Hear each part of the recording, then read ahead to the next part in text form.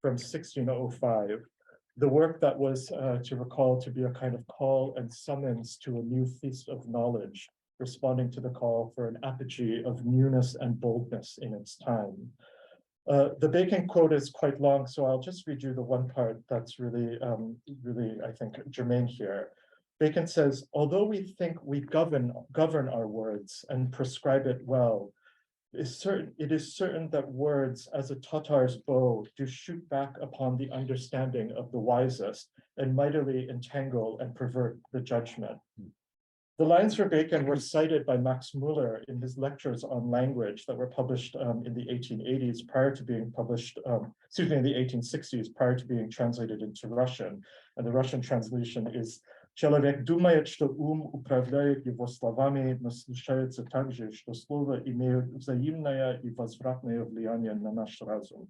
Слова, подобному татарскому луку, действуют обратно на самый мудрый разум, сильно путают и извращают мышление». Commentaries on this passage have noted that Bacon's simile for the autonomous force of words, the Tatar's bow, referred actually to the Parthian shot. And in its time, Tatar and Parthian were synonymous. The latter image is, in fact, refers back to Plato's Laches, in which Socrates says, as the Scythians fight, as much as fleeing as pursuing. Why begin here? I've been thinking of all the ways in which this text invites and confounds us with a variety of images and concepts that are not entirely completed, and which seem to exist throughout the work in ways that have a particular kind of unsteadiness or unfinishedness. At the same time, they have all of these various echoes, as well as gesture to all of these texts from the antique past. And so these are the various features I don't entirely know I have a handle on, but I've been particularly wondering about how these images of the motor of the bow, so fascinated by philologists. I know we're not supposed to be philologists today, but that have sort of occupied philological thought, in particularly about words, our control over them, and what happens when we send them out into the world. So it's the curious phrase in Tetiva, morphologia nemati, that I'd like to explore today, rather what it can mean and the variety of meanings that it has within the text. So I'll just, given that what Bacon goes on to say is that because of the ways in which words, we can lose control of them, the primary responsibility of all of us is to begin to try to define them. So let me start with some definitions. So morphology as the study of shape or forms, and in linguistics, a particular study of words, and nemata, muteness, or the absence of speech. The phrase is one that Lilia brought up yesterday, and it's from this line of Shklovsky's sort of long excursus on the value of Eichenbaum's «Как сделана Goglia», where he says, Gogol говорил о герое своего рассказа, он говорил не только немотой героя, но и оттеняя морфология немоты авторскую речь. And then this image of the образ человека рождался из бормотания. I'll just comment briefly on the amplitude of associations of this morphology of muteness. My other focus here will be actually on this idea of shading, or attimit, the shading of an author's speech with the morphology of muttering. There are various ways in which we can read this passage. Lilia has provided some wonderful ones yesterday by calling our attention to the various ways in which the text features moments of silence or unfinishedness or understatement, and Julia did so as well with her discussion of the Lycodes. There are probably various ways to approach the idea of muteness and to inquire into what Shklovsky can or can't say. And one of the things that Lilia and I talked about the other day is if you think about Tetiva as a kind of return, or a kind of Odyssean return to the past, or sort of возвращение, right, to this past. There are many moments in which one tracks the text in a way, trying to search for all of the different things in which he can and cannot say. So that's one idea of the unspeakable. Can he actually sort of return? But the other way that morphology of muteness could be understood is actually just to recall the fascination that the formalists seem to have had with various pathologies of speech.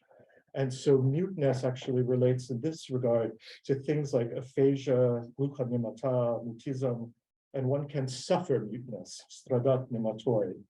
And so for whatever the etiology of muteness, this inability to speak, we can scan this particular text and find multiple moments in which various people are in fact struggling. So one might think here in particular of Tynyanov, which I'll turn to sort of later, but also the different ways in which this idea of muteness really casts a kind of particular image for Shklovsky's own authorial project. And the way at one particular point that I'll linger on at the end, he really transforms himself into a kind of echo and a sort of echo Proshlobov. So let me take a shift here. So I know that the symposium is primarily devoted to Shklovsky, and that to even name Jakobson in front of Sergei might incur some wrath and enter into the kind of treacherous field of philology that we have been encouraged not to do. So I'm going to try not to do that. But one of the reasons why I wanted to point to something like Bacon, but also now to really think about Jakobson, is this idea of really tracking how this interest in pathologies of speech is actually really quite broad within, let's say, kind of the thought of figures like Shklovsky and Jakobson. So it's in Jakobson's great essay on linguistic aphasia, published in 1956, Two Aspects of Language and Two Types of Aphasic Disturbance, where he very famously linked the aphasic disorder to metaphoric and metonymic poles. What's kind of fascinating about this particular speech, and I won't go into that aspect of it, is that it recalls other sorts of figures like Emile Benveniste, who also, when he suffered a stroke, left him with aphasia, deemed complete and incurable. And so there's this kind of image of the figures, particularly philologists or literary critics or writers, who fall into a kind of silence, and what is the responsibility of other philologists and linguists as they attend or care for these particular figures. And so one will recall here that Roland Barthes, in his essay on Benveniste, entitled it Why I Love Benveniste. So the part about the aphasic essay that I am actually much more interested in here today is what he refers to as the perverse fiction of the idiolect. And one of the things so I know I said I won't apologize, but I am going to talk a little bit about Chanel for a little, maybe too long. But the other thing that that I am particularly kind of fascinated with here is what it was about the aphasic disorder that that led Jakobson to spend quite a bit of time about thinking about what is the dilemma of the idiolect, really kind of these questions about a private language. And so he wrote, according to an old but recurrent bias, a single individual's way of speaking at a given time, labeled idiolect, has been viewed as the only concrete linguistic reality. In one discussion of this concept, the following objections were raised. Everyone, when speaking to another period, tries deliberately or involuntarily to hit upon a common vocabulary, either to please or simply to be understood, or finally to bring him out. He uses the terms of his addressee. There is no such thing as private property in language. Everything is socialized. Verbal exchange, like any form of intercourse, requires at least two communicators. An idiolect proves to be a somewhat perverse fiction. What I think is, and then he goes on, and I won't read this whole thing. I cannot get at what you say. So this is, he's going to cite from Hemphill and Stengel. I hear your voice, but not the words. It does not pronounce itself. He considers the other's utterance to be either gibberish or at least in an unknown language. And this is the experience of listening to the aphasic. And I highly recommend more YouTube time of actually watching an aphasic speak, because what seems to us, it is one of the most disorienting features, but one of the things that becomes clear is that over the process of the speaking, it is in fact not that it is gibberish, but that we don't quite properly understand the code. And so what is actually quite moving about this particular essay is the way in which it encourages us to see language as both the possibility of how we might share reality, and how at the moment in which one begins to worry about an utterance going wrong or being miscommunicated, it becomes a fundamental possibility for actually for the partaking and sharing of a reality together. And that's why an idiolect, I think, for Jakobson is such a perverse fiction, and in a large part why it cannot be seen as the property of an individual person. So with that particular segue, I'd like to turn now to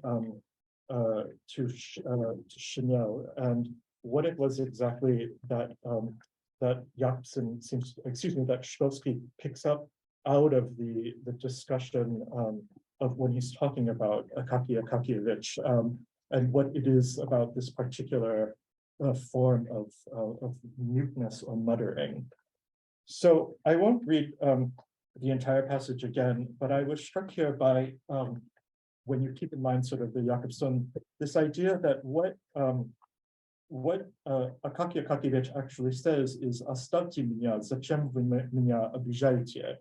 So there is this idea that he is not just a figure who wants muteness, but that he is a figure who would prefer to be in a kind of solitude, left alone. And in effect, as it picks up on something that Bradley was talking about, that in a way he wants to be left alone to be attentive to his work.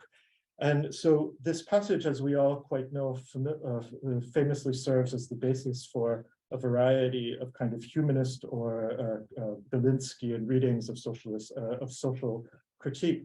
But one of the things that, social or kind of social meaning, but one of the things that I think is quite striking, and if I might just kind of carry forward the Jakobsonian line here, is that when this other figure interprets, what he actually does is when he announces "Я брат твой," which is supposed to be obviously the basis for all of these humanist readings, one might note, in fact, that this is actually not entirely an actual reading. It's in a way an interpretation that this other figure is projecting really onto Akaki Akakievich.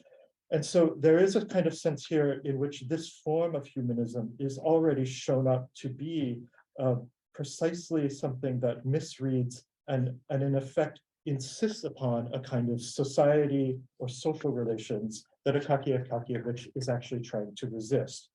So I wanted to say that because I know that one of the things that Eichenbaum encourages us to do is to spend a lot of time thinking about things like attending to the sound pattern of the work. So spending a lot of time with things like papapus, galapus, seribuza, and then really thinking about how this is a matter of sound.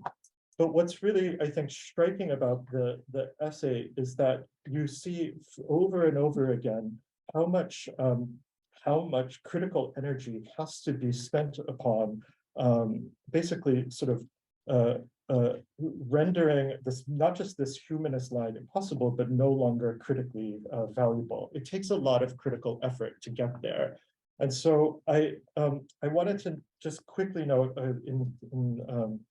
in sort of keeping with Shklovsky's sort of memoiristic line that it's actually because of Russian formalists that I became a Russian major. And because when I was a sophomore, this was the class that was offered and I had to petition to get into the class.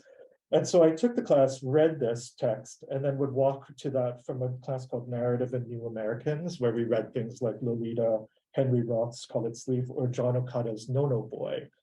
And I would sit there and we would read, for example, this Asian American novel, and my classmates would look at me and be like, is that what it's really like? And I would sit there mutely thinking, get me back to Russian formalism, where you don't have to talk about personhood, identity, and all of these sorts of things.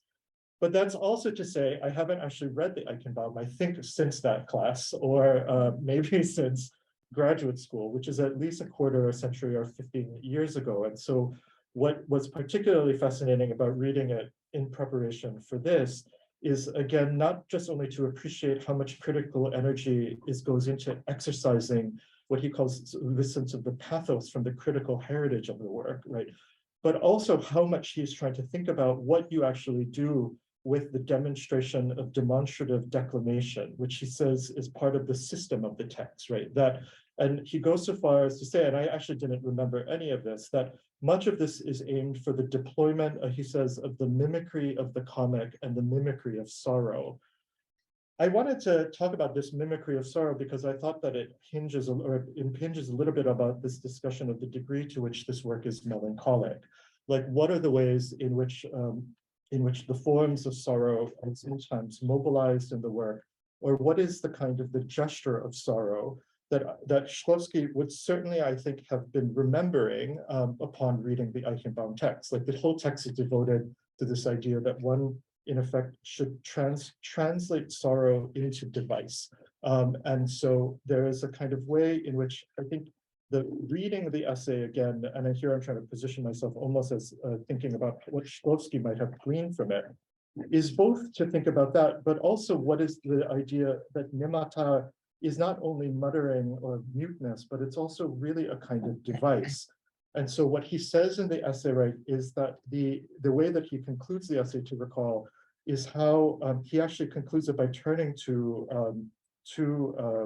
Revisor, and this figure of muteness that concludes the work. And he says, right, that the mute scene takes the audience back to the beginning of the play. And so silence becomes a kind of device of return, and a device that presses a kind of reader back.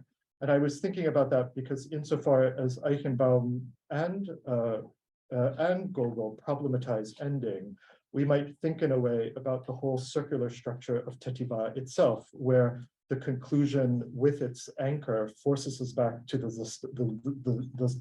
Zastavka set in Yalta. And so these ideas in which its ring-like structure presses us back and forth. I think I have 6 minutes. Okay, fine. Yeah, okay. Yeah, fine. So by way of now trying to get to Tynyanov, which is the other part of my talk, is I wanted now to return to one other feature of the aphasia essay. One of the things that becomes really central for Jakobson in that essay is his whole discussion there of meta-language. And it's really because of meta-language that he sees the very possibility that we can share a kind of linguistic reality.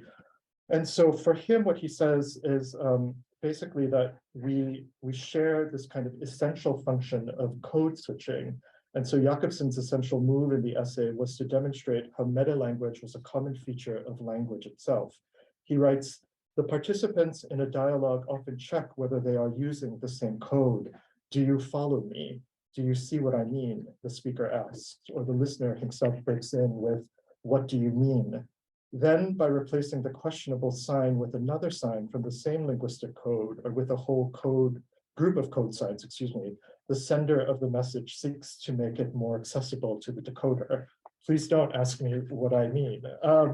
So one thing about this particular moment that I think is really quite striking is that much of this kind of sense of sharing a code or sort of meta language really infuses the entire experience with Tynyanov.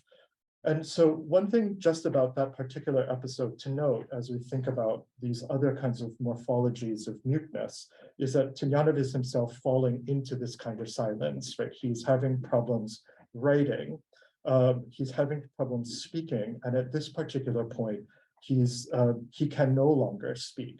And so Shklovsky is in a way trying to think about what is his particular relationship going to be. So I wanted to turn, that's not it. Oh, sorry. This is just interesting because when the ghost, the Prividenia, actually comes back, he says, he finally speaks, and he says, what do you want? And the other member of the dialogue says, Nichevo. And so there is this way in which he is condemned also to a kind of failure of dialogue. Anyway, so I wanted to turn, this is something that Lilia referenced yesterday, but so Shklovsky writes, для того, чтобы понять то, что вам говорят, надо знать, кто говорит и что хотят вам сообщить. Иногда слушаешь начало разговора по телефону и слова непонятные, но когда понимаешь, кто говорит, разговор попадает в систему познания этого человека, в систему твоих отношений с говорящим, и все становится внятным, хотя вам иногда говорят то, что требует усилия для понимания. So what's I think kind of fascinating about this moment is that it's almost the opposite really of defamiliarization, right? It begins with a kind of defamiliarized moment that is then inverted and then relies upon a kind of system of familiarity and knowledge in order to make something comprehensible. So the goal here is not defamiliarization, but comprehensibility, as well as basic a kind of fraternity that we had seen sort of Jakobson also relying on.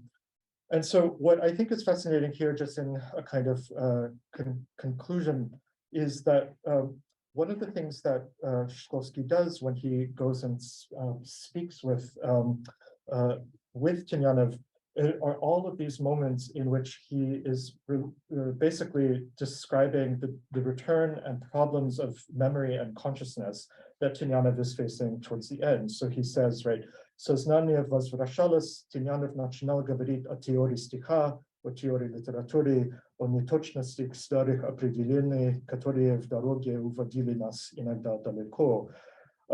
This kind of netochnost, static определение, is particularly fascinating here because part of the entire Bacon project is to make sure that one can sort of share definitions.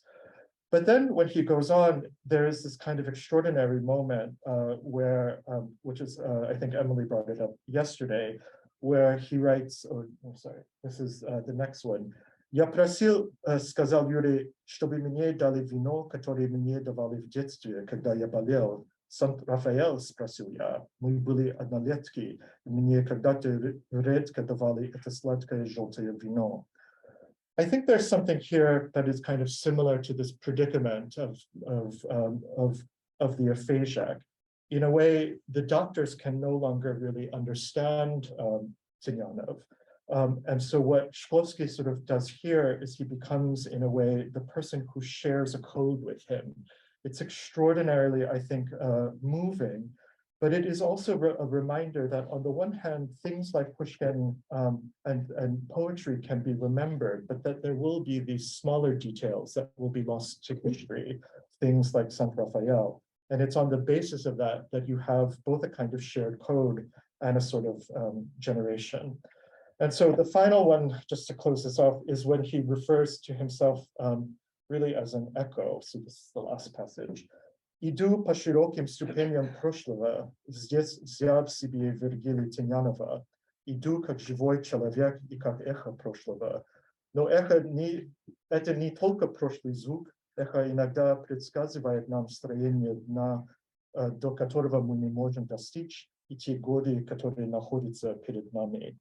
I think it's a glorious image, in a way, corresponding the corresponding image to the morphology of muteness. The technology he has in mind, echo sounding, by which one projects a sound, is not really so much about silence, but it's not actually about speech either. That it's not necessarily one's own speech, but the resounding of another speech through a speaker. Some of Shklovsky's own figurative work here and throughout seems to figure out his own position with respect to the past, whose inheritance he finds in its theory. But he's also trying to figure out how he too, as a kind of figure of an echo, will begin and continue to speak. I'm not sure in the end that he settled on just one particular image, but he does seem at times to need to become Virgil to his, our Virgil to his Dante. Thank you.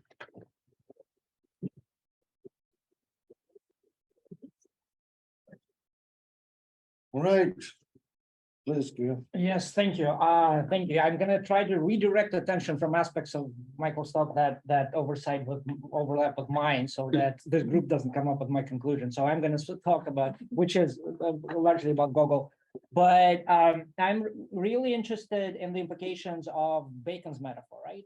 So we have here a claim that there is this power of rhetoric that can destroy the proper train of thoughts, and then Baconian epistemology is about reestablishing this proper set of definitions, right? But a positivist paradigm, basically, from the perspective of the 1860s, where the quote is when the quote resurfaces, right? But of course, the formalist project itself is not about the positivist facticity, but about reviving the power of the technique, and that is the bow. That is the bow. So, and if you go back to Bacon, there is the same contradiction is there, because he is sort of, just as Hobbes, who was his secretary, they're inventing a particular positive system of positive knowledge, which is, in a particular perspective, just an illusion, a projection of what is actually rhetoric, right? So what that practically is rhetoric. It's a rhetorical invention of whatever. And this is what the Bowstring stands for, the power of rhetoric. So my question is, kind of, you talk about muteness and aphasia, and I'm kind of, I guess my suggestion is to bring in rhetoric as this sort of missing term. It's not actually fully missing. Shklovsky speaks in Titiva about the need to return to he recognizes the return to rhetorics in structuralist scholarship, and he says it's a right thing to do, right? So there is this rhetorical paradigm which also associates with Aristotle, and that's a whole different conversation about how Aristotle figures out into. But somebody quoted yesterday this phrase that Aristotle is not gone; he's here, right? The Poetics specifically.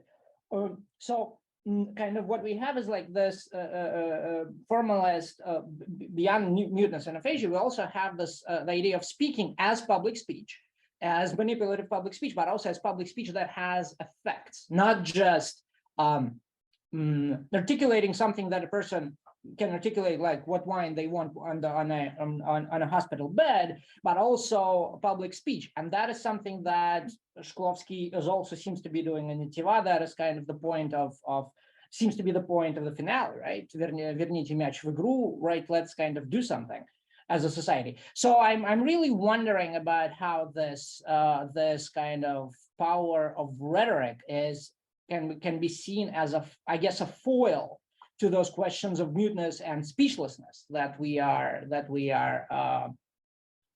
you've talked about.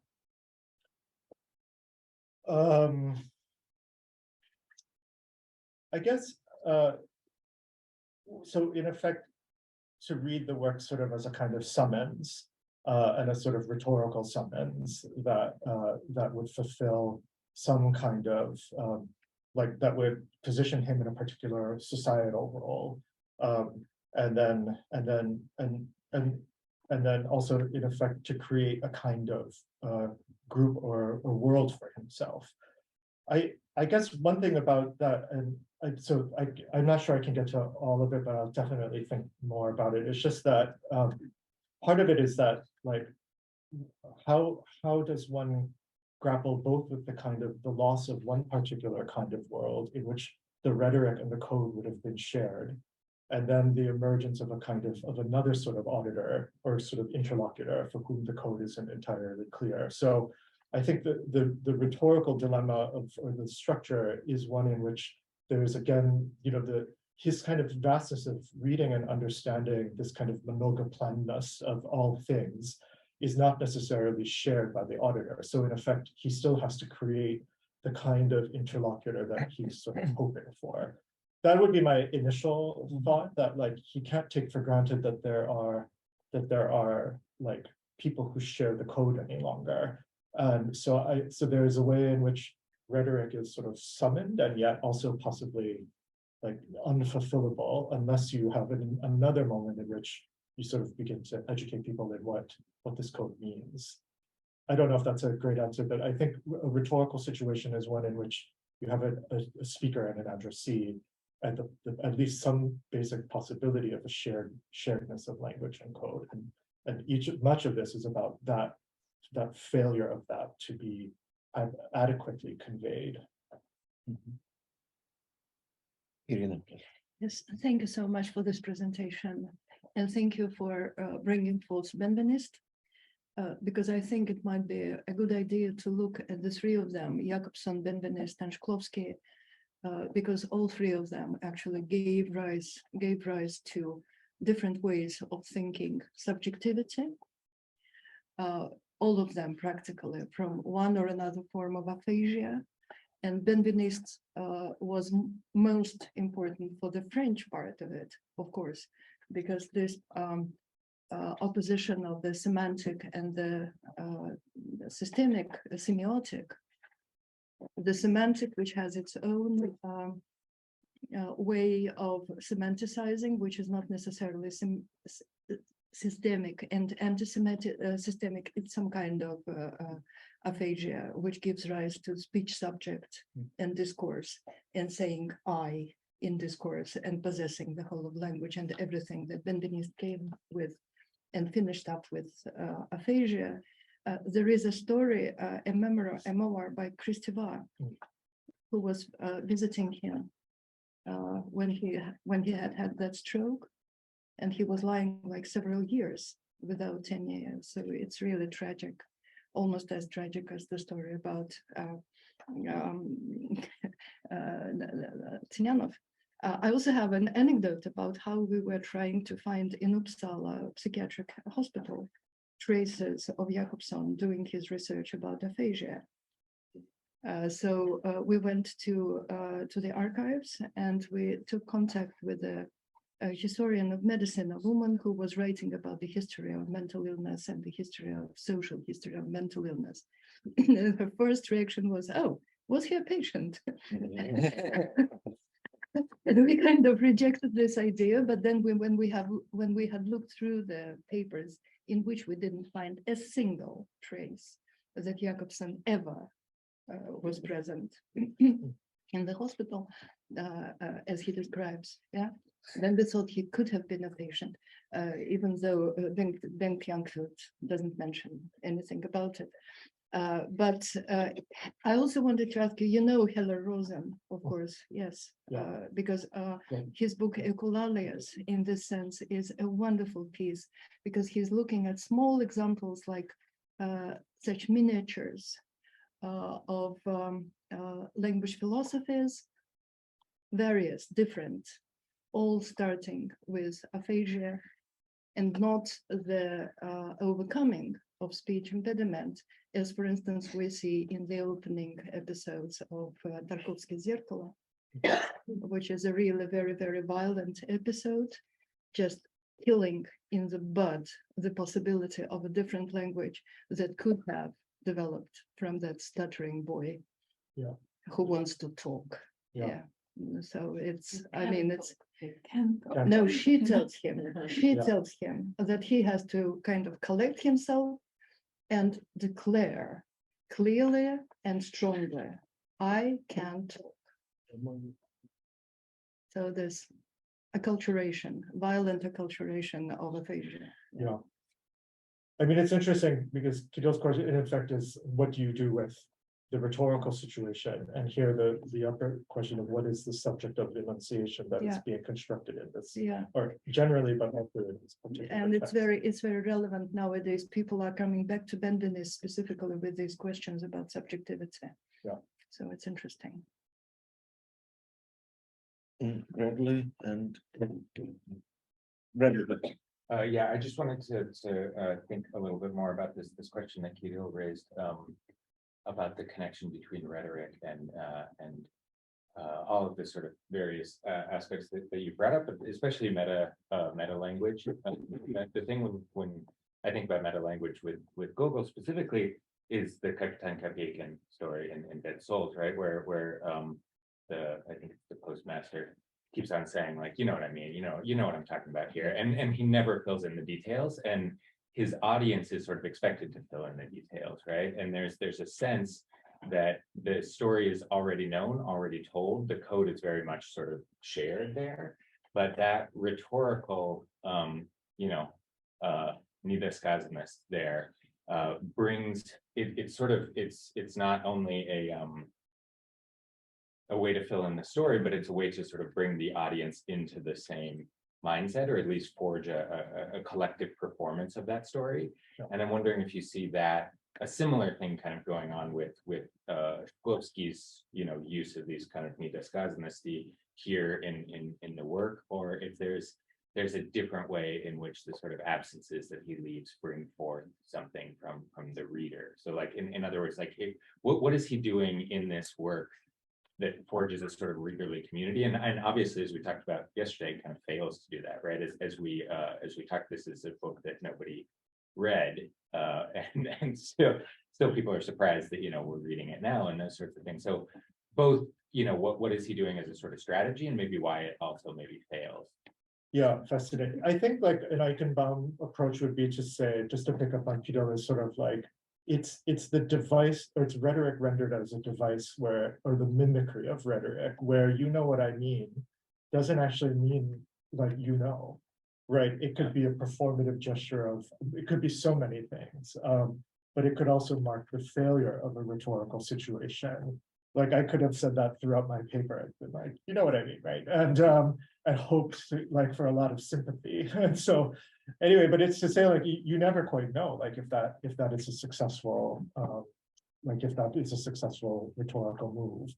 But the second part about nedosказанность, and this is something I really got from my conversation with Ilya on our drive here, which is I can't detect all of the nedosказанность. Like there's so many moments. I mean, I think that's why a collective reading is so helpful, because there are lots of parts where I don't know what it means to talk about Mandelstam at this particular moment.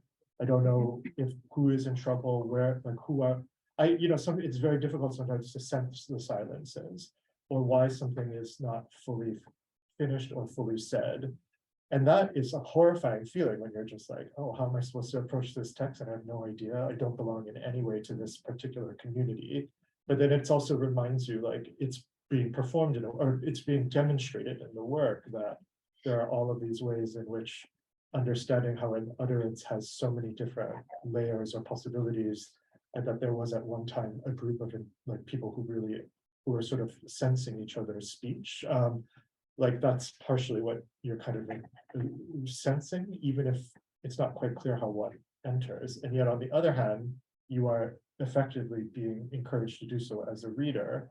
And one thing just to say, by the time you get to the ending of the with the anchor, partially what the Eichenbaum encourages you to do is to remember that, like in that essay, much of the works lead to silence, and he even says you are in a way prepared for the silence.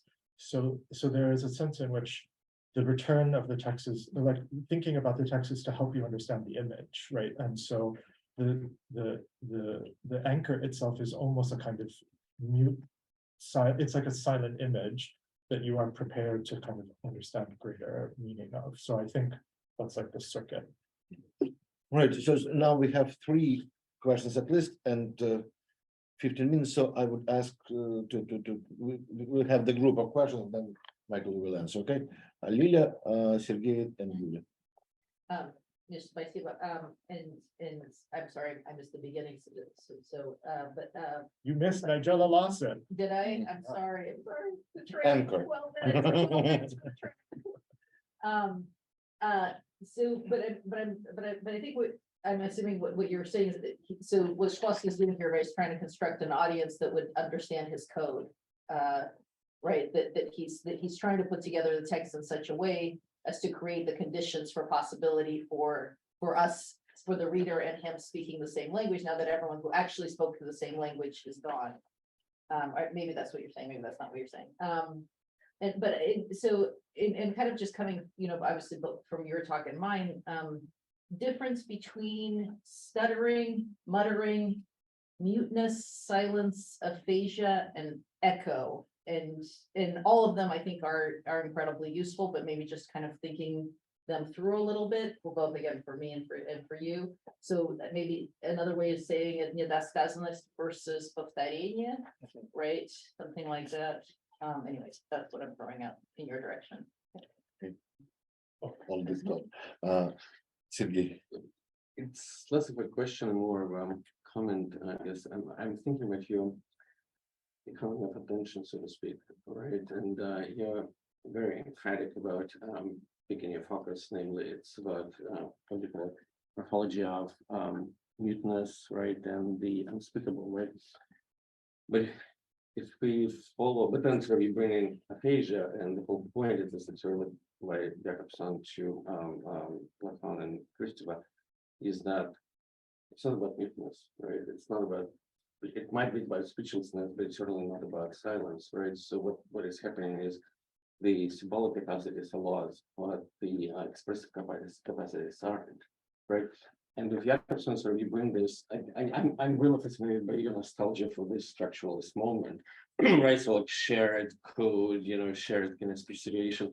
And I find it really indeed nostalgic and romantic. So like I wonder if you could say more, because if you go via sort of Kristeva's kind of direction, right? So you see how she divorces kind of the symbolic and the semiotic, right? So in other words, like something that is meaningful, but not necessarily verbalized or articulated, right? And that's what we see with Shklovsky, I think, again and again and again, when things are meaningful. Well, like your example with Tiniana, things are meaningful, right? But not necessarily finding the adequate symbolic representation. So it's the issue of representation as opposed to sort of having or not having meaning there. So it's there, right? The Shklovsky recognizing it.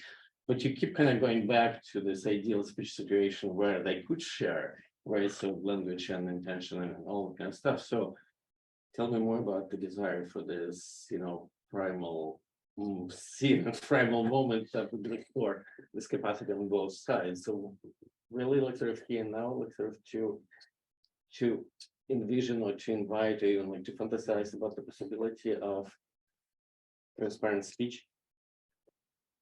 Michael? Yulia, please.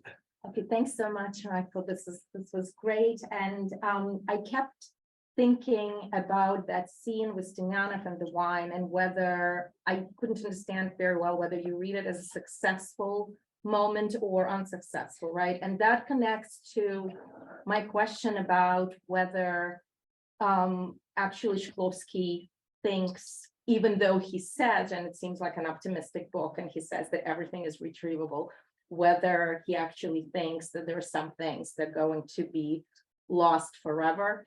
And I was already thinking about that when Ilya was giving a talk about coexistence of everything, and we can't think of things like palimpsest, because in palimpsest things get buried and never come out, but here everything is живет рядом. And I kind of was thinking about it in the same way, that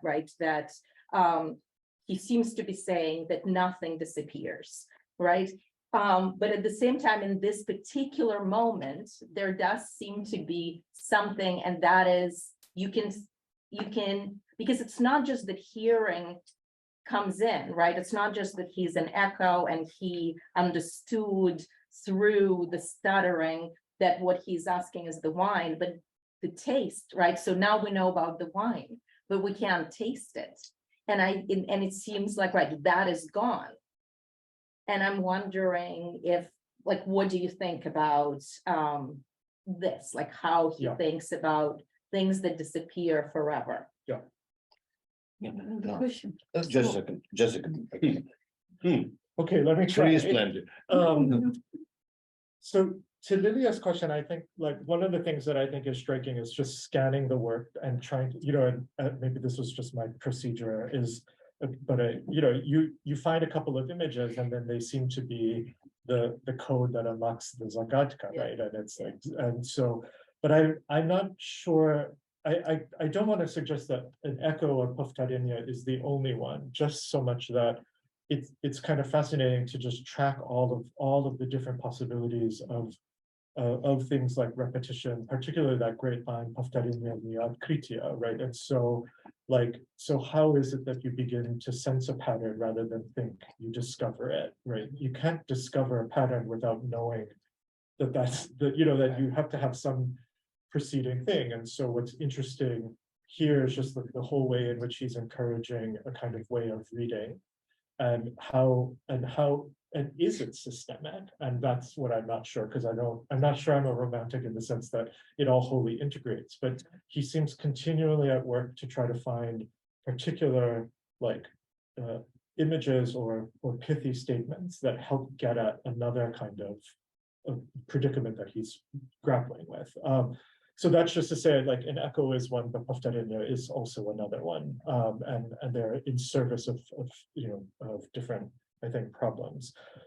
I don't know how super, so just maybe to combine this, the Tynyanov episode is a failure of speech. I mean, he in that moment is an aphasiac, and the doctor didn't understand him, and so Shklovsky does enter in to kind of say, this, do you mean that? But ultimately it doesn't matter because he gets ice cream rather than good. And so it's like both failure and interpretation are brought there.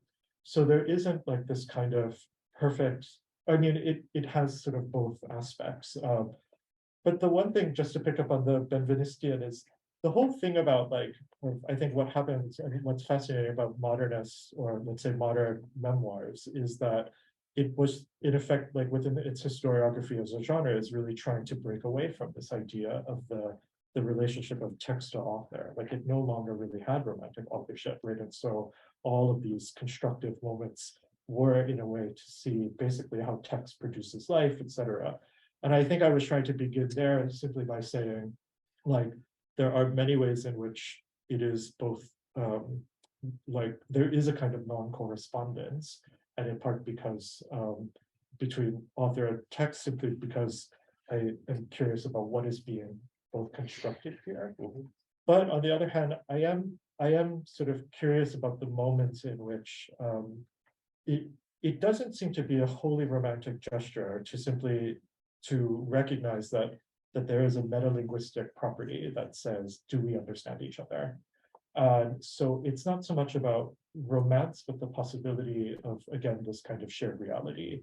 And that is not wholly good. Like when you listen to Donald Trump, it is mind-numbing because of the nature of that speech. So the actual sharing isn't, like, it's not great. Similarly, listening to an Aphasiac, it's just to really think about, like, what is here the function or property or possibility of linguistic interaction.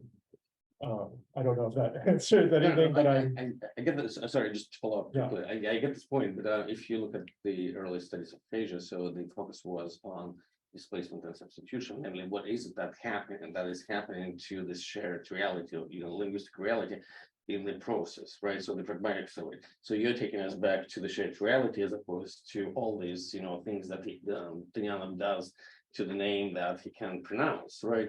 And that's where the expressive moment comes in. So the aphasiacs are not entirely without any agency or expressive abilities. They have that. We just don't know, like, is it indeed like sort of displacement, or is it already substitution?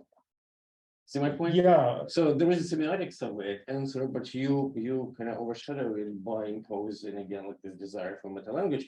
I appreciate the desire, but I wonder about the source of it. well, I think the desire comes out of, let me just try to ground it in the text, like the writing about detective fiction or the processes of decipherment. Like the very possibility is trying to remember that the aphasiac is not wholly pathological, like it just, the code has shifted, right? And so there is a basic endeavoring of decipherment. So it's really there. But I don't think that the fact that there is still a subject is like romantic. I mean, you can still say that there is sujet, right? That you have to piece that subject back through the enunciation, but it is not like it doesn't proceed, or like we no longer operate with the model that it precedes, and so you access it through like these processes of deciphering. Yeah. Oh, And there was a last one. Yeah. I don't. I think it was that. One of the things that I am also struck by, maybe Oksana here will weigh it, is just how much this is like Shklovsky, but also Eisenstein, and all of these ways in which. Can you just remind me your question? Because I was thinking about Eisenstein when you're asking. So the question was about things that disappear completely. Yes. And also actually, can I connect quickly to something else? What I was actually thinking about personhood, right? Because it seems like what you were saying is that personhood or subjectivity comes through the gaps, the stuttering. That's when one actually expresses oneself, when one, right, in the gaps between enunciation. And the idea is that you actually grasp somebody's personhood by trying to figure out what was in those gaps. And it seems like it was successful because it seems like Shklovsky managed to do that, and he managed to actually retrieve somebody's completely idiosyncratic linguistic reality that is completely personal, and yet make it shared, and from there tried to actually create some kind of shared community. And it seemed like it worked, and now we're part of it, but then it doesn't, right? Like, as you say yourself. And so then what does that mean? Yeah, so let me try to answer a different way of, excuse me, Sergei's question, which is sort of like, you could leave them all alone, like Akaky Akakevich, or Stepchemy, and you could have a solitary mute. And there is, there is a kind of humanist gesture which says, I don't want to leave them in their muteness. I want to try to figure it out. And so a humanist response here in this kind of broadly is to kind of say, like, I want to reconstitute this subject that is before me. And there is that kind of desire to fulfill through those gaps the possibility of the presence of another subject. But the alternative is a radically anti-humanist one, which is like, well, let's just leave them be in their silence. So I think both of these are in their mute, not silence, but in their muteness or muttering.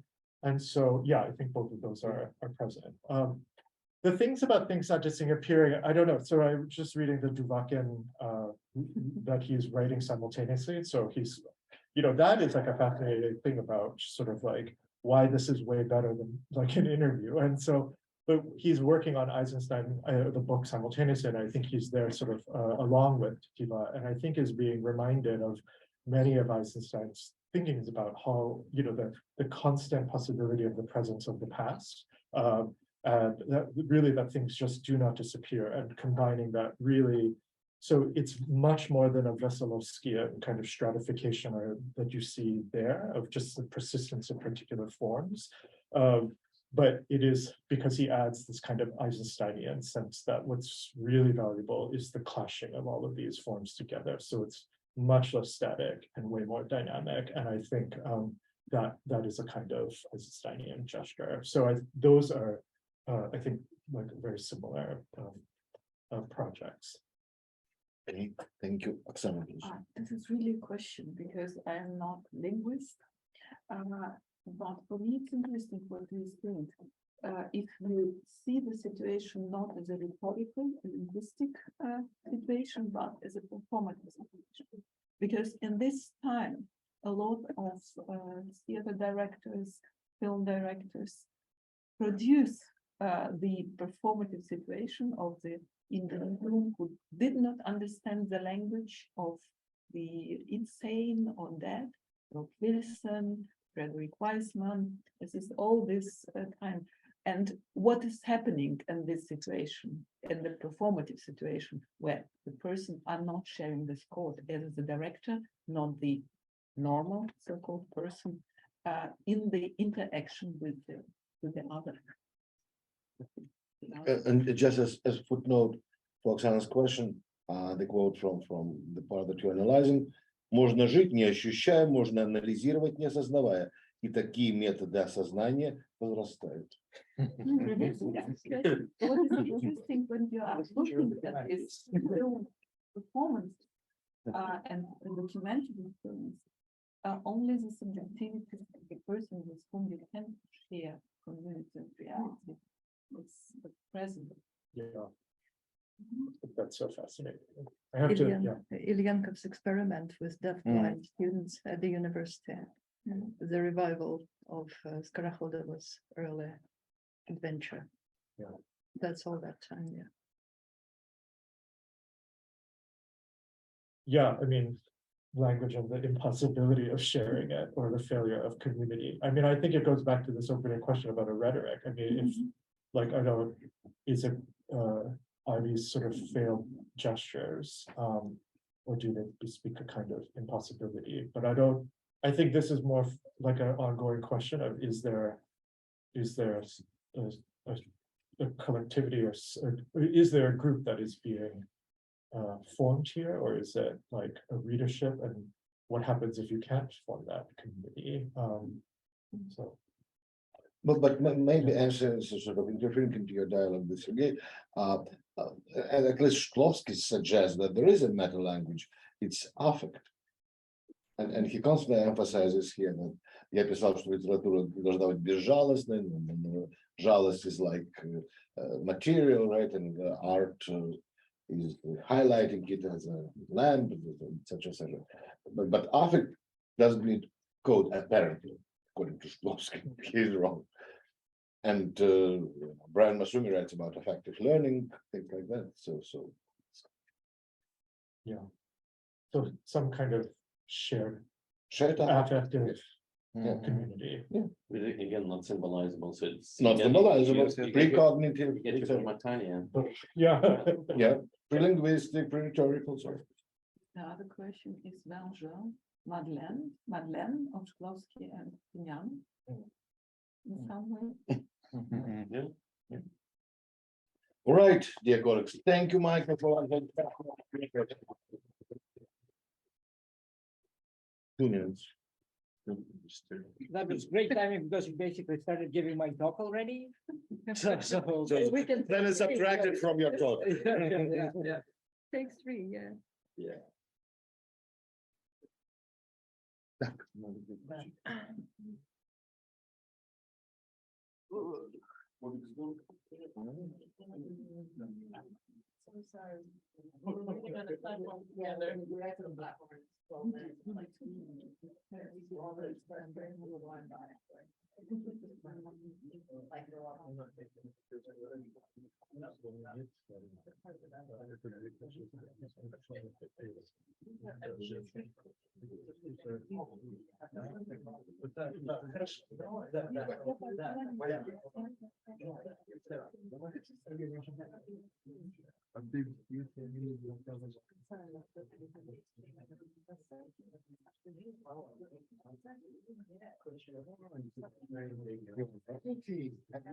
And then it says it as a printed text. No, it doesn't. Okay. I'm sure that you can do it, just what you might need another.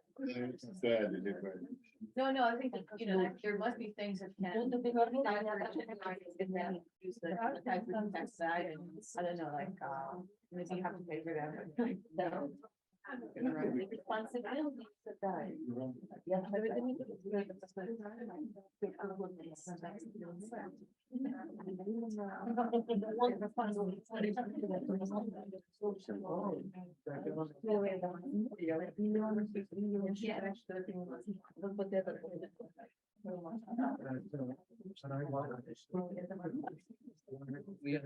Я должен сделать вашу фотографию слепки. Посмотри. Вы напрашиваетесь на групповой портрет полосатым.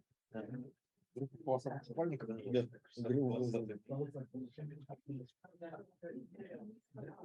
мы его сделаем.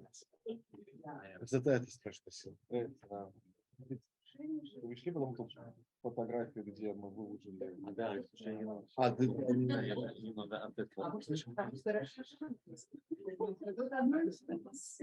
Ты вообще больше фотографировать.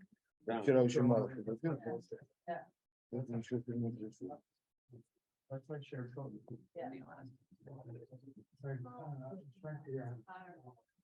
Меня вот все время выскакивает фотография, где мы фотографировали, я вас фотографировал в Стокгольме на фоне мрачных кораблей. All right, please take your seats.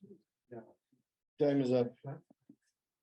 Я иногда с удовольствием наталкиваюсь на фотографию, которую Сергей сделал, где, знаешь, мы как в апреле сидим в баре в Екатеринбурге, в театре Калидзи, помнишь? Да, Да, пьянствуете. Ну нет, так, с 2 бокалами коньяка, я так себя обнимаю, вот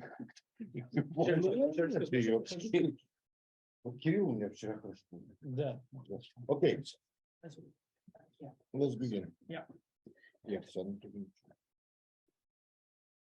So when I got the invitation to talk on Shklovsky's Tetiva, not a book that I've reread in a while, I was expecting to read a long late Shklovsky text, remembering his days with the formalists and anecdotes about the past and trying to find his standing in the current time and talking about how the time are changed, but he is still alive.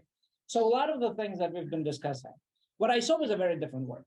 And I'm, of course, not claiming that I have a better grasp on it than this present group. I'm much less of an expert on Shklovsky than most of the people here or everyone here. So this is not about a better grasp. This is about a particular perspective where I'm coming from. I'm writing a book on realism and sentimentalism. So what I saw was a kind of consistent theoretical reflection on literature as representation. a theory of representation, right? And an attempt to rewrite without, as Sergei said, отказываемся от прошлого, но не отрекаемся, отрицаем его, но не отрекаемся, to rewrite the formalist, early formalism and its insights without that were originally opposed to the whole idea of realism and mimesis representation. So to rewrite them without erasing them from a point of view of a literature as a literary theory of literary representation. In other words, Shklovsky is going towards the more official theory of realism. He's not overusing the word because he doesn't want to present himself as an официозный literary scholar, but that is one of the major things that he's concerned with in the book, and this is one of his major differences with structuralism, right? He wants to develop a theory of literary cognition, of literature as a social cognition and social action, right? And that's why kind of the parts of the Hegelian language, the kind of Hegelian theory of realism that we discussed yesterday, and this is also why Bakhtin comes into the book, right? Bakhtin was never part of Shklovsky's intimate past. He comes in because his theory of the novel and the carnival are important for in this discussion. How do we understand the novel as social cognition? How do we understand carnival as a form of the presence of utopia in utopian potentialities in a present, right? How do we discern utopia there? So I guess what I'm going to be presenting, borrowing Michael's term, is a Bielinskian reading of Shklovsky.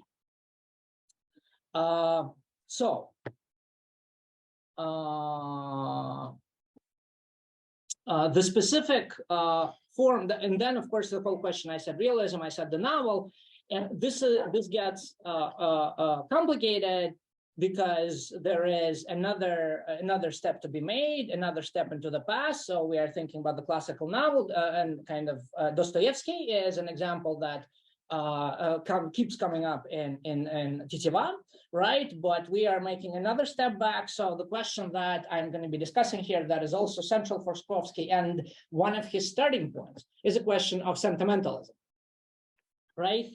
And so there'll be a lot of names in my argument. So I'm just gonna start by delineating what I mean by sentimentalism in terms of concepts and authors before I go into kind of taking the concepts apart. Right. So what is sentimentalism? First, it is sentimental fiction. Stern, the Stern of Shklovsky's early article, Gogol, the Chanel, Dostoevsky's novel Бедные люди, the poor folk, as by themselves, but also as described by the early Shklovsky, Eichenbaum's article on Chanel, Viktor Vinogradov's work on Бедные люди and sentimental naturalism, which is a term Vinogradov takes from mid-19th century criticism. I'm not going to go into Vinogradov, I'm not going to quote him, but this is an important context, and sentimental naturalism, Vinogradov's sentimental naturalism captures a lot of what I'm trying to reconstruct here. On top of that, we have Shklovsky writing about Dostoevsky and poor people, specifically in his Dostoevsky book of 1957, which, as Shklovsky himself reminds us, was something that Bakhtin used in the second, the famous version of his Dostoevsky book, when he published in the 60s. And so we have that field of sentimental fiction and the debates on sentimental fiction from Stern to Dostoevsky in Russian scholarship. On top of that, what's going to come out in my talk are the sort of political implications of sentimental form, something that is being debated in sentimental form, and that is questions of political economy. Sentimentalism, of course, when we think about Chanel, appears as a way of depicting poverty and conceptualizing poverty. So what we have also is a question of political economy, starting with Adam Smith's theory of moral sentiments, which is a major text underlying or illuminating the sentimental poetics such as Stern's that goes to Marx. I didn't have time to include Marx in the talk, but what I'm saying is that the sentimental poetics of depicting poverty has immediate implications, resonances with theories of political economy, and Rousseau is going to be another author whom I'm going to mention in this discussion of sentimentalism. So, Shklovsky starts, and the page numbers are from the избранное, not from the copy that are in the page or on the table. Отказываясь от эмоций в искусстве, Mark already referred to this, или от идеологии в искусстве, мы отказываемся от познания формы, от цели познания, от пути переживания к ощущению мира. Форма и содержание тогда отделяются друг от друга. Та задорная форма, на самом деле, формула капитулянская. Она раздел сферы искусства, уничтожение целостности восприятия. Ощущение мира, познание действительности. So the realist, and I understand some of those things are not in this quote, but действительность comes up regularly in Titeva. The whole idea of social cognition, all of it is introduced through emotion, and that is something that is crucial to the sentimental naturalist paradigm, which might be different from the actual classical realism, but it is central here. So, of course, what Shklovsky is criticizing is himself, right? His own formulas from his work on Stern. Интересно здесь поговорить о сентиментальности вообще. Искусство безжалостно или внежалостно, кроме тех случаев, когда чувство сострадания взято как материал для построения. And then he gives a quote from Stern about his Tristram's father, who is a speaker, an author, and he enjoys people's tragedies because he can talk, be eloquent about them. And then Shklovsky says, здесь с необыкновенной ясностью указана разница между счастьем и несчастьем, жизненным, бытовым, и теми же явлениями, взятыми как художественный материал. So, sentimental art is an art that explicitly, specifically renounces compassion as an actual affect, as an actual collective affect, making it instead a form of pitiless discourse. Right, so this is itself a very sentimental thing to say. Right, Stern is Shklovsky uses Stern as a direct model for his own analysis, and this is, for example, what Dostoevsky's protagonist Makar Devushkin says in "Бедные люди" commenting on Gogol's Шинель. И для чего же такое писать? И для чего оно нужно? Что мне за это кто-нибудь шинели с читателя сделает? Что ли, сапоги, что ли, новые купит? Нет, Варенька прочтет, да еще продолжение потребует. Right? And this is Dostoevsky not just critiquing Gogol. He is critiquing his own work, his own form. It is a sentimental social novel, right? So it is a fundamental question baked in the very sentimental form. What does it do? What is its compassion worth? Maybe it's nothing, but there is also an implication of a different answer, which is of course utopian. So in real life, the readers don't care for Makar; they're just gonna enjoy the reading. But maybe there is a different world where this compassion would be thinkable. What does it have to do with? So already in Makar Devushkin, we see this as not just as a personal effect, but as a comment on how society works and how fiction works. So the people are gonna потребуют продолжения; they just want to buy a sequel, right? It's a book market, and it's an audience. It's a collective audience. It's not just one singular person. So it's a way of how society works. So what we are coming here is the fundamental question of early political economy, the theory of moral sentiments in Adam Smith's term about how society works in general. So Adam Smith understands the workings of society through the figure of the impartial spectator, who is this basically internalized figure of social discipline, dispersed through whole society. We all are those spectators, as long as that we are not very poor. As long as that we are part of the bourgeoisie, and we look at others in a particular kind of way, and we also have to be used to be looked at in this particular way. So we must here, as in all other cases, view ourselves not so much according to that light in which we may naturally appear to ourselves, as according to that in which we naturally appear to others. Though it may be true, therefore, that every individual in his own breast naturally prefers himself to all mankind, yet he dares not look mankind in the face and avow that he acts according to this principle. When he views himself in the light in which he is conscious that others will view him, he sees that to them he is but one of the multitude, in no respect better than other any in it. This is a way that society dominated by economic inequality works, right? So if you are poor, you can expect some kind of sympathy from the impartial spectator, says Smith, but not too much, not too much. So if you're poor, hide your poverty, hide your suffering, and then you might get some relief, some help, at least something. If you are open about how bad it is, people are going to just walk away. They're not going to pay attention. And so what is introduced, Smith says that the basic affect of human society is sympathy. But this is sympathy which is of that kind. A sympathy that has to be constantly limited. There have to be constant limits to sympathy, not too much. Because this is how the order of inequality works. And this is Theory of Moral Sentiments, is the work where he introduces the concept of the invisible hand of the market. Right? So the limits on compassion.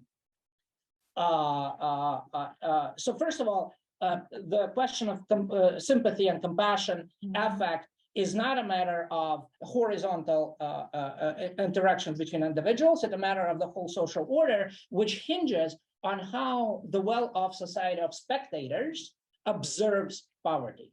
Right? It is an act of observation. And this is kind of where we're going to literature, because literature, and Smith is very explicit about it, literature provides us with such observation. How do we observe poverty and suffering, right? And this is what Stern does. Introducing the travelogue, he provides ways of observing poverty, kind of servants, women, different kinds of underprivileged groups. So this matter of the observations becomes essential for a particular vision, vision of society. So what I'm claiming is that Shklovsky is negotiating, when he's talking about sentimental fiction, he's negotiating the limits and the outlines, the political outlines of such observation. The next quote is from Bakhtin, «Проблема поэтики Достоевского», commenting on «Бедные люди». Бедный человек, но человек с амбицией, каким является Макар Девушкин, по замыслу Достоевского постоянно чувствует на себе дурной взгляд чужого человека, взгляд или попрекающий, что может, или, что может быть еще хуже, для него насмешливый. Для героев более гордого типа самый дурной чужой взгляд сострадательный. Под этим-то чужим взглядом и корчится речь Девушкина. We see how Bakhtin, this is not a polyphonic novel yet. This is a first step towards a polyphonic novel in Bakhtin's chronology of Dostoevsky's work. But we see how this is exactly the kind of gaze that the poor character finds himself under. So Bakhtin, this discussion of Dostoevsky is also about this observing gaze of somebody who is by definition, better off than the poor character, and the reader, the audience of readers, not just the one reader, but an audience of readers that are on the side of the privileged observer. So the questions of putting limits on compassion or destroying those limits is, of course, at the center of the discussion, Dostoevsky or Shklovsky discussion of Gogol and Eichenbaum. Right, so we already had this passage from Chanel, where there is a kind of a radical act of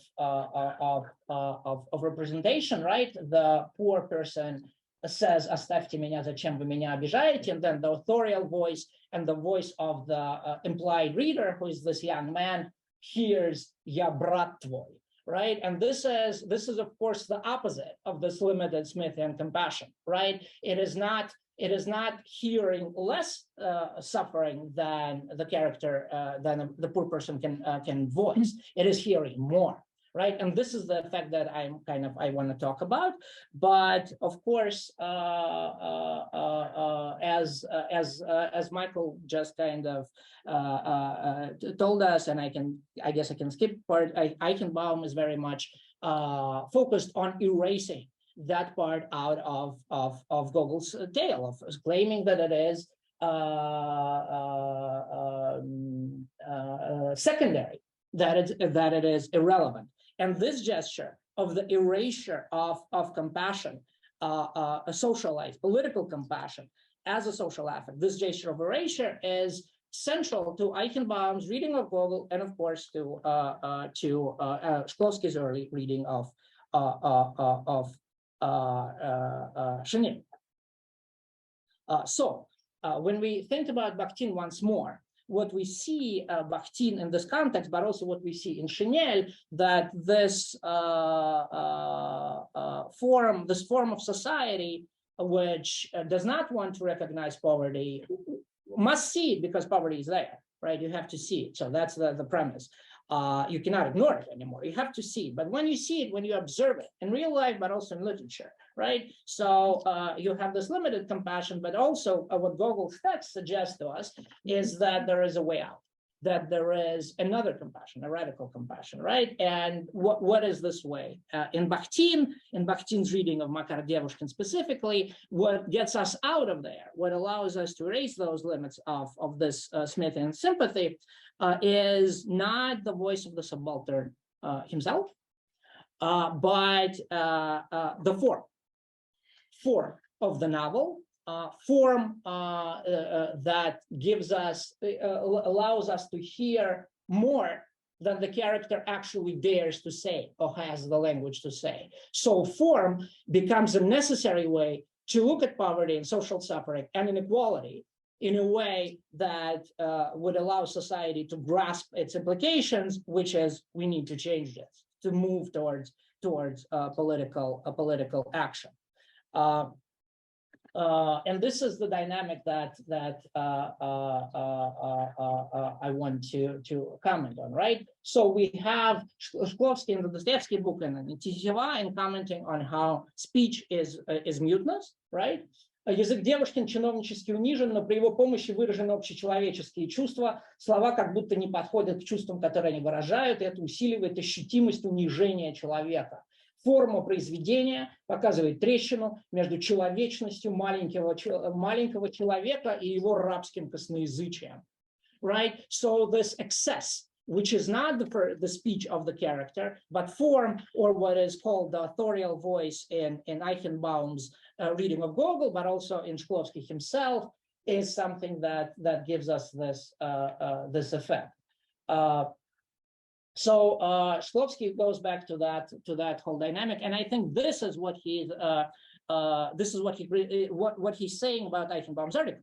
We need narrative analysis, of course, but the authorial voice is not there we need the category of the authorial voice not to erase compassion or social analysis, but to actually bring it in. That is his way of negating and maintaining Eichenbaum's argument, right? Повесть Шинель одновременно мала и велика по своей конструкции. В тонких силовых линиях бормотания бедного человека, раздавленного весом империи, она передает Петербург и его окрестности, right? So the speechlessness of a single figure conveys the realities of the empire. Это сделано при помощи слов. Слова строят модель мира. Слова строят модель мира. It is, we are dealing with representation of the world. That's the only, that's what literary theory has to be about. Слова Акакия Акакевича невнятны. Мир Акакия Акакевича сужен не странной недоговоренностью мысли. Речь Акакия Акакевича почти мимична, как будто не родилась человеческая речь, или она умирает на затоптанных ступенях петербургских лестниц. Маленький, бедный, почти не говорящий чиновник стал упреком не только нашей старой истории, но и упреком сегодняшнему миру. This is a social critique, and this sentence refers to stagings and performances of Chanel in 20th century Soviet Union, but also outside of the Soviet Union. So modernity, right? Modernity as a social order which has the poor person at its core. And what we are coming is that going against this very limited. So we have the basic procedure of observing poverty, and against the very limited Smithian sympathy, which is basically a lack of compassion, right? Which is the formula of capitalist society, which is something that Bakhtin actually said at some point. What we have is an alternative, which is a radical compassion, which can be heard from muteness, right? And this is something that I wanna. This is the final part. I'm coming to at the end. This is what I want to unpack, right? So, and I wanna talk about a passage from Rousseau as Derrida interprets it, right? Rousseau says it is pity that carries within us carries us without reflection to the assistance of those we see suffer. Pity that in the state of nature takes the place of laws, morals, and virtue with the advantage that no one is tempted to disobey his gentle voice. So pity as an actual law of humanity that precedes the law of society, but also is always there. It is never erased in the sense that the past is never erased in Shklovsky's understanding of literary evolution. And Derrida talks about it in of grammatology. Pity as a voice, as opposed to writing, which is without pity. The voice is always in its essence the passage of virtue and good passion. The order of pity takes the place of law. It supplements law, that is to say, instituted law. The order without pity, to which one accedes when the gentle voice stops making itself heard, is it quite simply the order of writing? And this is the Dostoevskian argument, Makar-Devushkin argument. This writing overrides pity. The people who are reading the novel are not going to feel any pity, right? Is this what is happening? No, as long as writing is understood in its metaphor. The natural law concerns the natural writing, the writing of the heart, which Rousseau opposes to the writing of reason. Only the latter is without pity. It alone transgresses the interdict that, under the name of natural affection, links the child to the mother and protects life from death. So we have in writing, we have two layers. In sentimental writing, such as Dostoevsky's Бедные люди, we have a sentimental novel, which will only evoke, which is pitiless, which will only evoke compassion among its audience because it's a commodity to be bought and sold. And that is what Makar-Devushkin says. And beyond it, the next step is that we have the voice of pity as the voice of natural law. And this law cannot be overridden. And that's the point of sentimentalism. And this is why realism needs sentimentalism, right? Because in a Balzacian novel, you won't necessarily have the voice of pity as implied as a natural voice, but it as a voice of natural law, but it always is there in the sentimental paradigm. And this is the excess that Shklovsky is theorizing, right? And that Gogol shows us, right? When Makaki Akakevich says, не обижайте меня, but the person hears, я брат твой, this is the voice of natural pity. This is a voice, right? And this is kind of where we're getting it. So, of course, Derrida, we are reading Derrida in Gayatri Spivak's translation. So what it is kind of what we're getting back to is the question of how do we can the subaltern speak, and if they cannot, what do we do with this? And this is exactly the question that Shklovsky is asking. So the subaltern cannot speak. Akaki Akakevich does not speak. He doesn't have a language. This is not even a language. How do we even pay attention to them without speaking in their name, right? And this is a solution Shklovsky is offering to the question to the Spivakian question of representation, right? So not speak in somebody's name, but create a form in which the incapacity of the subaltern to speak would be itself seen, heard by us in order to because there is a form that allows us to understand the speechlessness as a contrast to what could be the true basis of humanity, but also the revolution. Did I skip that point? I think I skipped that quote. There is a quote in the 57th book on Dostoevsky that from Бедные люди, Dostoevsky went directly to the revolution. So Shklovsky actually writes it directly. So, right, here it is. Достоевский негодовал на бедность человечества. Бедные люди — это не только бедные чиновники, это все человечество, которое не преодолело пока свои бедности. От бедных людей Достоевский шел к заговору, к революции. Right? So this representation, the social cognition, is necessary. And Rousseau is, of course, the discourse on equality is an important inspiration for the French Revolution. So what we are dealing with is how the social cognition, this form of compassion, is actually a rallying point for a particular utopian vision of society, a new collectivity, but also a new political action, right? Конфликты происходят уже не только между отдельными людьми, конфликты происходят между поколениями, социальными системами. Ирония не помогает. Shklovsky is commenting on how it's not enough to just talk about art, right? How arts fixation on itself and the fixation of literary theory on artfulness is not enough, right? Конфликты происходят между социальными системами. Верните мяч в игру, верните в жизнь подвиг, верните смысл движению, а не достижение рекорда. And the подвиг and движение are social action based on that kind of social cognition that literature and literary theory are supposed to bring us. Thank you.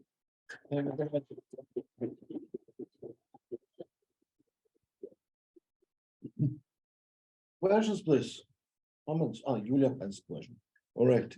Okay, so I found your paper and the arguments in your paper very compelling about the kind of the social implications and the call for revolution and the voice of the subaltern. However, I do have a question. I'm wondering if Shklovsky actually misreads Dostoevsky, because in Dostoevsky it's not about silence. In Gogol, perhaps it is, right? Where Bashmachkin says one thing, but we, through the speechlessness of Bashmachkin and his muteness, actually hear "Ya brat tvoi." But Dostoevsky actually thinks it's not enough, and that's why his Devushkin speaks and actually develops style and becomes a better and better writer. And the fact that he just hears in Devushkin рабское косноязычие, perhaps it's something a little bit, and I'm sorry to say that, but it's a little bit of actually Dostoevsky's own speech. Dostoevsky actually makes Devushkin speak like himself. If you read his other characters, including his narrators, they all speak like Devushkin later, because Devushkin actually develops style. So I think that Dostoevsky's response is not Shklovsky's response about speechlessness, and and this form, which I found everything compelling, but I'm not sure Dostoevsky fits in. Gogol, perhaps yes, but Dostoevsky, really, isn't it about all developing, actually writing and becoming an author of your life and speaking? Yes, and I'm writing a chapter on Бедные люди, so I can talk forever about Dostoevsky, but the basic response to that would, yes, you're absolutely right. What is important is that this is the threshold that has to be passed. Dostoevsky is dealing with this issue. Let's give a voice to the subaltern, and this is the effort that needs to come with it. There is also a scene in Бедные люди where he's absolutely speechless in the face of his chef who gives him 100 rubles. It's just a button falls off, and this is all I could say. So the speechlessness, and this is what Belinsky said, it was like the most horrifying part of the book, and Shklovsky comments on it in the 1957 book, right? So there is that as well. But I agree that Makar Devushkin and then Marmeladov is the next one who does that. I'm the poor person, and I'm going to talk. So yes, there is this. They are kind of solving the same question. There is Ilya. Ilya? For me, it was a very interesting question when I was reading the Bowstring. Who was the addressee of this? Who was the final? I don't know how to say. Who was interlocutor in these questions? Верните мяч в игру, верните в жизнь подвиг, верните в жизнь движению. Whom Shklovsky addresses to? I think that in this situation, his interlocutor is the artist. I think that he addresses to the he blames Antonioni for withdrawal of Wolf from the play, for the gate, sorry. And I think that this urge is addressed to the contemporary literature and cinema from Shklovsky. Maybe this will be added to your presentation. I think that it is addressed to cinema and literature and literary theory as social institution. So, верните в жизнь подвиг is not something a film director can do. It's not just Soviet Union that was possible. Yes, and this is there is a whole conversation to be had about how he plays with the Soviet phraseology because there is no other language. So I've been reading recently Gasparov's article "Philologia как нравственность," where he also says that the philology is only there because we need to construct a better future together. There is a sense that I think there is a parallel attempt to actually try to restore public speech. And of course, it is misguided in the sense that the audience that he's actually addressing to, so the readers of Lotman, this kind of dissident philology in a way, right? This audience does not want to be evoked to action. It wants to be comforted and left alone. So in that sense, the book doesn't work. And I was struck by how everyone, like when I was growing up, everyone was quoting Gasparov's article, that specific Gasparov's article. No one was ever talking about this project of building a society. So as if the two paragraphs were not there, even though if you read it now, it's like, that's what the point of the whole article is. So in that sense, it didn't work. But no, I don't think it's just a professional, a narrow professional address. I think he is trying to develop a political rhetoric, a kind of, and uses the resources of the Soviet language, tries to do it as little as possible, but also sort of needs them too, because there's no other way to develop a political language without them. All right, Lydia, the next one. Yeah, I mean, thank you very much for this talk. I find it really like compelling and provocative. And I wanted to ask, like, you focused on creating a form thanks to which the subaltern can speak, right? And this happened through the novel in the 19th century. I was wondering whether you would find something in Shklovsky that would speak to the same. Like, does he have suggestion of like what form it to be employed? And also, I also thought, don't you think there might be a contradiction, like, or something, attention in Titiova, because at the end of the day, the most authors that he talks about, the most literature he talks about, is not subaltern at all. Like, right, it's like just the classics. So do you think that there's a tension there, or well, I guess, but it's not about authors. It's about author, and this is something that I think I mentioned when I commented on your talk. Author is a medium, and what he does in Titiova, he actually quotes the classical Engels definition of realism, a typical person in a typical circumstances, and he says a typical person in a typical circumstances is a person who is miserable, несчастный, something like that, right? Which is exactly kind of it comes from a letter by Engels, who says like about a realist work. So and when you can read the letter, that's what you see. The author is a medium that kind of shows you things. And this is the whole kind of major thought of Titiova. This is how we do it. So, and then if we look at the structure of how Titiova works, he says, okay, so novels in different eras succeed in producing their kind of conveying their own reality, but also their own utopian potentials.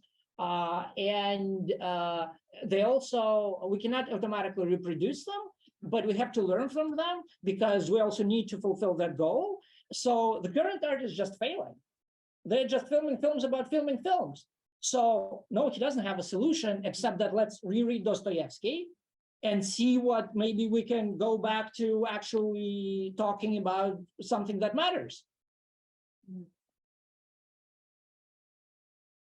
To put it simple. Oksana, your turn, and This is just a very small question. Can it be that you are reading Shklovsky through Solzhenitsyn? I'm reading Shklovsky through Dostoevsky, I guess, but I haven't thought of Solzhenitsyn in this. But I won't reject that genealogy. Yes, I can accept that rereading of my rereading. Why Solzhenitsyn? Because I cannot remember, was it Solzhenitsyn or somebody else who published in this time. So I was a student, and we are reading all this dissident literature about what is it? Not intelligent. Intelligent. Yes. That's later. It's later, but Yeah, and that's 74, I think. The essay on Образованщина was an answer to Vladimir Korner's essay of 1969. I had different associations with Solzhenitsyn. Now I don't see this connection right now. How do you connect it? Well, like образование is some kind of game without ball in the game of intelligentness. Образование is a game with a ball, and образование is just a simulation and so on. So Solzhenitsyn is really I'm just, engaged. trying to relate. Yeah. Yeah, so can I just respond to that? As far as I understand Solzhenitsyn's thought, and I haven't really read that in a while, but he's engaged in a very particular class critique.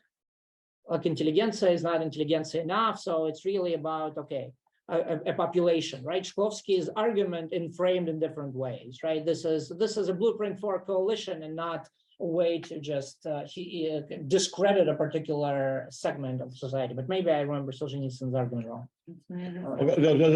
Second, we have the order here. Sergey, please.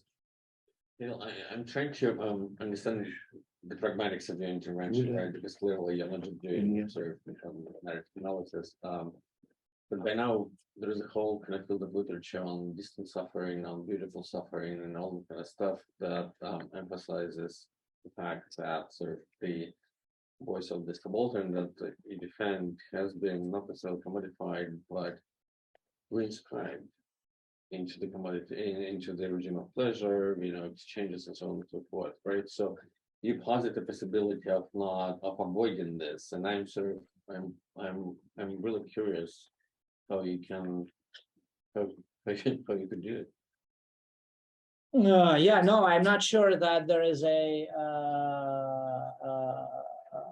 there is an answer in that, right? That is in the tradition that I'm describing, that is always the back and forth, right? No, compassion is impossible, right? This is what it said. This is what Stern says. No, it's just kind of nope. Every compassion is just about commodification. That's the original sentimental argument, right? So whether I can kind of claim that I've solved that, no, I guess not. Okay, Ilya. A very short comment regarding the chapter. I'm thinking that both Bowstring and Solzhenitsyn's essays of 1969, 1970 were from the very, very diverse points, the answer to the same situation. The leaking of social energy, the leaking of maybe moral energy from the late Soviet society. Leaking where to? The void. Okay, thank you. I mean, yes, sorry, just going back actually to Sergey's question, kind of one of the alternatives that keeps appearing in the debates, the 19th century in Marx and socialism, right, is that there is a clear kind of distinction between the types of observing suffering, right, that you can have, and one of them is this like observing suffering from above. And this is like the Smithian model, right? And another thing that keeps coming up is that if once that gets replaced by something different, the different model is that there is a radical compassion which is horizontal, right? Which is, so that's kind of where the whole idea of solidarity comes in, right? You do not watch a person who is worse off than you. You kind of you are all suffering and you can help each other, right? And this is a different different model. All right, Yulia, Lilia, Misha, Yulia. No, Yulia. So you said that you're going to give a kind of Bielinskian reading, but you actually gave a kind of Benjaminian reading. Okay. Even better. And so, and perhaps actually, honestly, I haven't read Bielinski that much. I just think that I know what Bielinski is saying, from back being in the Soviet school. But I am wondering though, however, right, if you can say that they're similar readings. I mean, wouldn't Bielinski provide a different type of reading? And the utopian impulse that you are hearing and that would exist in Benjaminian reading, and that is present in Shklovsky, right? That there needs to be some kind of ideal towards which we are moving, but it is potentially ever receding, right? So you have to be constantly thinking about social justice, right? That it's there in Shklovsky, but like wouldn't be in Bielinski, or you think that it's Yes, no, if the question is about Belinsky, Belinsky definitely has a sense of utopia, right? He's the contemporary of the French revolutions. The option of the revolution is always there, and he comments on that. So it's there. But of course, the Benjamin, I don't know which Benjamin you mean by now at this point, but Benjamin is part of a Marxist tradition. So there is a genealogy that is genealogy that is common to them, right? In a way. So kind of the left Hegelianism Marxist tradition. So you can see how they share some of the No, but kind of Tosca, right? That or whatever melancholy that there is in Benjamin, and that is very important for the purposes of responsibility and so on, right? They are present in Shklovsky, right? Like this whole worry about failure. Yeah. So when Belinsky comments on Бедные люди, on the scene with the button falling off, and he says, "Это же настоящий ужас, это трагедия." There is this effect, which is the idea is not that we should all relax and just be horrified, but that we should actually do something about it, right? So there is this dynamic, and this is something that Shklovsky quotes at length in the 1957 book. All right. I have Lilia, Misha, and Zdenka, right?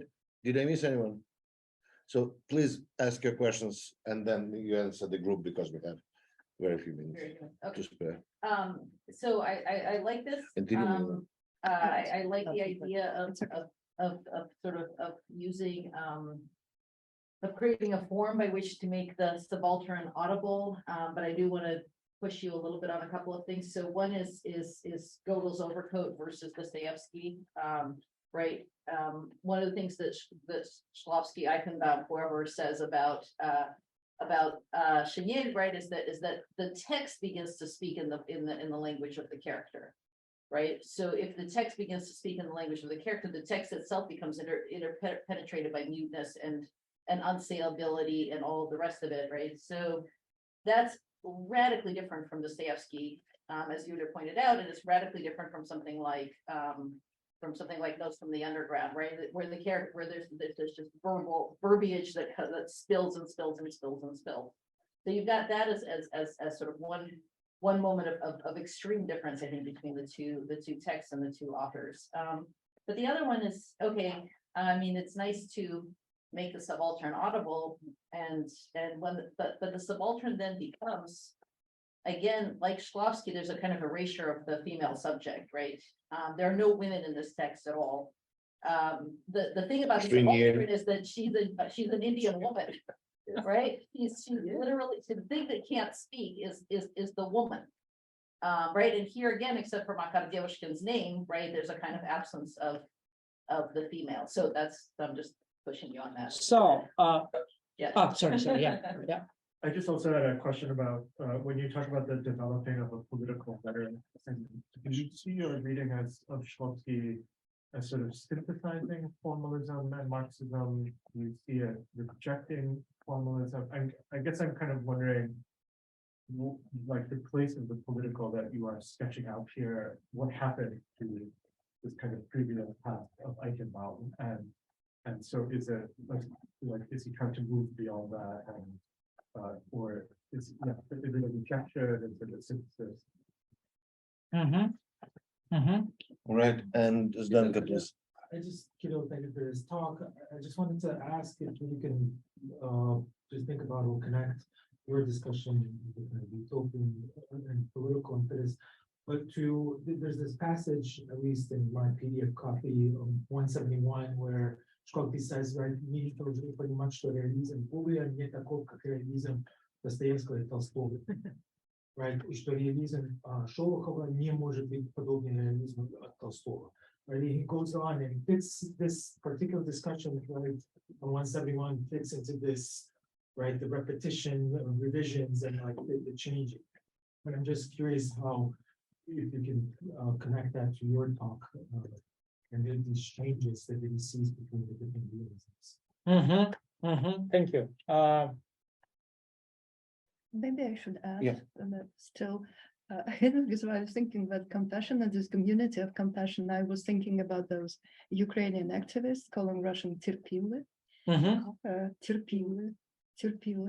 And then I remembered that maybe you have a missing point between Rousseau and Derrida, or maybe the previous point in Kant, when he's speaking about compassion as a shallow feeling, unless it transforms, it's not just about being sympathetic about the pain of others, he says, but it's about, on the one hand, not using people as means and accepting the end of man. Here's another text by Derrida that is based on this natural law that Kant formulates.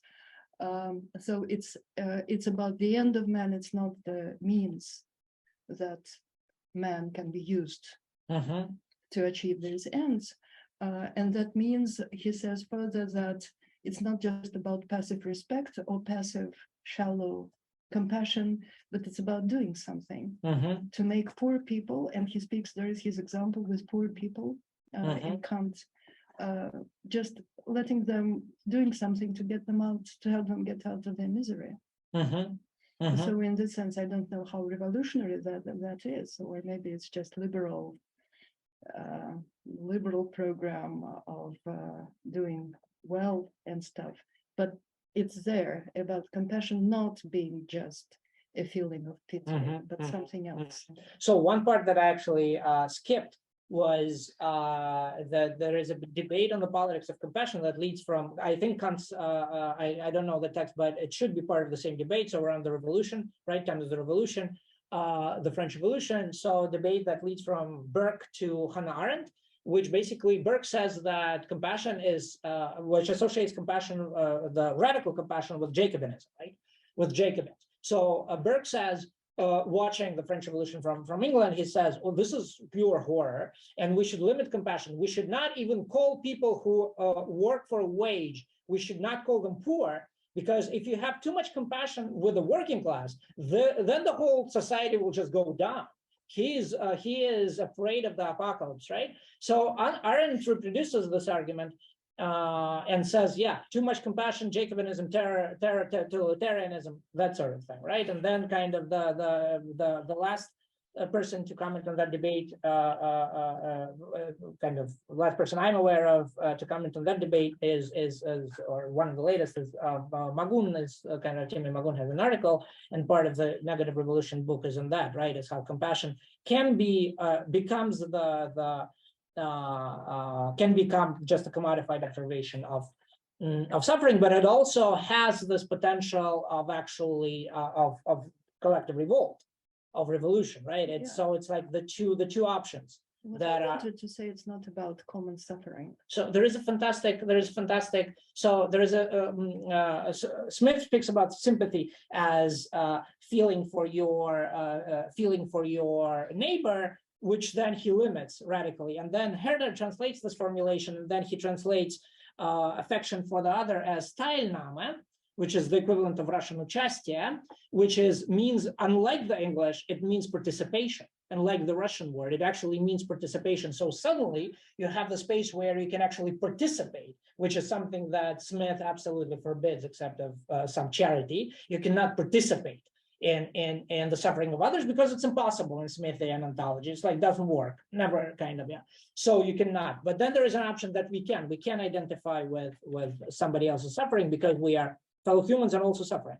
But okay, so yeah. Okay, so yes. So when I think about the difference between Gogol and Dostoevsky, and there are different ways of thinking about it, but what we have in Zapiski is Podpolye, right? The text that you referred to is really just a narrator, like Shklovsky says, a narrator being identified with a character, right? What we have in Gogol is that we have this figure of allegory, of Jameson in an allegory, right? This is what it is. Ya brat tvoi, right? Is not something that is said, is something that is implied and should be already there in the reader. This is because this is a law of compassion, right? And I wouldn't say that this is fully, so Shklovsky is about tracing chronological disparities. Gogol is not Dostoevsky, Gogol is not Tolstoy, so that Shklovsky can move in terms of my debate, I wouldn't insist on radical differences between Gogol and Dostoevsky. I see that as, especially early Dostoevsky, I see that as kind of the evolving paradigm of sentimental naturalism, right? And this Dostoevsky criticizing Gogol and doing the same thing as Gogol is also part of what we see in Бедные люди. So that's an open-ended question, depending on where we want to look at. And yes, about the women, this is a fantastic point. We have Makar Devushkin with a female last name. We have in the 1957 book, we have Shklovsky's analysis of Varenka's speech, right? So Varenka is a speaker. But I agree, no, there is not enough. There is and kind of, I could add to that yes, there is a way in which in Бедные люди, because Varenka's speech starts the novel, because Makar is marked as feminine, there is a particular potential associated with femininity. Anti-capitalist, not necessarily revolutionary, but at least kind of an alternative morality. And I'm thinking about Margaret Cohen's work on the sentimental education of the novel, which is about how women developed mid-18th century to mid-19th century, an alternative tradition which criticized masculine capitalism. So I think that definitely is happening in Dostoevsky. And I think that you're right, that Shklovsky is not paying enough attention to that. Okay, so formalism and Marxism, thank you. I actually hope that at some point we're going to just do something like this on that. So I think that my general idea is that I'd like to restore the early formalism as a political system of political poetics, right? As Lydia Ginsburg writes us, неузнанный двойник, формальный метод, неузнанный двойник социологического метода. So I'm currently engaged in a kind of, I'm thinking about the political rhetoric, the question of political rhetoric in Oda как ораторский жанр, for example. So, and I think that this whole issue of lack of compassion in the early works is well, just as political as its reversal in late Shklovsky. So that's my idea. They are not obviously different from dogmatic Marxism. So sociological method doesn't have to be Marxism. And what is even Marxism? What's not is Benjamin Marxist? So that kind of thing, my idea would be that they would be much closer to Benjamin than to Trotsky. But yes, this is kind of the way in which I'm thinking about it.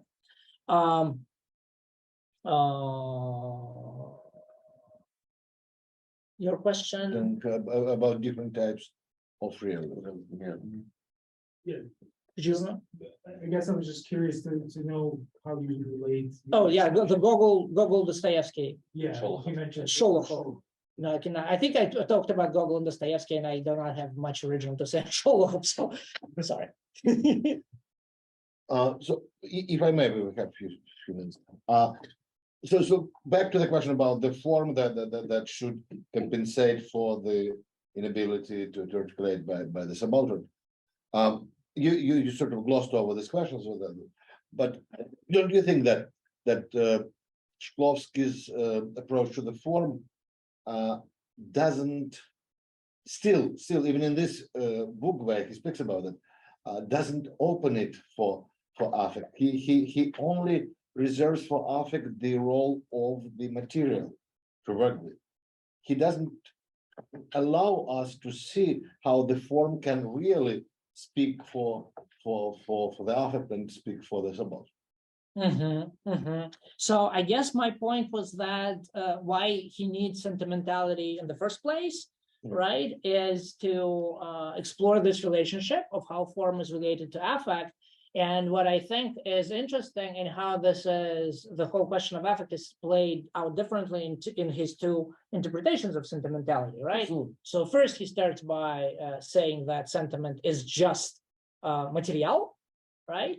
And then here we have a very interesting lineup where affect is, so I have a different page numbering, right? So yeah, so what we have, emoция equals ideology, and equals content, содержание, and equals another concept that is not in this formula, but is present in the book, действительность, or познание действительности, модель мира.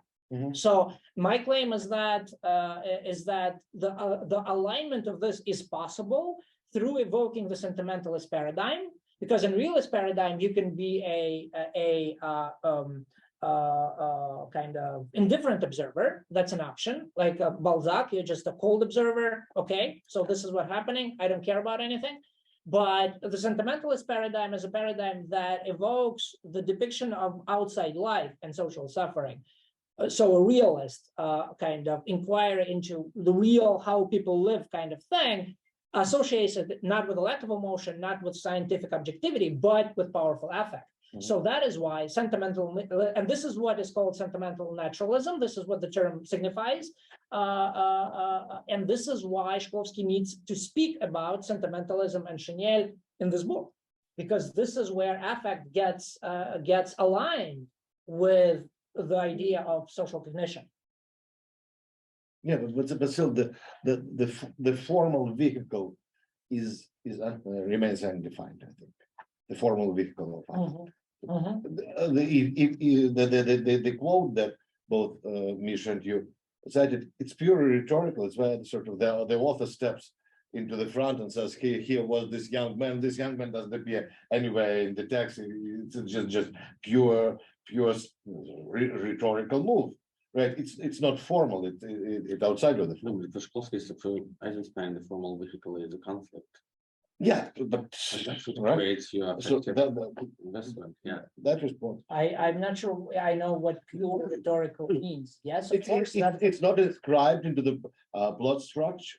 No, I'm not. I don't agree. So I would say that this is Gogol being clear. This is Gogol making visible the technique обнажение приема, which is that that the story is an allegory. So allegory that has to be read, not just perceived as is, but read and interpreted. And this is this is him just making it visible. This is what everyone should see. And this is, for me, this is a formal, this is very much обнажение приема. Or rather, it is the demonstration of the failure of the form to express this affect indirectly. He wants to just say, that's how you should feel, like this young man. If the idea, if the goal of the form is to be indirect, then yes. Whether the goal of the form is to be indirect or actually вернуть мяч в игру. All right, okay. So we have a good discussion, obviously. Michael. Well, it's just interesting because I think part of your argument here is this poznania formi and the political potential of that. The difficulty, I guess, of the Gogol moment is how do we know? I kind of follow and I agree, but it seems like the Eichenbaum suggests that even if you were to see that moment as a kind of, so he says declamatory, and you are as a kind of обнажение приема, how do you know that it goes to sympathy rather than what he also talks about, like this feeling of the grotesque or a kind of grotesque display of humanity? And so I guess I wonder, like, the affective is not always necessarily like positive maybe in the sense, like you can feel kind of horror of this sort of moment and its uselessness. So I'm not sure why the feeling itself has to be positively linked to a politics rather than it could also like make it completely disrupt. И много раз содрогался он потом на веку своем, видя, как много в человеке бесчеловечия. This is not Gogol failing. This is Gogol at one of his, this Gogol having a Gogol moment, right? And this is one of his Gogol moments. And this is obviously connected to the whole, this is the blueprint for the Dead Souls, which is supposed to be, right? This is kind of, which is supposed to lead from the original оставьте меня в покое, right? To some kind of a utopian revival, which Gogol is incapable of grasping, but the trajectory is clear. And that is how the Dead Souls are structured. Again, why is this not just a random Gogol failing? Because then the Dead Souls become structured around the tension and with those prophetic moments that lead, and that is something that Gogol formulates, to a revival, to a national revival, spiritual revival, to an overhaul, something that Dostoevsky would later call a social revolution, and Dostoevsky would comment on how they thought in the 1830s.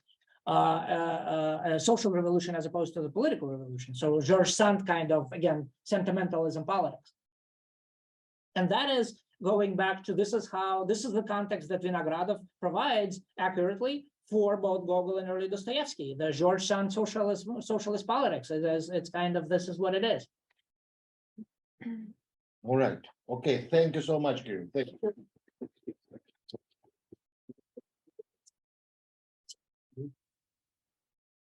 And the floor goes to Ilya Topulin with the presentation on the following topic that you can see on the screen: morphologization, I guess, and psychologization in a secret circuit, late Viktor Shklovsky and Gombrich. Yes, Aaron I'm very grateful to Sergei and Ilya for being invited to this wonderful symposium. And I think that it's absolutely fascinating, and it's a great honor and pleasure for me to participate at this symposium. And I will begin with a statement that quotes the book, The Bowstring, has at the first glance quite Louder, please. the book, The Bowstring, has at the first glance a quite strange finale. Viktor Shklovsky, who was at the moment of finishing this long essay, not young and having seen a lot, offers here an ambitious explanation of how novelty in art is possible. However, he ends the book not with a presentation of some general ideas, but with a description of three anchors. Two crossed anchors on the emblem of Leningrad at the time, borrowed, however, from the coat of arms of St. Petersburg used before 1917, and an anchor with a dolphin, the emblem of the 16th century Venetian printing house Eldine Press, established by Eldus Manutsovs. The explanation of why Shklovsky needed a juxtaposition of these anchors rather than a conclusion regarding the ideas in the finale of this book seems somewhat vague. The dolphin saved the singer Arion, Pushkin's fellow and the hero of his poem. Dolphins perhaps are musical. Anchor is a symbol of strength, hope, and stop. Dolphins of movement, that means merriment and sweetness. Shklovsky recalls St. Petersburg of the early 20th century, his hometown, at the beginning of the chapter on Yuri Tynyanov. The combination of references to anchors, of reference to St. Petersburg of the beginning of 20th century and of history of St. Petersburg as such, gives reason to see here a hidden allusion, maybe not to Piroskov, as Kirill mentioned yesterday, but to Osip Mandelstam's poem Admiralty. Сердито лепятся капризные медузы, как плуги брошены, ржавеют якоря, и вот разорваны трех измерений узы, и открываются всемирные моря. Perhaps there really is a hidden quote here, but even this observation does not allow us to answer the question of why Shklovsky concluded his ambitious book in this way of juxtaposition of the anchors. I would like to suggest that this finale demonstrated a hidden conflict that the author himself, Shklovsky, was apparently well aware of. The contradiction between the history of literature and art in general as a process having its internal logic and singularity of the individual work of art. The anchors from the emblem of Leningrad and from an emblem of Eldine Press are singularities that cannot be subordinated to a unified and logical, apparently logical historical system. The emblem of Eldine Press makes, according to Shklovsky, no less an impression on a medium modern person than an emblem of Leningrad or an emblem of St. Petersburg under a Soviet disguise. A similar clash of singular and the historical can be traced in other parts of this book. For example, Shklovsky discusses the general patterns of novelty in art and writes enthusiastically about the epic of Gilgamesh, written almost 3,000 years ago. In 1970, this epic was a relative novelty for the Soviet readers. The first Russian full translation of this epic, made by Igor Dyakonov, had been published in 1961 in the series Literary Monuments, Литературные памятники. Shklovsky speaks of this singularity as a part of history. One should learn to understand that the singularity as part of the general, to understand that ship's stop is as a part of its way, to understand the concept of anchor must include the concept of oars and sails. Structure is an isolated part of movement. Movement, changing states, switches structures. Art moves and stands, moves before you in verse, prose, image, but the entire course of this book refutes his general conclusions. The conflict between the singularity and historical logic remains. Such a conflict was analyzed by, unfortunately, absenting here, Mikhail Yampolsky in his remarkable essay, The History of Culture, as the Geistergeschichte and as Natural History, published in 2003. According to Yampolsky, the contradiction between the singularity of the work of art and the logic of art history has turned to be noticeable primarily in the research of those thinkers who sought to pose the question in the style of Immanuel Kant's criticism. How is it possible to present the transformations of art from different countries and eras, the transformation of art presented in singular exemplars as a coherent narrative? Yampolsky mentions Shklovsky in his essay several times, but among the Russian cultural historians, he devotes the most part of his attention to Bakhtin and Tynyanov, both of whom, as you know, became subjects of separate chapters of, also in the Bowstring. In my paper, I will try to highlight an important subject in the history of 20th century European thought, European history of art, that Yampolsky does not mention in his essay, and I will try to inscribe Shklovsky in Yampolsky's conceptual framework.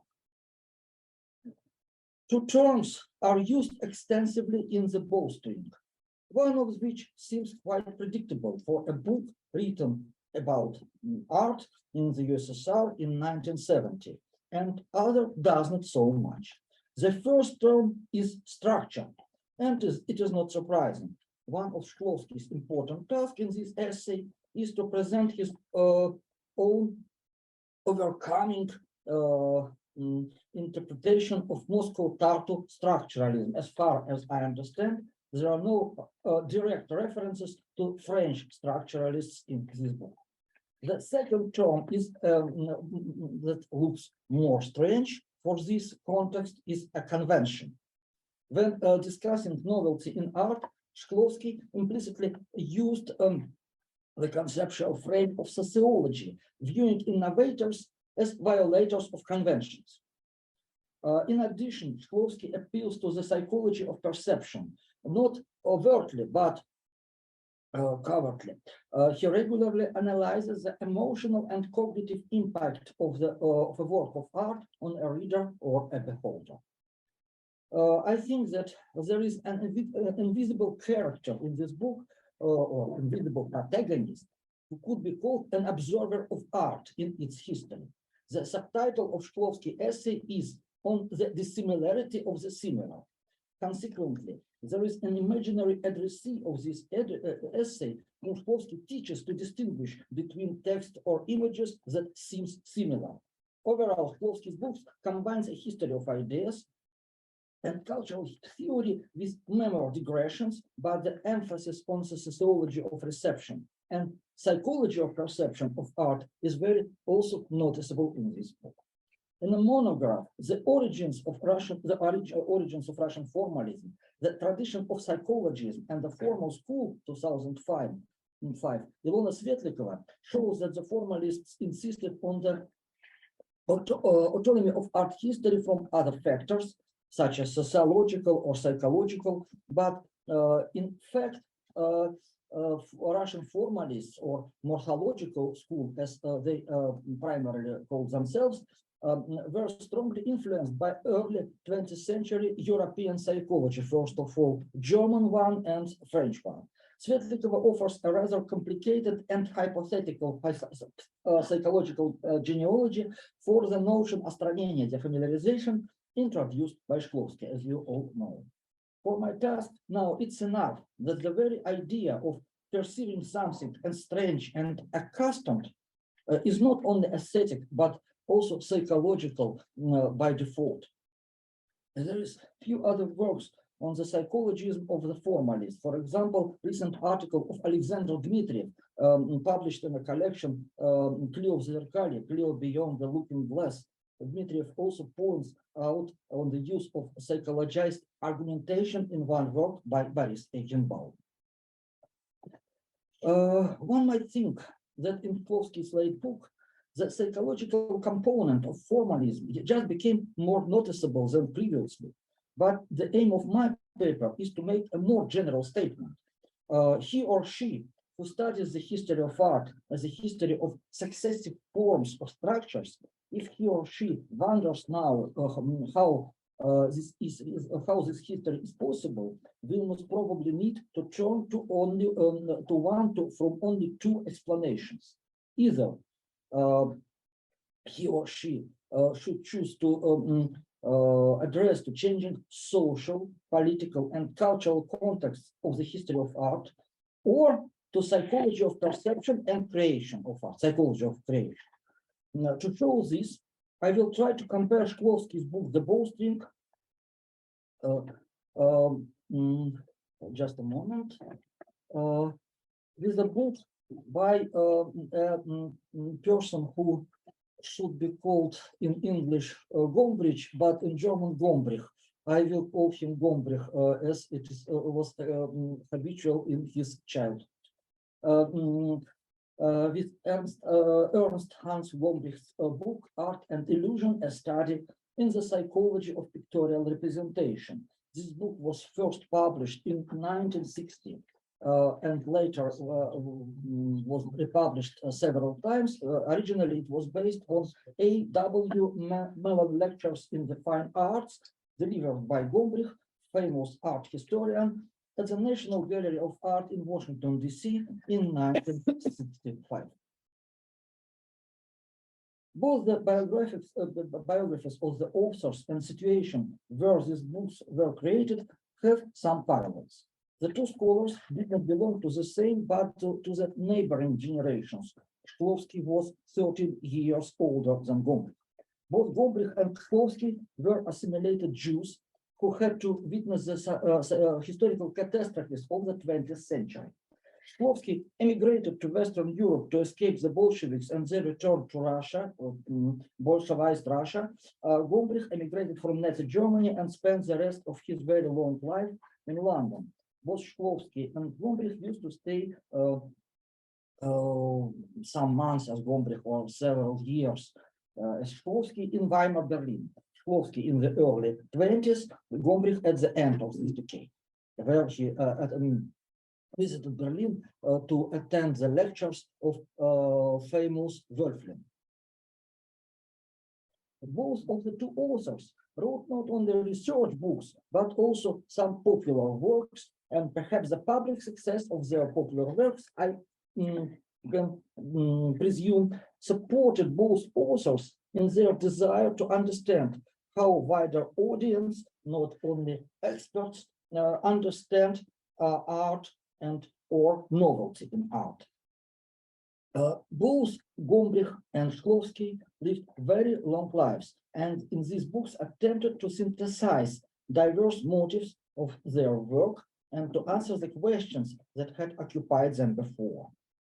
When Gombrich was giving the Mellon lectures, he was 47 years old. When Shklovsky was writing The Bowstring, he was 74. The difference between these ages is great, of course, but it's apparently possible to say both of them at the time of the creation of these works were people who had seen much and had experienced and written a lot. In his deep essay From Warburg to Gombrich, the Italian historian Italian-American historian of art and intellectual historian Carlo Ginzburg writes about the paradoxical position of Gombrich in the intellectual tradition established by Abbe Warburg. For many years, Gombrich was the head of the Warburg Institute in London, but de facto, he did not agree with one of the, he was not agreeing with one of the Warburg's main ideas. Every significant artistic work is a way for the artist to make sense of the major problems of his or her epoch, social, political, and cultural.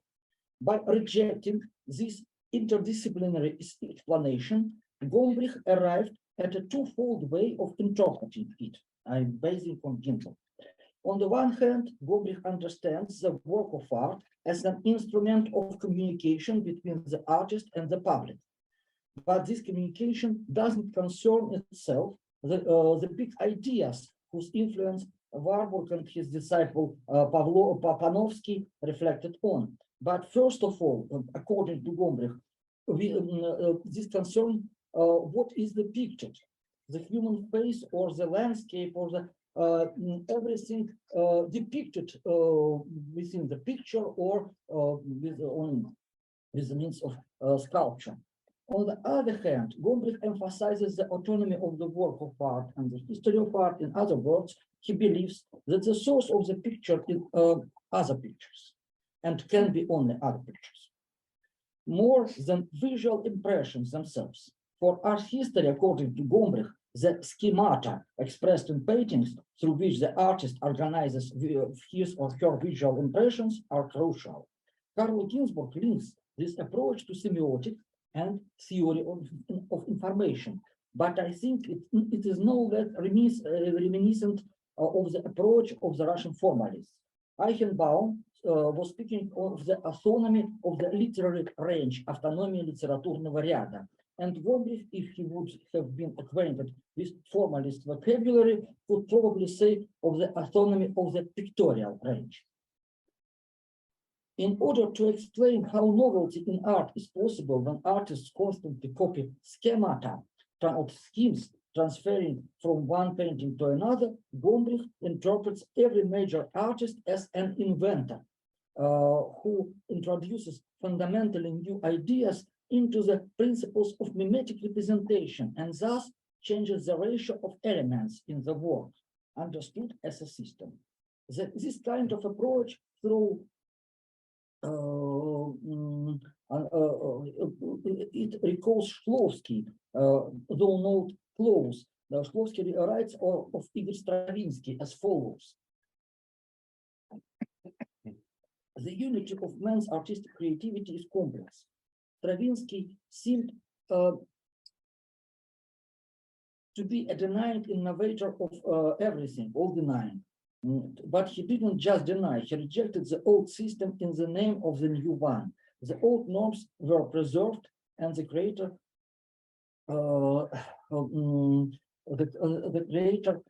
made a start from them. The final phrase of Gombrich's book echoes the concept of familiarization, остранение, although again it doesn't fully coincide with Shklovsky's ideas.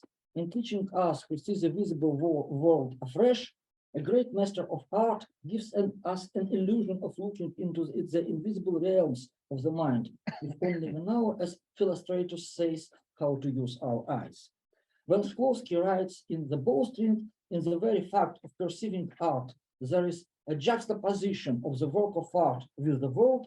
Gombrich, I think, would probably be ready to sign under this phrase, under this sentence.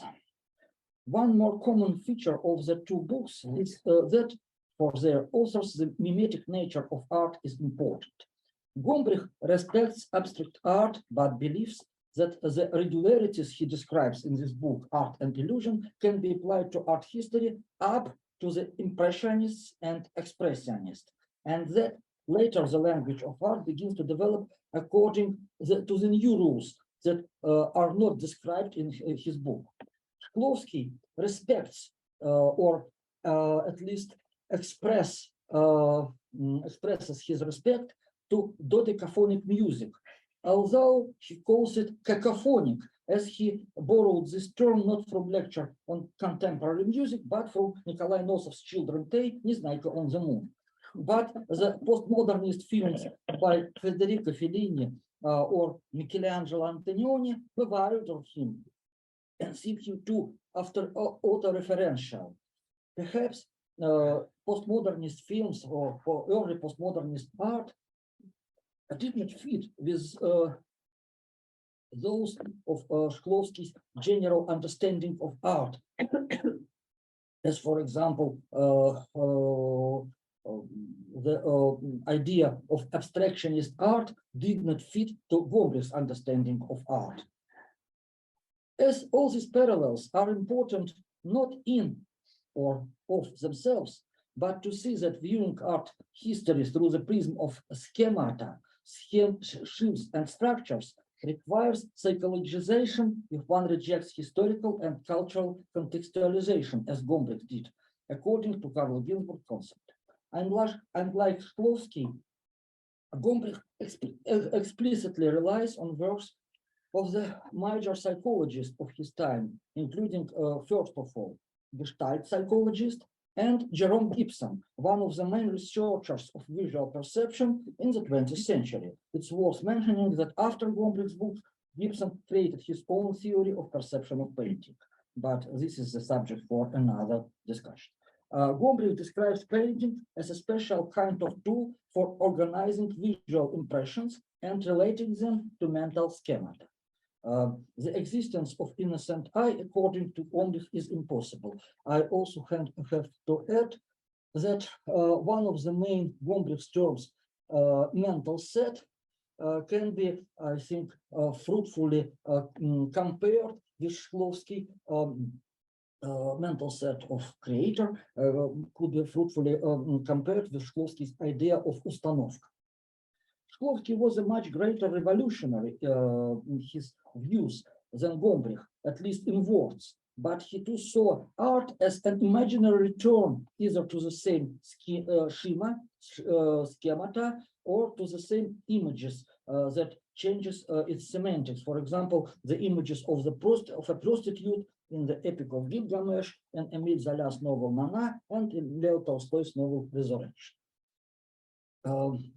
Both Gombrich and Shklovsky attempted to answer the question of how novelty in art is possible at a time when two very important concepts of novelty in art were found to be insufficient and inaccurate, were found among the experts, among the connoisseurs, among the general audience, maybe partially. There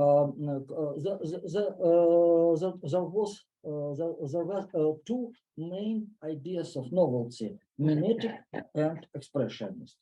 Idea of mimetic novelty assumes that as art progressed, artists would move more and more close to an accurate depiction of reality, in quotation marks reality, whatever it means.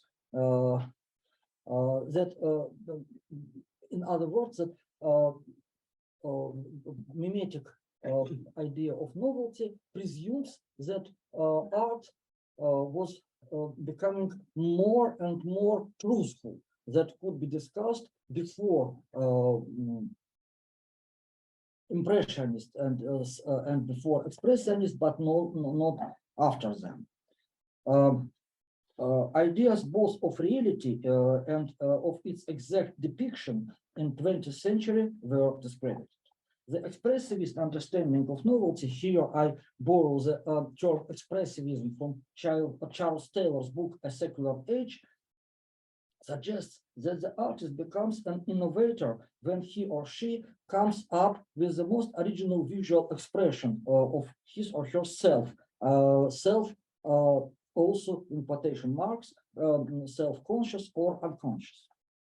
Gombrich, who wrote several psychoanalytic books on art history, wrote quite ironically on any explanations of art with the means of conscious self-expression or expression of unconsciousness. I could retell one of main Gombrich's arguments, with which I absolutely agree, with the anachronistically used quote from Виктор Пелевин's novel «Священная книга оборотня». Страницами не проговариваются, страницами сочиняют. Gombrich, after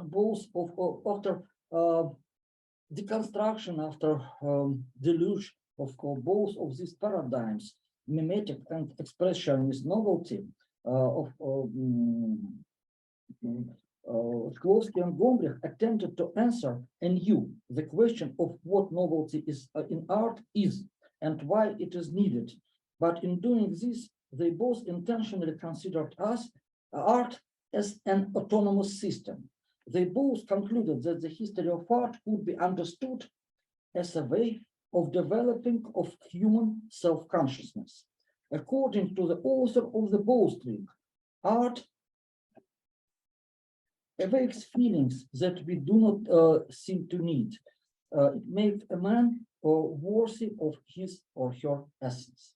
In this understanding of the impact of art, one can see the influence of existentialism. And I think that ideas of existentialism of the 1960s are very fashionable among the non-conformist intelligentsia in the Soviet Union, really indirectly influenced Shklovsky in the Bowstring.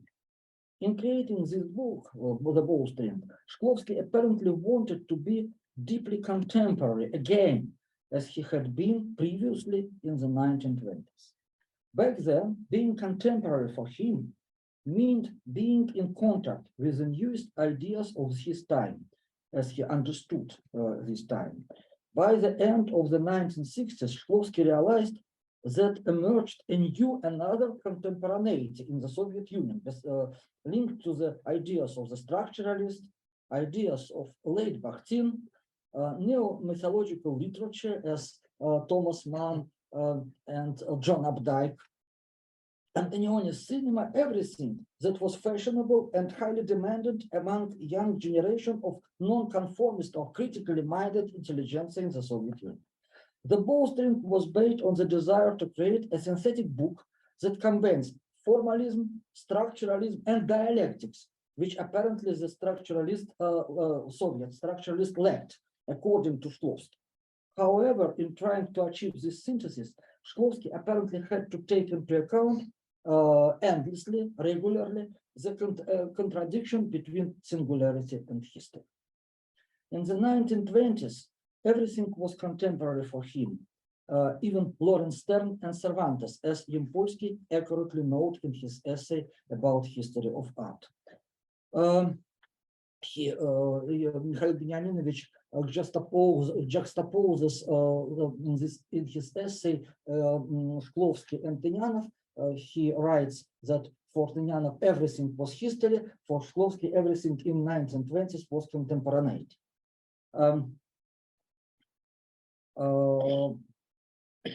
It seems that after Shklovsky survived in the times of Stalin and Khrushchev, another motif was added to his youthful desire to be contemporary. Shklovsky did not want to see history as a logical narrative that would teach anyone anything.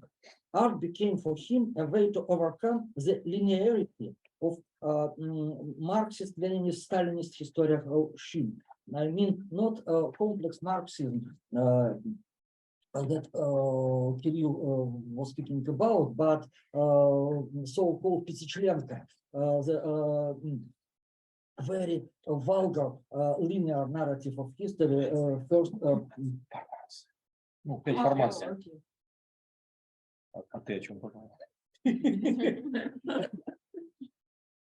presented in the fourth chapter of the краткий курс истории ВКПБ. That despite, in contrast to official partial condemnation of Stalin, this linear scheme absolutely retained influence in the Soviet humanitarian scholarship.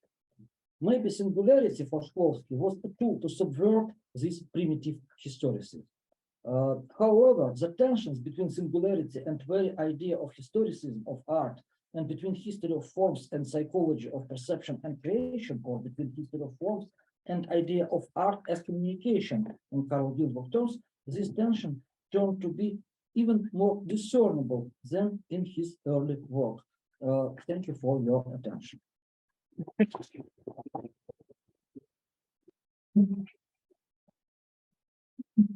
All right, let's open the discussion. Questions, comments? May I begin? Yeah, you mentioned contradiction between singularity and history. Yes. You could this clarify? I think that singularity is the ability of work of art to be to be unique, not included in the linearly developed narratives.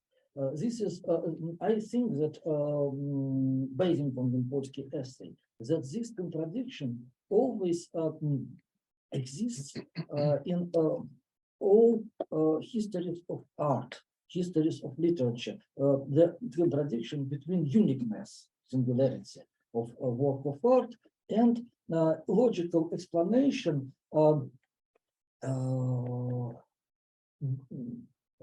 unifying diverse, unifying the different works in one narrative. And the totally unified history of art, Yampolsky calls Neoplatonic. Here, in this case, in such a case, history of art is presented as deployment of one primarily given idea. And this I don't know, is my answer sufficient? Jessica. Yeah, okay, yeah. Jessica. Oh, so just in response to this, I was surprised by, you stay there, I'll come. Stay there. You may use the mic. Maybe it's clear. Oh my gosh, I'm really. Who are you? I was surprised by the opposition between singularity and historicity, maybe because of my understanding of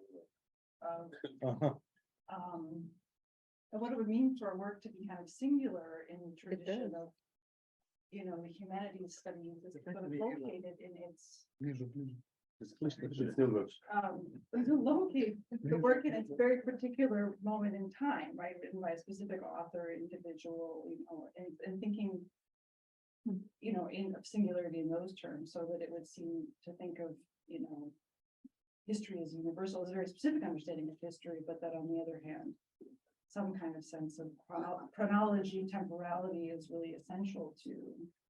I can continue. I can continue my explanation given to Mark. I think that Yampolsky in his essay describes, interprets this singularity as materiality of the work of art. This materiality contradicts with the usually reviewed picture of art to be expression of an idea. For me, not for me. I think that for Shklovsky in the Bowstring, the main feature of this singularity is ability of work of art to impress the people living in 100, in 1,000, in 3,000 years after its creation. I beg to repeat that in the very beginning of my presentation, I told that for Shklovsky, the singularity of these anchors is that the anchor, the emblem of Aldine Press, is no less impressive for him, not maybe for all contemporaries, but for him personally, than anchors on the emblem of Leningrad. They are as if turned out from the development of history. As, for example, the Epic of Gilgamesh, that strongly impresses Shklovsky, and I think that one could say here about singularity of Epic of Gilgamesh as it turned from the development of history. So to clarify what you said, according to Shklovsky, so there is some kind of historical development, and there is a series of masterpieces, or not necessarily masterpieces, that are excluded from history. Not masterpieces, but almost each may be significant, maybe not significant, by each work of art is can be can be interpreted as if drawn out from history. In one, unfortunately, I didn't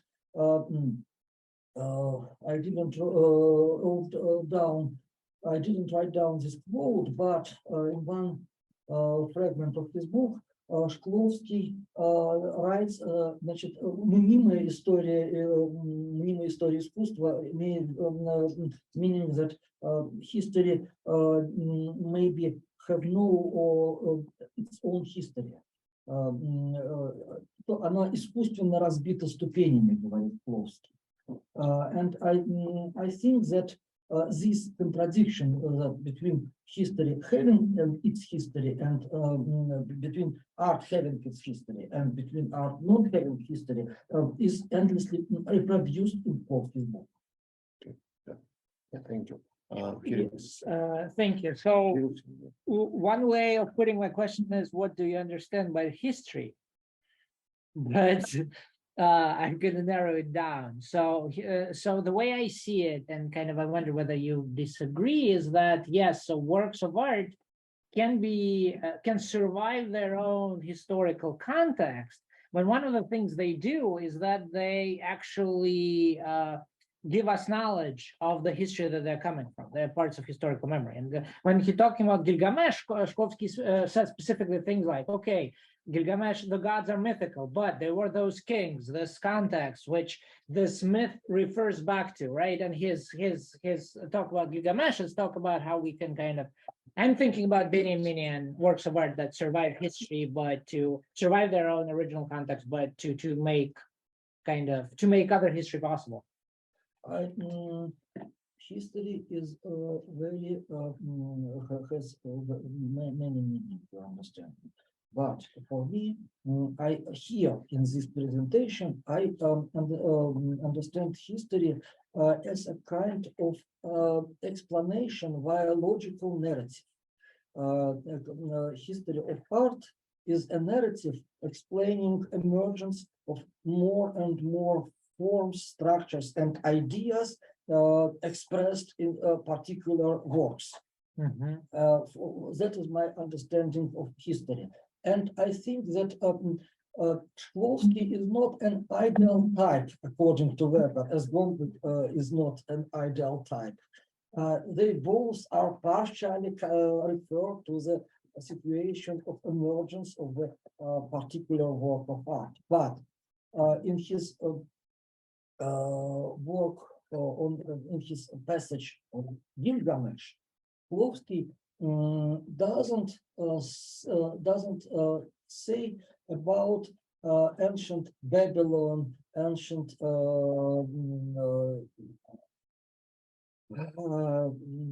Mesopotamia.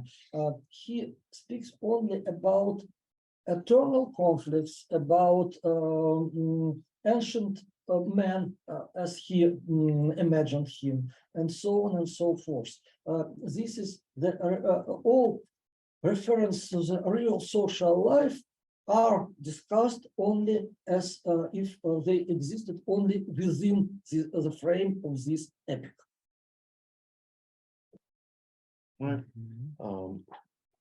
Without the real historical and social, almost without. But Almost. But that's sort of what's new about there is some kind of the common shared perception that great works of literature exist outside of time. So it's ahistorical by default. I think that Shklovsky tells in his book not only about great works. If it wouldn't be interesting if he would have talked only about the chedevre, because that was the history before formalists explaining the history of literature as the history of a chedevre. But in this book, he tells about fairy tales, arguing with Probe. He speaks about ordinary works of art, he discusses the шедевр within the context of history of literature, and thus Shklovsky, this tension between history and particular works is much more noticeable than in history of шедевр. Yeah, so the chapter is called "Новости старого эпоса," the Gilgamesh chapter. Новости старого эпоса. And then it says, Гильгамеш, герой аккадского эпоса, разнохарактерной ступени, вероятно, историческое лицо, жившее около 3000 лет до нашей эры, в то время как в низовьях реки Тигр уже копали канавы и уже приручили осла, но еще не овладели конями. Ну и можно еще. Новости старого эпоса. I think I insist that Shklovsky considers Gilgamesh, first of all, as something, how to say, making pleasure personally for Shklovsky, not for people of ancient Mesopotamia, for its donkeys and all other yes, and camels.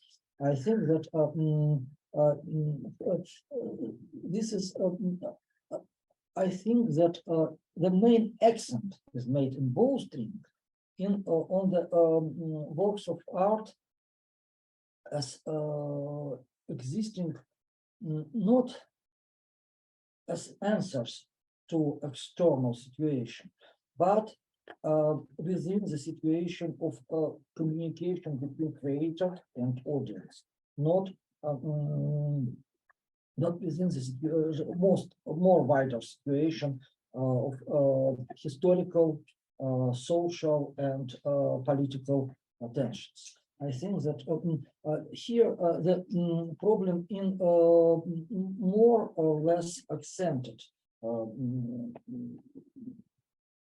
consideration of art. I think that for Shklovsky, social and political context is interesting, but it doesn't contain answer to his questions. The answers to his question are, first of all, aesthetical and psychological.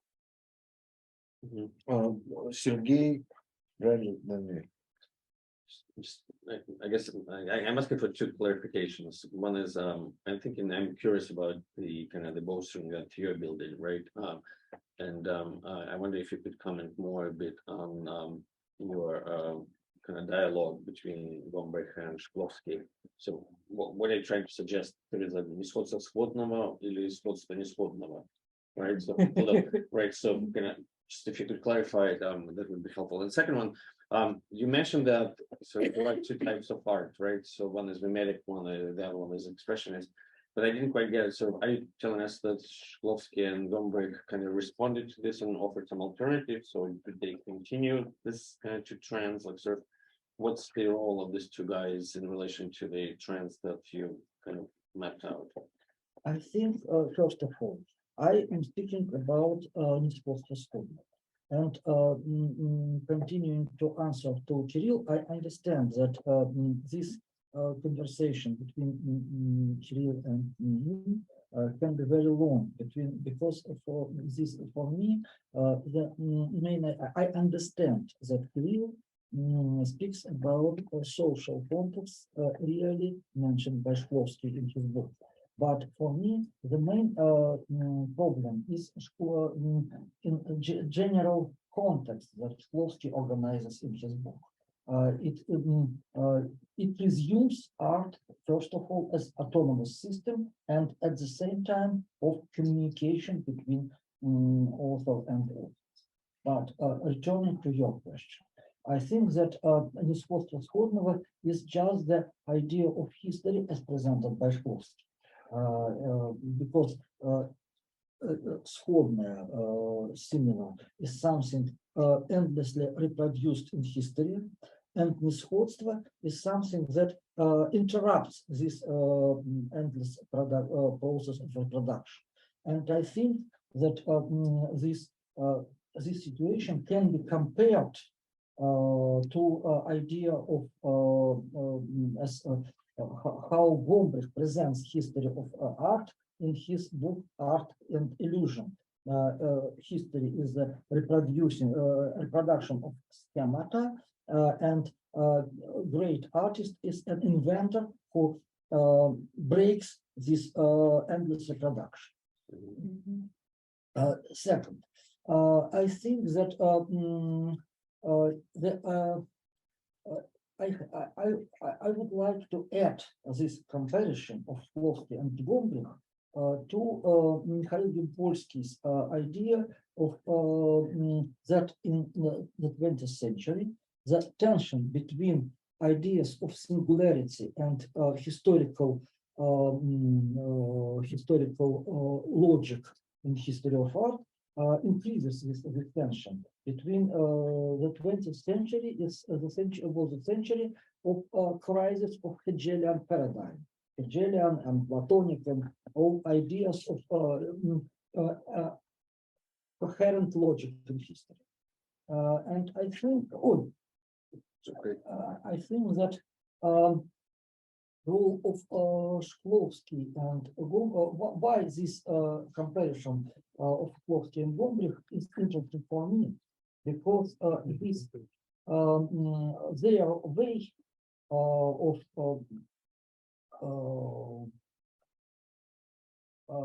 their own reconstruction, anew the history of art in their books, in their synthetic books, is necessarily based on psychology, overtly used by Gombrich, and covertly, Shklovsky also covertly addresses to issues of psychology of creation and perception. I think that the issues of these psychological issues are very important as underlying layer of Shklovsky's work. Thank you. Bradley, please. Yeah, I had a similar question about this sort of juxtaposition or collision of Gombrich and Shklovsky here. I mean, I don't know Art and Illusion, but it's like 10 years after the Story of Art, which is sort of, you know, Gombrich's most famous work, which you know, the sort of premise of that is basically a history of masterpieces, right? And there the masterpieces don't sort of jump out of the history of art; they tell the story of art, and it does seem to be a sort of you know, independent triad in the way that, you know, formalists are thinking about literature earlier. But I'm wondering, is that sort of the relatively smooth history presented in Story of Art, which is, you know, kind of a textbook and maybe less of a philosophical and psychological investigation than Art and Illusion. Is that something that he's moving away from in Art and Illusion? Is this a development of something that's latent there? And then that, bringing back to Shklovsky, you know, he's very much refusing to give us any sort of historical placé de buttonness here, right? I mean, even as we're going back, right? If you look at the table of contents, it seems like maybe we're going backwards in history a little bit. Gilgamesh comes towards the end, but it's certainly not in any sort of, you know, directly ordered historical narrative here. And so I'm wondering if this sort of absolute refusal of giving us any kind of orderly history in Shklovsky, is that something you see in Gombrich, or are you juxtaposing the two? I'm similar question to Sergey, like what is this collision? I think that Gombrich and Shklovsky were moving from the opposite ends. That's a very interesting question. For Gombrich himself, there was no contradiction between his history of art, or his book on history of art, and his book Art and Illusion. There was no, to such extent that in his retrospect, in the end of Art and Illusion, Gombrich quoted several paragraphs from his history of arts, but I think that there is a contradiction, and because the idea in this book, Art and Illusion, is how novelty in art is possible. It was not, this question is not posed in the book History of Art. And I was strongly surprised when I found that Yampolsky writes that Gombrich was most Neoplatonic from all Warburg school. I think that it is applicable to his book about history of art. Here you are absolutely right. Shklovsky, you are absolutely right. Also, doesn't give any idea of historical narrative in his book, but it's important for me to compare their vision how novelty in art is possible and how novelty in art changes history of art, how understanding of novelty in art can change our understanding how history of art is possible, how coherent history of art can be deployed, how to say. So you see Shklovsky is giving or thinking about coherency of the history of art, because I just don't, I don't see that the idea of coherence, even the impossibility of coherence doesn't be a subject. Shklovsky thinks about rules of novelty and in art and how to construct history of art as a narrative, not coherent. Yes, for Gombrich, this narrative was much more coherent, absolutely. But they both disrupt this coherence from the other sides, but they both disrupt this coherence.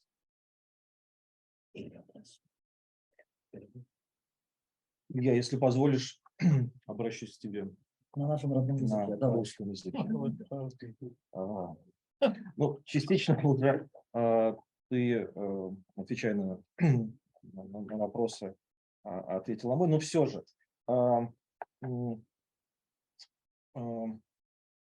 по поводу сингулярности и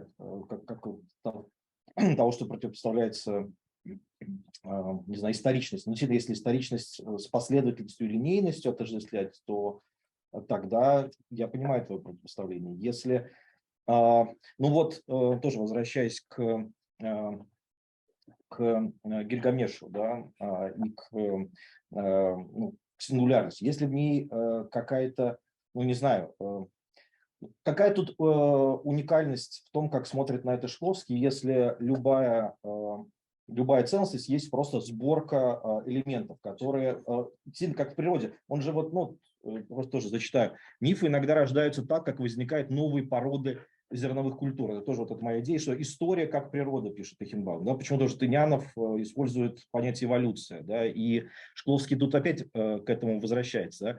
Эволюция растений имеет свою направленность, которую можно там изучать и создавать направленные изменения растений. Мифы не текут по трубам сквозь историю. Да? Если историю понимать как трубу, то как бы тут противоположение понятно. Они изменяются, расщепляются, сопоставляются, взаимно опровергают друг друга. Сходное оказывается несходным. Новое возникает, опять же, вспоминаем Тынянова, что такое новое, это разрушение старого целого и новая стройка старых элементов. Да? То есть как бы вот есть эти от Гильгамеша до значит, до Шолохова как бы элементы, которые рассыпаются, пересобираются. Сингулярность состоит только в уникальной сборке, да, которая в каждый конкретный момент возникает. В этом смысле тоже ничего не исчезает, да, потому что эти элементы остаются, да, принцип их комбинации, да, все время меняется. Ты тоже давал эту цитату, там что-то, структура – это остановленное движение, да, это, ну, в этом тоже угадывается отголосок этих тезисов Тынянова и Капсона, да, история системна, система исторична, да. Ну вот как-то не очень я понимаю. Ответа два. Первый ответ. Значит, здесь Шкловский апеллирует к работам Николая Ивановича Вавилова, который содержит в себе закон гомологических рядов наследственной изменчивости. То есть вот эти самые гомологические ряды которых развиваются сходные, но различные по происхождению породы сельскохозяйственных растений, он принимает во внимание, что вот это самые генеалогические ряды мифов, как я полагаю. Ну, здесь он вспоминает про Вавилова, действительно, в этом конкретном месте, но в целом это более-менее общее для, ну, как бы начиная от раннего Паяза до того, что ну, в таком действительно более эссеистическом, разжиженном виде делает Шкловский в этой книге, это все равно представления об этом расщепляются, опровергают друг друга, собираются, пересобираются и так далее. То есть, в принципе, здесь ход мысли и вот этот вопрос, как возникает новое, остается тем же самым. Новое возникает из распавшегося на части старого, которое пересобирается, обретая, где каждый элемент получает новую функцию в зависимости от там, контекста, значит, установки, задания и так далее. То есть, в общем, я тут как бы проблем особо не вижу. Я полагаю, что подобно тому, я вчера об этом говорил, как в этой книге Шкловский как бы зависает между идеей исторической предсказуемости и непредсказуемости. Точно так же в этой книге есть постоянное скрытое напряжение, которое Шкловский, я даже не понимаю, то ли не замечает, то ли как бы притворяется, что не замечает, между идеей истории как последовательно развертывающегося нарратива и вот этим вот, как бы сказать, представлением истории как природы, одновременным сосуществованием прошлого, настоящего и будущего, о котором он говорит. На самом деле вот здесь, в этой книге «Тетива», эти представления об истории некоторым образом накладываются. И для, как бы сказать, этот самый гвоздик, вот это вот два кольца, два конца посередине гвоздик, вот гвоздик, который между ними есть, это идея новизны в искусстве. Я возвращаюсь к тому, что, вот как бы сказать, для меня Гомбрих и Шкловский, Гомбрих и Шкловский имеет смысл составлять, поскольку они оба думают на одну и ту же тему, вне зависимости от того, что Брэдли абсолютно прав. Значит, они совершенно по-разному представляют себе историю искусства. Они оба задаются в этих книгах вопросом, как возможно новизна в искусстве и как эта идея новизны в искусстве перестраивает наше представление о том, что такое история культуры. То есть мы пришли к тому, что история искусства – это такая специальная, как бы вот это joint, да, сустав истории в целом. Новизна. Нет, новизна Да, в истории искусства. Вот тогда так. Друзья, получается, что тогда Шкловский скорее это такой Маркс. Нет. В плане линейности, чем Фуко, для которого важна прерывность, там, эти разъединения, осколочность и так далее. Значит, мы весь первый день говорили о том, что Шкловский фактически такой вариант Фуко, да, то есть все распадается, а потом мы смонтируем, распадается, смонтируем и так далее. Для меня это вопрос поставлен неправильно. Вот твой вопрос. Значит, твой вопрос поставлен для меня неправильно, потому что, значит, собственно, это не имеет значения для меня, вот это, как бы, это Маркс или Фуко. Для меня главное, повторяю еще раз, что прерывная история или связана, она в некоторых местах этой книги прерывна, в некоторых связана, она, как бы сказать, ее смысл находится, и, как бы сказать, ее способ организации, mode of existence, находится через определение того, что такое, как устроена новизна в искусстве и зачем она нужна. Ну, если можно, тогда... We have more questions. Ну да. Ну, все-таки про последовательность. Я согласен, что там возникает этот момент как бы мысли об истории как последовательности. Мне кажется, только вот в одном смысле Шкловский, понятно, как бы гегельянскую струю туда вводит, да, и вот это вот эти вот ступени, да, значит. Но ему тут у Гегеля действительно важен только принцип отрицания, да, вот этот принцип, почему целое разрушается, да, почему, значит, возникает это самое, почему они там опровергают, почему они отрицают друг друга. Ну, конечно, целеполагание гегельянского, да, мы у него не находим. Конца не будет, да, правильно. Ну, и начало. Ну, и начало. То есть в этом смысле ему из диалектики важен только вот эта вторая ступень отрицания, да, которая, ну да, конфликт, который задает вот эту энергию распада, как бы, да, смены. Значит, сдвига, не распада, но смены. Ну, вот окей, ну, под распадом я имею в виду вот это как бы разрушение старого целого. Я ничего не говорил ни о том, что Шкловский, ни о том, что Гомбрих понимают историю телеологически. Напротив, собственно, ты абсолютно не противоречишь тому, что я говорю, потому что они оба размышляют, как значит, новизна меняет наше конструирует наше представление об истории искусства после того, как наши телеологические представления, они как бы пошли в суперпоз, да. Хорошо, Юля, пожалуйста. Наверное, у меня вопрос тоже как бы о Максе Фуко. As you know, I'm also quite interested in singularities and how they fit into history, but here I have like an honest question. Really, it's an honest question. So when I think about history, it's clear to me that Shklovsky is trying to create some kind of an open system, right? Like a discontinuous continuity. Right. He's trying to open history. But how does he understand this open system? So you can think about open system, right, as a system that does not have a predetermined end, right? And then we're basically reconstructing historical narrative from hindsight. Or you can think about open system as a system, and that's how I think it acts in cybernetics, which was contemporaneous to him, right? It's a system that has the beginning and an end, kind of like life. Right, like life has the beginning and an end. Everyone knows that there is an end, right? So, but it's an open system because inside the system, you can take various ways in which you're coming to the end, right? So there are two systems, right? Two open systems. One open system, history is an open system that has no predetermined end, versus history as a system that has a particular end, right? But we can take various detours of getting to this end. And so what we're actually doing is we're postponing the end. So you can think that these singularities that appear, these artworks and newness, is actually not moving history forward, but actually taking detours, diverting, right, from the end. Moving, that's why Kansani Buddha, because we're constantly postponing it, right? So how do you think, again, an honest question, how do you think Shklovsky understands history? As an open system, that the system without any predetermined end, or as a system that has the end, right? From which artworks are actually diverting us? I think that Shklovsky understands history as without a predetermined end. And in this case, he is not Soviet Marxist that presumes history as mandatorily ending with communism. And I think, but let me make accent on the construction of your question. Open system for Shklovsky and for Gombrich. The main accent is made on the word system.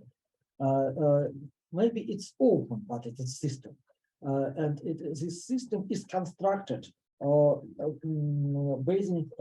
it's constructed and can be changed while discussing the idea of singularity that is of a particular novelty in art. This particular novelty in art transforms the meaning of the system that is open, right? But it is system. It remains system. Okay, let's have two questions at once and wrap it up here. Irina and Misha, please. It's just a comment, maybe it's totally out of place, but I was thinking about Krakauer's last book, which is called The Last Things Before the Last. So there's penultimate things, which he wrote right after he wrote his serial film. So he goes into these last things of history, exactly after film, and there is one chapter there which he never finished. He died before he finished it, and it's precisely where he is asking the question of Ahasuerus, Vопросы Gasfera, how the discrete moments, the discrete elements, the discrete events, instances transform into a flow. And so what he seems to be saying, and again, he's not answering this question. He says it's a zagadka, it's a mystery, it's a riddle. Ahasuerus is trying to solve it, but as long as he is wondering, he will never get an answer. So as a man of history, he is kind of doomed to be wondering about how really this miracle of a flow of history, and Krakauer is not speaking about this but like we're constructing this narrative. It's not about constructions. It's really like the flow is something objective, and it's a riddle. And Krakauer says, when Ahasuerus finally solves it, he will just burst and disappear. This is not the end of history. This is not the purpose of history. He will not solve, he will not find an answer to history and to this riddle of how this, and of course, what I wanted to say is that this is such a cinematographic allegory, because it's all about how these stills, how they are connected. Right? And in this sense, we can say that maybe for Shklovsky, it was also a cinematographic question, which he told us he knew how to solve, because he knew how to montage and how to remontage. And Krakauer, who was a little bit more simple guy, he said, no, we don't know, we will never find out. And then he died. I will think about this metaphor, and it's, I love this metaphor. It's a lovely metaphor, and it's last thing before the last. So the last thing is redemption, but there is the last thing before it. And it still belongs to the domain of Ahasuerus, who is a historical man. And that's his wanderings. For Shklovsky, there was no redemption. No, not for Krakauer either. He says he just disappears. Yes, Redemption of physical reality. You're right, Misha, please. Redemption of physical. Yes, yes, it's okay. Well, what do you mean, what's okay? It's your question. Well, the one thing that I just have a version of I think something that's been asked about. One thing that I find so striking about the juxtaposition is that that Gombrich seems to have in the story of art a sense of a kind of similar sense of art as technique, but where technique is really being perfected towards the goal of pictorial realism. And so other techniques fall away. And then later Gombrich, in sort of like the penchant for the primitive, is trying to explain how it is that you can have this sort of oscillation between pictorial realism on the one hand and then abstraction on the other. And so there's a kind of tension within him about what kind of history of art he wants to tell, teleological or oscillating. And so I've just been thinking about this because I guess one thing that we've been asking is, what do you see as Shklovsky's history of art? And I hesitate to say this in front of Oksana because it seems very Eisensteinian at moments where the full array of techniques becomes available so that you can secure a kind of constant possibility of collision, rather than any kind of so anyway, it's just I guess I'm just sort of curious about whether you see in the juxtaposition of the two that in fact what Gombrich is slightly different on is just the status of the artwork itself, not just art, the history of art generally, but how they actually understand a particular work, because they seem to diverge at that level. Like one has a completely collision-like structure, and the other is really about kind of pushing away defective technique in the aspiration towards kind of pictorial realism. Please, before the art and illusion is a synthetic book, because on the one hand, Gombrich was writing about pictorial realism. On the other hand, he was writing about caricature cartoons, and for him, the idea of cartoons and their psychoanalysis was also important. In art and illusion, he combines these lines, but there is a tension between them within the book. And I think that the work, the understanding of the particular work of art in Shklovsky and in Gombrich are very different, but they have one very important similar feature. Both of them understood work of art as a complex system or structure in sense somewhere between formalism and structuralism, that where transformation of one element means the transformation of the whole system. All right. Thank you. Thank you so much for your paper and for the wonderful discussion. Jessica Merrill, Major Vereen, or Captain Hatteras, Shklovsky on perception, repetition, and literary form in Bowstring. Okay, thank you. Like repetition, this is probably a repetition in some ways of what we've been seeing, I feel, but from my own sort of different perspective, right? So let me know if you can't hear me. If you want, you can.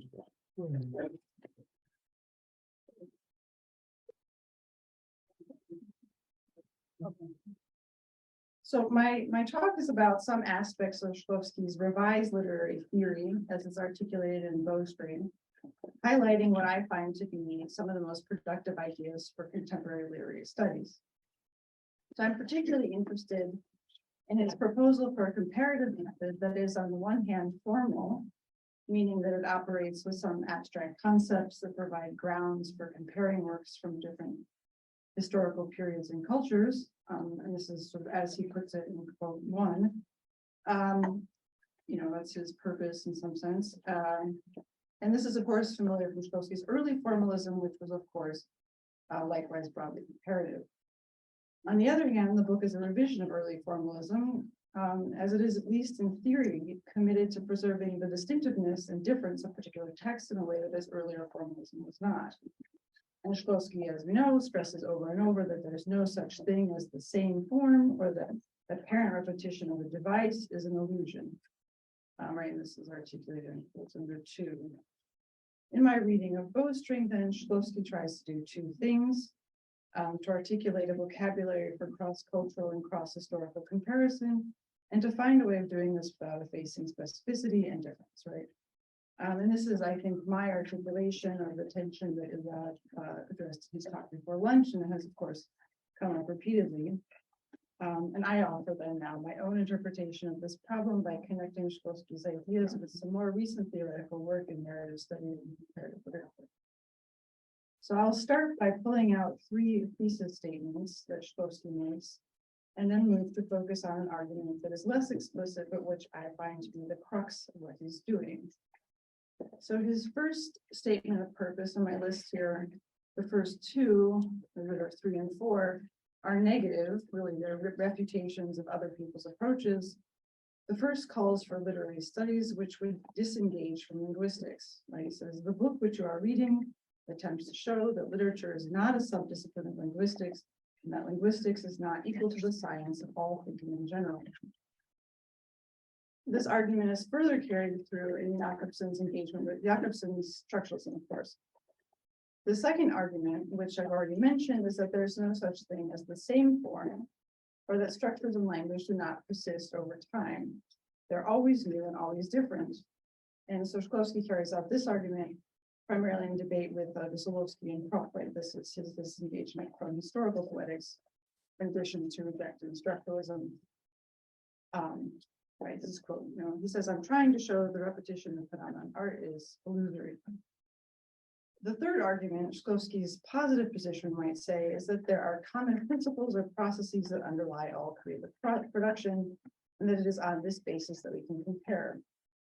And he says, this is quote 5, let me remind you of this book's subject. It is trying to prove that at the basis of every artistic work, every stage in artistic construction, lies similar principles of revealing the contradictions, that artistic processes of various epochs and nations are similar in this, and hence comprehensive as ours. So this is, I take to be his reframing of Astranini. It's still as before a universal principle, but in a new light. And in Bowstring, he says that Astranini now means the concept of the world. Astranini is the sensation of surprise felt toward the world. The term can be established only by including the notion of the world and its meaning.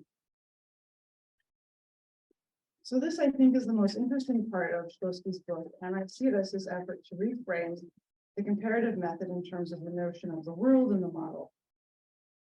Fidel called our attention to the fact that Shklovsky in 1970 is emphatic that literature should be studied as a model of the actual world as it is experienced by the author. The model now replaces earlier notions of form or device as they functioned in his earlier work, Shklovsky's that is. And Lilia, as I understood you to be asking this yesterday, was asking us, what is the tertium comparationis, or what is the third part of the comparison for Shklovsky? What is the quality that two things have in common that allows them to be compared?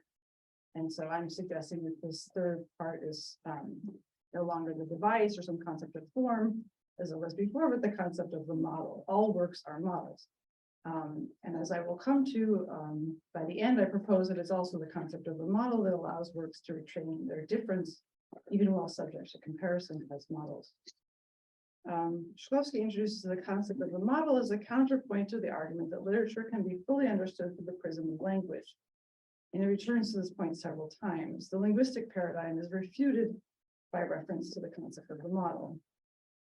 And Shklovsky relies on two quotes from Albert Einstein's writings in articulating what he means by a model of the world. And this is Einstein. He says, I have no doubt that our thinking goes on for the most part without the use of signs or words, and beyond that, to a considerable degree unconsciously. And this is the second quote from Einstein, different source. Man tries to make for himself, in the fashion that suits him best, a simplified and intelligible picture of the world. He then tries to some extent to substitute this cosmos of his for the world of experience and must overcome it. So on my first reading, I thought that sort of just superficially, or I don't know, not superficially, this is something you all actually disagree with me on, as that the model was referring to or influenced by Maslow Tartu semiotics. As Lydia pointed out yesterday, Madel Mira or Signal are central to the semiotic discourse of this period, and of course in the 60s, the meetings of the Tartu school are actively discussing natural languages and cultural production as primary and secondary modeling systems. So for Luckman and others, language and other systems of communication create the social world that humans live in, the world of culture. Cultures can produce models of themselves, and these are conceived as regulating self-definitions of the culture. And so Luckman and Uspensky in 71, this is quote 8, I'm going to read just the bolded parts. Right, that language is molded into a more general system of culture, and together with it constitutes a complex whole. The fundamental task of culture is in structurally organizing the world around man. Culture, furthermore, creates a model of itself, a model which is a unified, artificialized, schematized image that exerts a powerful regulating influence. And some time passed, took me back to the text, read it again. I thought that, well, no, maybe this semiotic understanding of model is not actually the one that, to me, is, the best for understanding or coming up with my own understanding of what Shklovsky's doing. And so rather than the semiotic model, I'm going to suggest that his use of models is much closer, maybe more productively understood in light as similar to the use of the term world as it's used in literary worlds theory. And so I will not be entering into the complexities of this field, which are significant, but I'm going to just refer to some of the basic intuitions that I think that are shared with Shklovsky's thinking. In other words, it's not the sort of nitty-gritty of the theory that's relevant here, but their sort of starting point. And the first assumption that I would call attention to is that literary fictions create worlds that could possibly be true. Sort of starting premise. There's not then one world in which things are true or false, but rather a multiplicity of thinkable worlds which each create their own truth conditions. Even in, say, a world with unicorns and dragons, even if you have this kind of a fantasy world that's perceived as a totality governed by an unspoken set of rules and that limits the kinds of characters, narrative probabilities, and the fictional world's claimed relation to actual history. So if, for example, hypothetically, a fan wants to add to the existing framework of this world with dragons and unicorns, not everything goes, of course. There are various, unspoken but specific kind of constraints on what, a fan could add as another chapter. And, other readers will accept or reject this chapter based on whether or not it conforms to these. In a non-fictional context, the concept of the world is likened to the mental work that goes into elaborating counterfactual history.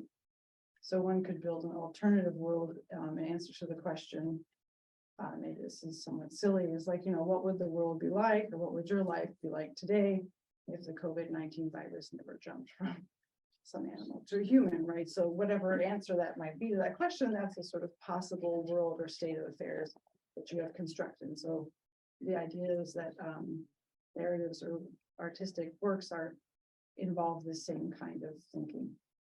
So Shklovsky stresses that models are inspired by lived experience and a sensitivity to contradiction. Theoretical work on literary worlds includes a variety of positions regarding the relationship between so-called actual world, which is defined as a realized possible world that is perceived by human senses and provides the stage for human acting.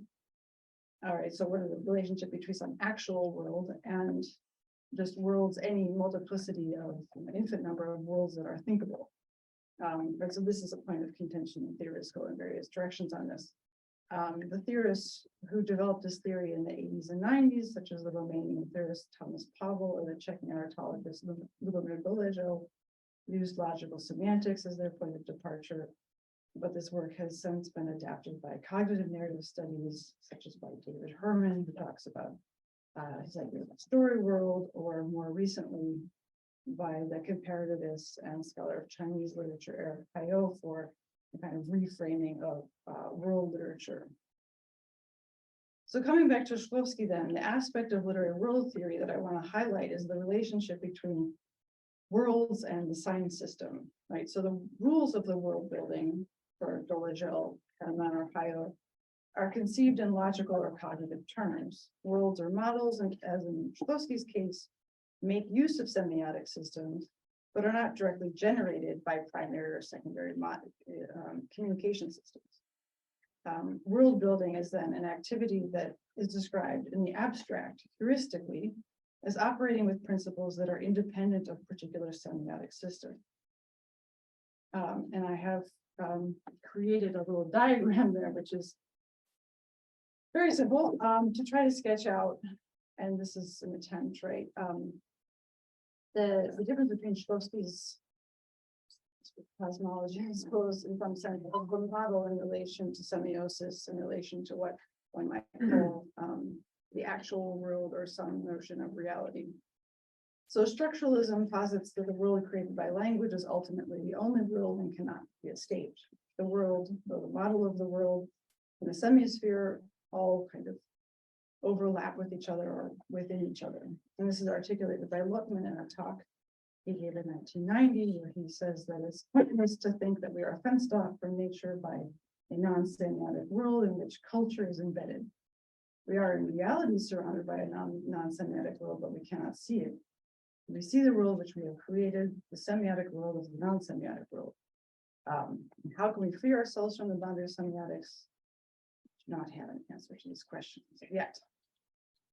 So much for Luckman's model. I now want to turn to why I have chosen to diagram Shklovsky's theory in the way that I have. So Shklovsky argues that in constructing a model of the world, the author is at liberty to select from different semiotic structures, including those belonging to different systems and different historical periods. And this is articulated in quote 10. So the structure of art is something, as it were, created by him.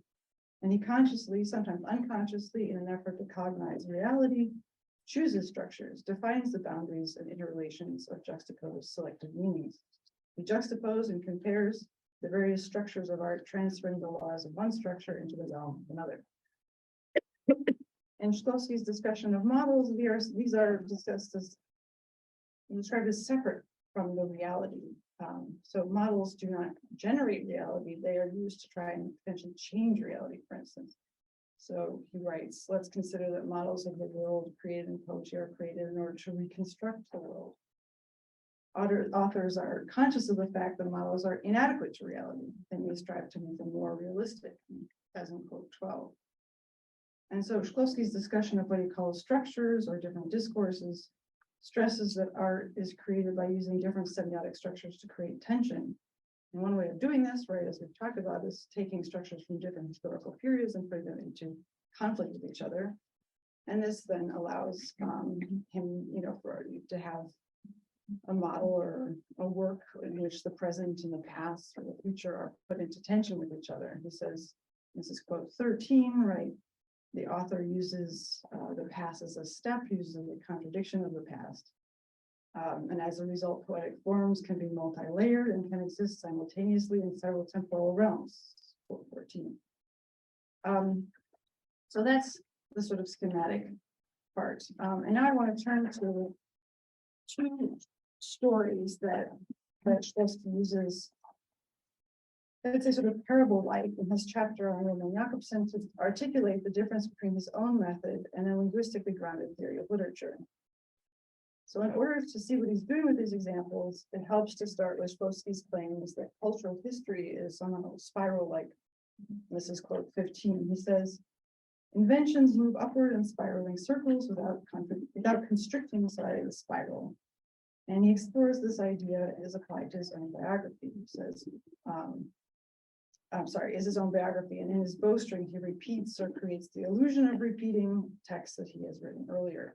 He returns to riddles, astronomia, conventions, Tolstoy, and he describes himself as something like a Dante-like character, traveling with Tynyanov as his Virgil and sort of descending spiral through his memories. So given this kind of, I guess, hypothesis of Shklovsky's, I think that it informs the way that he uses these two stories. So the episode from Jules Verne's The Adventures of Captain Hatteras, which is published in 1866, as Shklovsky retells it, illustrates one way of understanding apparent repetitions. Hatteras and his fellow explorers come across footprints while attempting to navigate to the North Pole, and they initially assume that they belong to someone else, but then discover that they are having crossed again their own tracks because they're walking in a circle. Hatteras immediately dismisses the episode once they discover that the footprints don't belong to a rival, they haven't been beaten to the pole. It's meaningless to them that they have traveled in a circle, they have kind of come back to the same point, as long as the tracks are their own. As Shklovsky puts it, they erase their traces. In connection with Ilya's and Irina's talks from yesterday, I should mention that it is the discovery of a single telescope lens revealed to be their very same telescope lens that erases the significance of the footprints, but maybe something for Shklovsky. Captain Hatteras illustrates then the structuralist linguistic understanding of form. In this view, when one returns to an analogous position on the spiral for Shklovsky, the time elapsed, the difference between these two moments is deleted. The tracks are erased, as he says.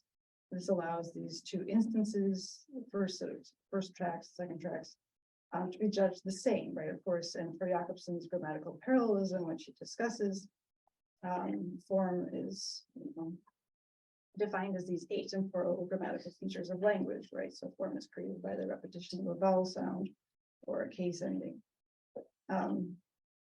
This understanding of art, Shklovsky stresses, is one-dimensional. To return to the diagram of the single world of semiosis, in contrast to multiple possible worlds, we might interpret this critique as pointing towards the ontological singularity or uniplanar aspect of the structuralist paradigm. Shklovsky, of course, further argues that literary theory of the 1960s is obsessed with sameness, right? This is quote 16. In a sense, returning to the footsteps that he and Eichenbaum had laid in the 1920s when they mistakenly were comparing things as kind of repetitions of the same. The position that Shklovsky lands himself in now, in 1970, is that of Major Vervain, which the protagonist of an unfinished story by Tolstoy, written 10 years before Verne's novel was published. It's from 1856. In this story, as Shklovsky puts it, time has collapsed, but it is not erased. The narrative provides, in addition to Vervain, a figure whose biography allows for the events to be ordered in chronological terms. That is Lorraine's mother. The narrative ends as follows, and I've cited as quote 17, the last two sentences of the short story. And it ends, mid-sentence, at least in the version of Tolstoy's works that I looked at. It ends, the last phrase sort of ends with a comma, which, given Shklovsky's thing about endings, is maybe significant, although in Shklovsky's Titeva that's replaced with a period. But again, as we discussed, punctuation is maybe not what he was doing. So the last sentences go, they entered, this is Verena and his wife, the living room where on the divan sat Verena's old mother playing solitaire. And this is the key sentence. She had died 8 years ago. Now she appeared very old. His brother sat by the window, as Verena's older brother, and he was reading something out loud. By his side stood a pair of curly hair. And then we don't get anything else. So she died 8 years ago and is now very much aged. This puzzling sentence allows us to understand the story, and kind of probably needed to put this all together. But it's really constructed from two models of the world. You might say there are two possible states of affairs. In one, the mother's already dead, and the other, she's not yet died.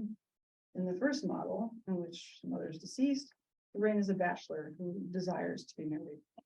In the second model, in which she's alive, he's a married man who's just had a fight with his wife. So in the order of the discourse of the narrative, the bachelor with the deceased mother precedes the married man with the mother. He's riding along in the rain near Sevastopol, and he dozes off for about 2 minutes on his horse, potentially. I think it's about 2 minutes, and then he kind of comes to, and he's still on his horse, but everything's changed. He's now in another world, or he's entered into this other model. And the order of the discourse inverts the chronological order, so that as the story starts, right, he's wanting to be married, right, his mother is dead, but then he arrives in a world where he is actually married, but his mother is now alive. So in other words, it seems complicated, but the two words that are like maximally in tension on it, on all these points, right? What comes after is chronologically prior. The person who's dead is alive, the man who's bachelor is not married. And as Shklovsky writes, these two states of affairs are equally true, right? If you read them, there's no sense in which one is kind of a delirium or something. And so I think that the story serves as a neat explication of Shklovsky's argument that a work of art is a model of the world that is created by putting different structures into conflict.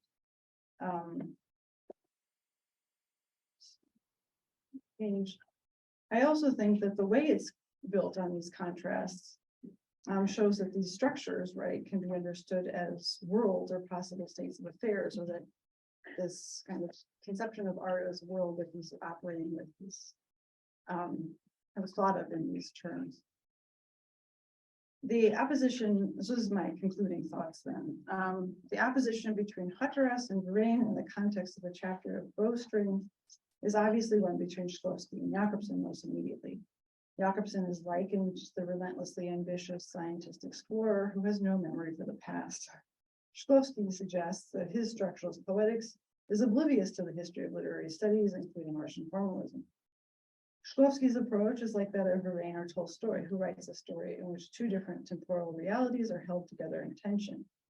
Shklovsky, as he writes in this context, this quote comes immediately following the citation about from the end of the story, returns to the table from which many people have departed, but they haven't disappeared. Right? So his holding of times together is analogous to Tolstoy's story. And Shklovsky, as we know, extracts scenes from his experienced life, such as his memories of working with Eichenbaum and Tynyanov in the 1920s, and brings these models of the world into tension with his current reality, which includes the explosion of interest in structuralist linguistics and semiotic theory in the 1960s. He demonstrates his theoretical ideas, as he has in the past, by applying them to his own biographical experiences. If we want to step back a step further to ask, what here is applicable or inspiring beyond Shklovsky's approach, particular use of this model theory. And so in order to sort of suggest some points of resonance with contemporary literary studies, I'll quote Eric Hayo's book from 2012 called On Literary Worlds, which has called attention to the concept of literary world, in that it allows for scholarship that does not rely exclusively on cultural or period-based contextualization. As he puts it, because worldliness is an aesthetic concept that applies broadly across the field of imaginary production, it allows for comparative work across nation, language, genre, and time in ways that many of our contemporary concepts, such as the symbolist poem or even modernism, do not.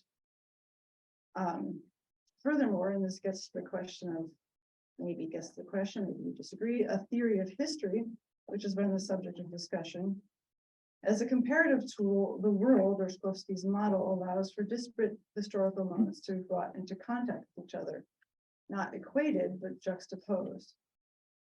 Rohayo's literary world theory is an antidote to periodization as a dominant institutionalized form of historical thinking in literary studies. He critiques periodization as cutting the past off from the present and making it impossible to imagine long-term change. Rohayo concludes in terms which I think may be kind of compatible with Shklovsky's position or not. The truth that history is shared temporally and geographically as far as we allow it to be, and that individual lives can impact its geological forces only when they are taught to recognize that such potential has at many other moments been achieved as a historical fact. Sorry, I think there's a typo in that.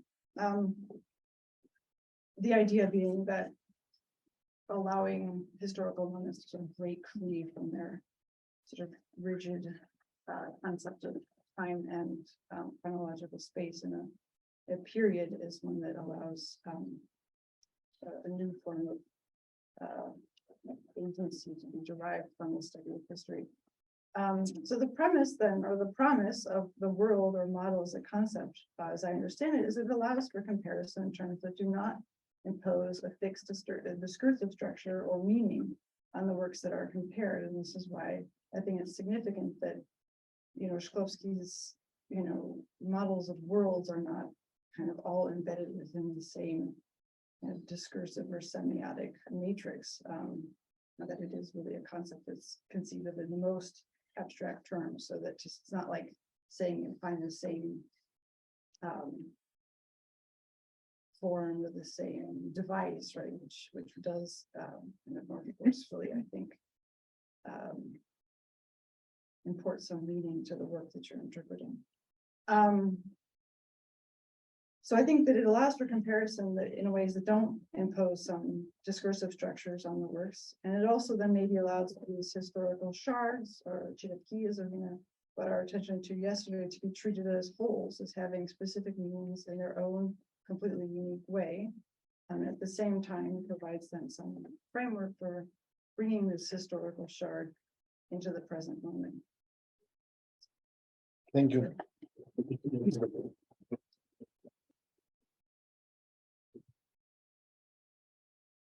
Okay, questions, comments?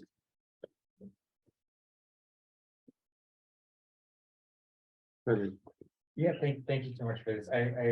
It's just an interesting sort of collision here. I really like thinking about Shklovsky's approach in this sort of literary worlds way. And I'm wondering, the thing I've never bought about the Hayo thing is his comparison with the, you bring up here, where literary worlds are sort of a replacement for these genre categories. He's basically, arguing against, I think, mostly Moretti's, right, world systems, right, where genres are sort of passed along through world literature, and that these worlds are a way of sort of flattening out the network of world literature, so it's not also so Western based, and I understand that, but here and elsewhere in the book also, he seems to want to kind of replace genres or historically contingent literary situations like the simplest poem, which is like so narrow, right? Or modernism, which is less narrow, with this concept of world, which also has different iterations and sort of historical contingencies within it. And I guess I'm wondering, do you see with your sort of use of this idea of worlds within Shklovsky, is it is this sort of literary world a universal concept, or is it a historical concept for Shklovsky? Does it change in the way that he's kind of thinking about it in relation to the different works that you're kind of, seeing him interact with here? My understanding of the term for like, you have all these different theorists who have different theories of the world, and for each has whether it's a logical concept, whether it's even something like chronotopic, like time and space, or Bakhtin. In some ways, it doesn't really matter. It's a heuristic kind of abstraction that one uses that kind of adds your methodological tool for putting. Right, that's why it's immeasurable with the symbolist poem, right? Which is a genre, the heuristic. Yeah, no, it's not a one-to-one. Yeah. That's, it's just. Yeah. It's just, For Shklovsky, his sense of the model, or if I'm saying model, is like the world is, I think likewise universal, like that's the one universal in his book, right? That he says, there's something that's the case for all works of art, and it's the sensitivity to difference, right? And the creation of the work so that it kind of has some tension in it, right? So for him, that's what, it's not like a completely empty concept, but for him, that will be I suppose, like whatever the principles that define what a world is that he kind of takes to be his entry point to comparing works from different times and places. I don't know, does that answer? Yeah, I mean, I think that makes sense. I mean, the paragraph that Zdenko actually brought up earlier, where the realism of Tolstoy is not the same as the realism of Gogol and blah blah blah. That begins. I looked it up when Zdenko brought it up. That paragraph begins with him remembering and probably inventing an article from my Gazeta that said "Realism et жизнь." That was the title that at least he remembers from it, right? And so it seems like the realism not working, not being the same realism of Tolstoy and Gogol is actually the жизнь not being the same, or at least he's sort of making a comparison there. So there, I mean, and Jesus in the world obviously not the same, but there seems to be something going on there. So I think I see what you mean. No, for him, it is also like this embedded in this kind of not mimetic, but like actual world-oriented operation as well. I don't know if that's for getting at with the realism part. It's and again, this is something that, as far as I understand, literary world theorists have different positions on. In what ways, our world sort of possibly constructed in relation to some concept of like lived experience. I think it can go in various directions. Shklovsky has this kind of, as this morning writes, but realist understanding of the model. Yeah, so I'm gonna jump seamlessly right into this conversation, and kind of, I guess the question, it's more of a comment, but I guess the question would be about the politics of unicorns and dragons, right? What are the politics of unicorns and dragons? What is the politics of действительность in this comparison? I'm specifically interested between your model of Shklovsky and semiotics. I love the diagrams. I think they're perfect. Yeah, so what we have on the Lotman quote, right, is that semiotics is opposed is so quote number 8, right, has a powerful regulatory, right, function. So basically, Lotman in some of his cultural semiotics works identifies this, for example, with the structure of the Petersburg Empire as this governmental experiment with new set of ranks, behavioral norms that are imposed upon the Russia, which doesn't have anything to do with it, has different language, speaks different language, and this contrast never goes away. So the semiotic experiment never subsumes this reality. All cultural activity that Lotman himself describes exists within this tension, right? So and it becomes political because it's about power and the kind of different inherently democratic structures that oppose it, right? So what we see in Shklovsky is a kind of a similar movement where цель изменения, отойти от условностей, number 12, расширить значение модели и в то же время приблизить ее к действительности, right, which is a kind of realist understanding of the model, which means that we have to push against the previous conventions in order to not just to know more about reality, but also this has an inherently emancipatory gesture, but also the only thing, because kind of the only next thing you can do is create a next model, right? There is no, because it's materialist understanding of history, right? So there is no getting out of that. So I'm wondering, and this is like the creation of the new world, right? So which again, like a political creation. So I'm wondering about what you kind of think about this politics of model as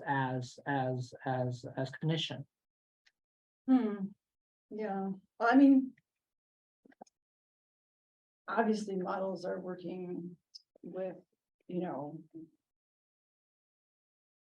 with language, discourse, reality, politics, like what else are they gonna work? What else are they gonna be made out of? Right, the big semiotic bubble, I made it bigger than the television, sort of indicate its importance. So I'm not, at least I don't understand it as a kind of like a step outside of politics, but potentially if you wanted to bring it into a sort of question of politics, maybe you might go in the direction of the politics of imagining alternative realities, right, that are actually in some different, like in some ontological sense, like a different proposition than simply saying, we're reshuffling the discourse that we have available to us, right? But like I'm, using the capacities of, however you want to think about the model, whether it's like your cognitive capacities, whatever the limits of the thinkable are, right? Combined with the universe of your kind of linguistic, historical political reality, those are the ingredients of the model. So I don't, yes. So in quote number 11, перестроить мир. How do you make of that?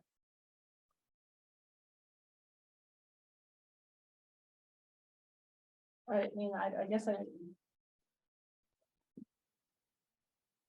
I would probably just repeat some version of what I just said, right? Yeah. That, that the models have, important for how we understand what we're doing. Maybe we can have impact. Thank you. More questions? So this is, different, more following up with Kirill's question here. This перестроить мир, it's an interesting thing. This translation, I assume, is the published one, right? Yeah. So the the most part, yeah. reconstruct the world is weird, right? That's not quite what the Russian has to say. It just made me think of the quote that was at the end of I think Ilya's presentation, where the work of art is intended to give us feelings that we don't quite know what to do with, and to make us worthy of our suit, right? And this is, to me, very different from the перестроить мир. So the перестроить мир sounds a lot like Rancière, right? With this sort of like repartition of the sensible, and you can definitely pull a politics from that. But the sort of giving us feelings we don't know what to do with is both affective, but it's also non-instrumental, like very, very specifically uninstrumental. And I'm curious about like where you see, I don't know, this or just the sort of way that Shklovsky is working with these worlds in those contexts. What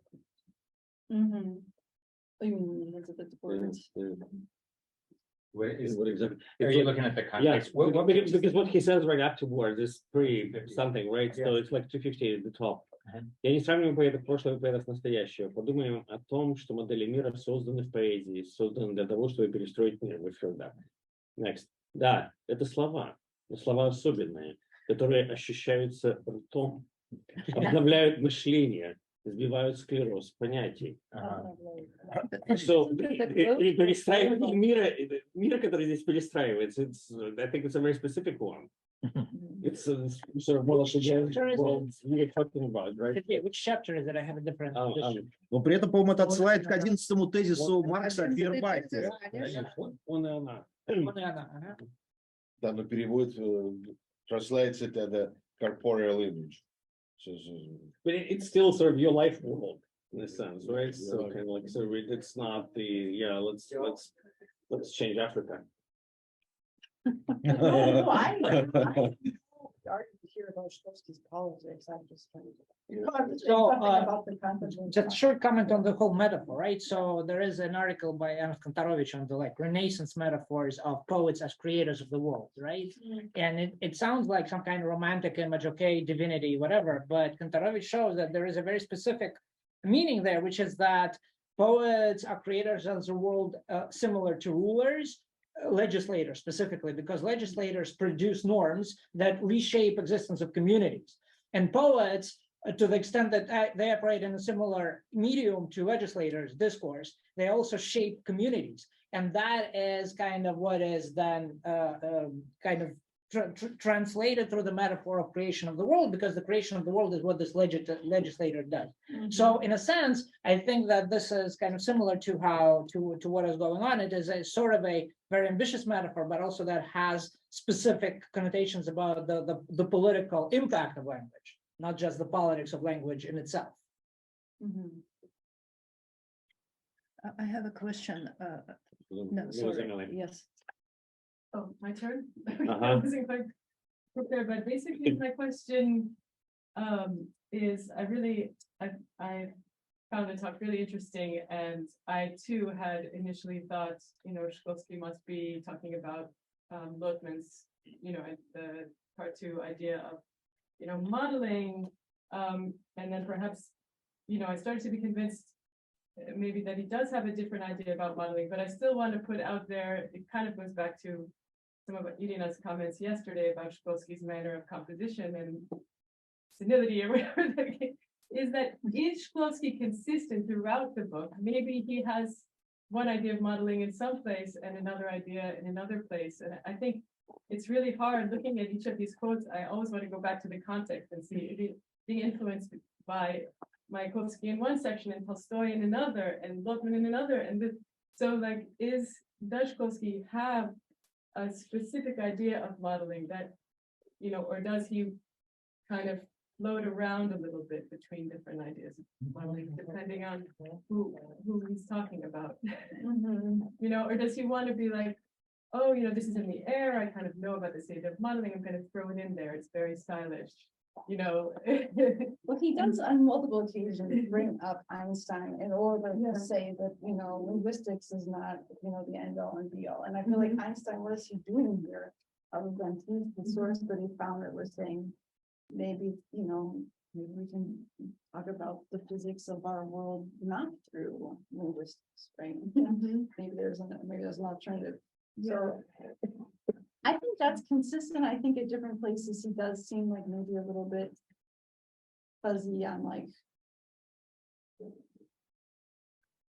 semiotics, maybe like non-linguistic semiosis, because there he might, sort of, we have another sign, there's another sign system, but it's not language. In which case that would kind of go against what I'm suggesting. But the modeling of behavior that Viktor talks about at the beginning of psychological prose, right? That he could be having that sense of modeling without, well, he still wants to push against this and Jakobson. Yeah, no, that's possible. I'm doing a kind of, I don't know how aggressive, but it's a rereading. I'm not sure. I wouldn't, take everything that he would agree with my. I think that I had a question, but I think the problem here is that it's not quite clear what Lotman means by world, because they also had this kind of, their own way of using words, apart from the fact that they were ciphering, like calling the secondary, finding some kind of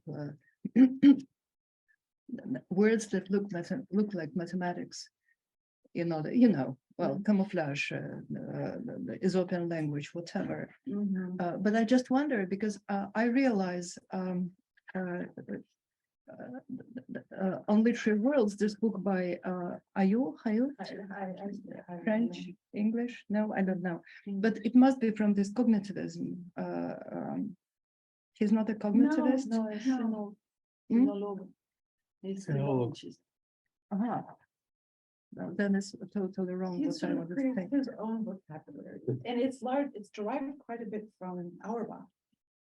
So, From there, because I was thinking in Lotman, those worlds, or at least in this semiotic that is world related, must have been some kind of derivative of the logic of possible worlds, which was invented, like the concept of world was invented specifically to be able to mathematically prove the truthfulness or non-truthfulness of statements like, I think it's raining. Right, so not extensional, but intentional, and that means with some kind of modality inside, and this modality is always directed. You cannot state the correctness. Objectively, you have to create some kind of additional conditions. right, in what world is it true to say? In what way, yeah, in what meaning is it true? And then in order to be able to process this kind of relative truthfulness, you have to produce this additional, like, imagined world inside which exactly this statement, according to exactly these conditions, can be considered to be true or false, right? Yeah. So it could be that people who are moved it into literary worlds or into semiotic worlds actually expanded this logical mathematical meaning without remaining in the mathematical precision. So already in Lotman, you don't know what he's talking about, not quite. This мыслящие миры, and I'm locked inside them, and I cannot see anything except what these mirrors think about me, or I think this is strange. Given the fact that he was thinking about literature, he was not thinking about mathematics. So you have these two uncertainties, the uncertainty of how Shklovsky is using the world, but also the uncertainty of how Lotman is using the world. And they start, and so I was thinking maybe you could use a third context and take Kafka and Hunter Gracchus, the guy who got stuck between two worlds. Yeah, no, for Shklovsky, that seems like an appealing position. Shklovsky is okay, but he's Captain Virian. He's kind of Gracchus, yeah. Well, it's a very cool little story. It's a very yeah. nice story. I like that. But yeah, thank you. Of course, It's no thanks. It doesn't make it easier for you because we are kind of multiplying the amount of uncertainties, unfortunately.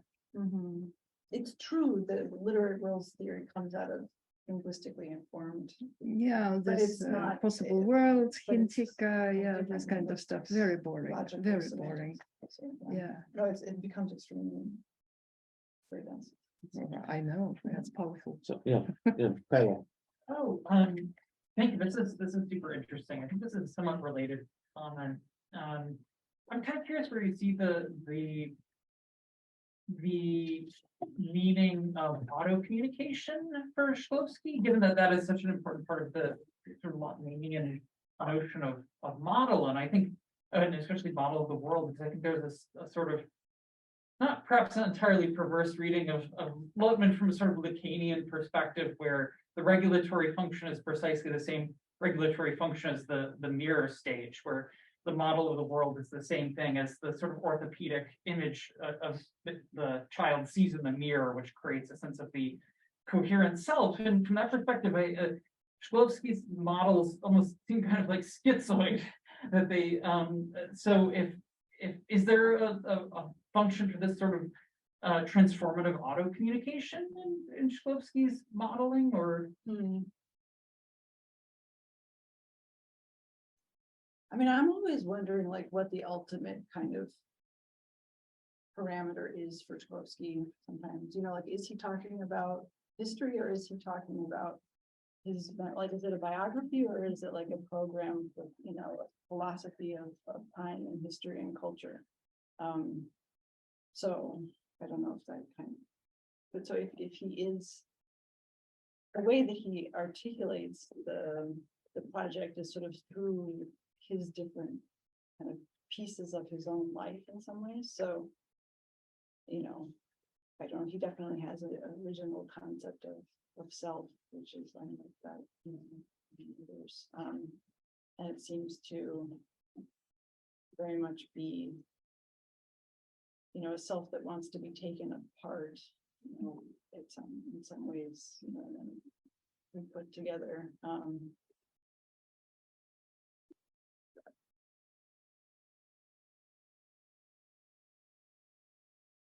Yeah, I don't know. It seems like the tension, the difference between the pieces. I don't know, maybe the Lorraine story, if that's one that Shklovsky is really kind of operating with, does seem like it's some, at least the way he interprets, Shklovsky interprets the whole story, is like he constantly wants to escape from home, he constantly wants to find a home, right? So that the Lorraine story then really kind of is articulation of this. So on the one hand, you have a guy who's riding along very lonely, wishes he was married, and then you have another guy who's just like abandoned his family, having had this, you know, fight with his wife, you know, so the two of them are kind of going in opposite directions. So in some sense, maybe conflict is like a version of the king about the self. But also, you know, he says in the very beginning, как рано я все увидел, как поздно начал понимать. And that sort of temporal kind of gap between different selves, sort of what Lilia was talking about, я неизвестно кем, не то солдат, как он, не то солдат, не то да. So there are always sort of a possibility of choosing for him, right? And like, and it's often done retrospectively.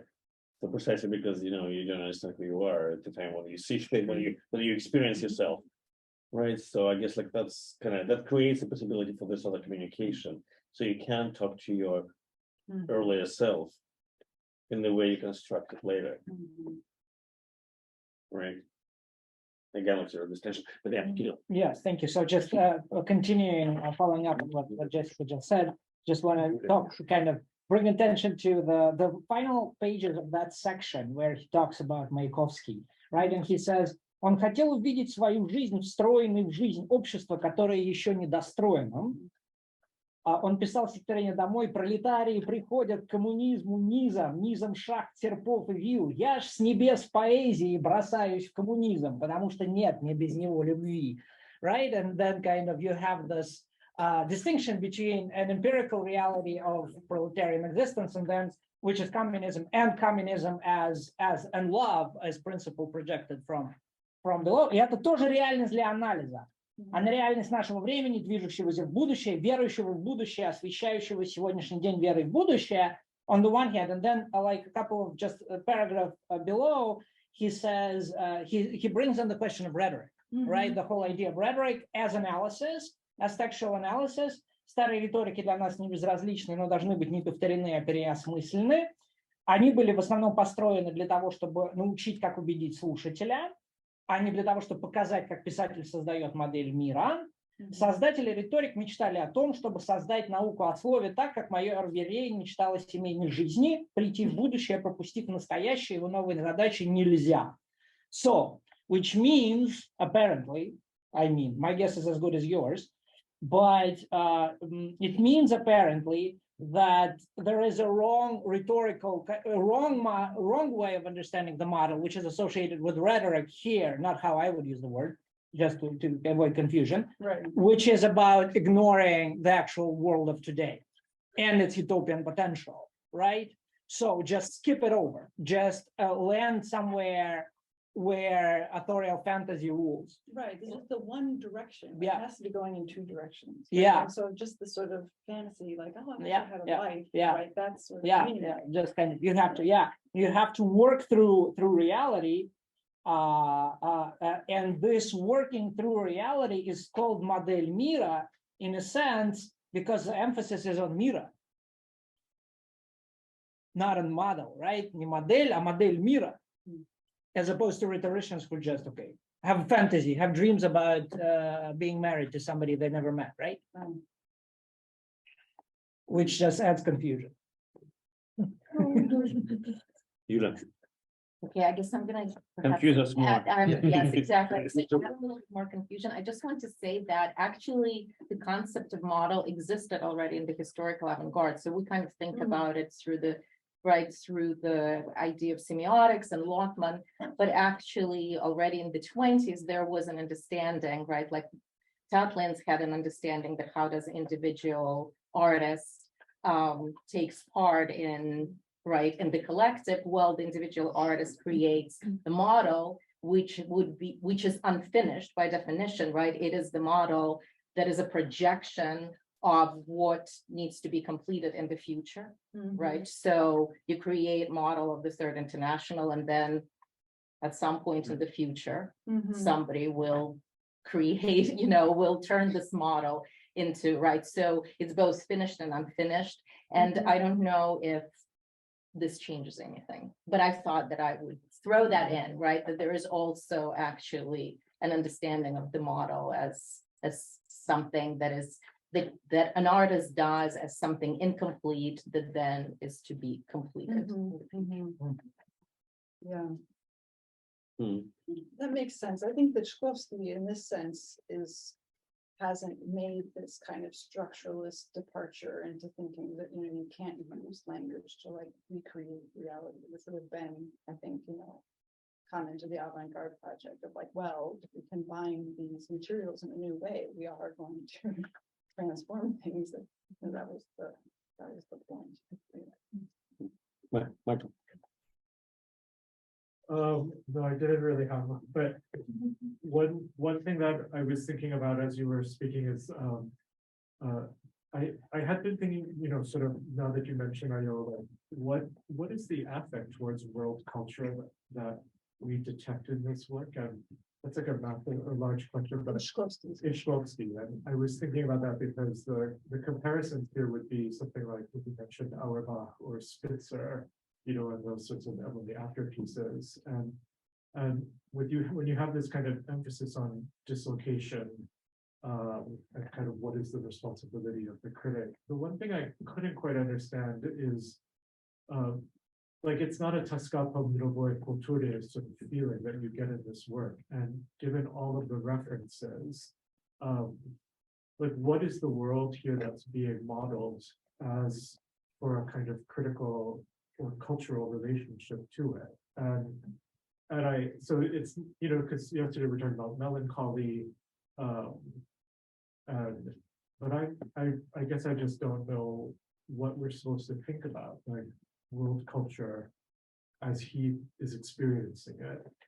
And so anyway, I've just been thinking about, like, I can't quite specify the nature of culture as he is trying to model it, and then thinking about what that world should be like. Well, that's a good question. I mean, his corpus seems very close to what it was when he's writing Azione Prose in the 20s. Like, doesn't seem that different. Like, there's Cervantes, there's Tolstoy, there's Shakespeare. No Einstein. But now there's No Einstein, but the literary text, right? He is. But now there's Antonioni, Okay. there's Marquez. Like a lot of things are being translated, and an update. So what is that? Yeah. I mean, he's also modeling a kind of relationship to culture. Anyway, sorry, just that. Yeah. Well, you made a comment in our earlier discussion about the corpus, right, of his text. So what's there and what's not there, and I don't know. I don't. It does seem. It seems like kind of like great books to me, but that's maybe a sort of a little bit of a flippant response. I don't. I mean, I know more about like his relationship to like Gorky's like World Literature Translating Project in the 20s. I don't know why this is like his reading list in the 60s, and obviously he has added new text, but he's not. I don't. I guess I would probably side with whoever said in our earlier discussion, like it doesn't matter probably what text, it doesn't have to be high text or, you know, like an universal text. I would think that the approach should work for just about anything, right? If it's really a kind of theory of world construction, it shouldn't be limited to things that, you know, like Shakespeare or whatever.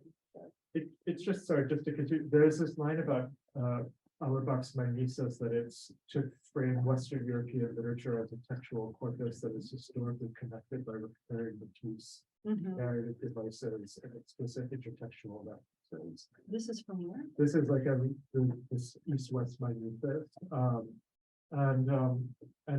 And here you have a kind of sense of, you know, like he talks about all of the traveling sort of motifs.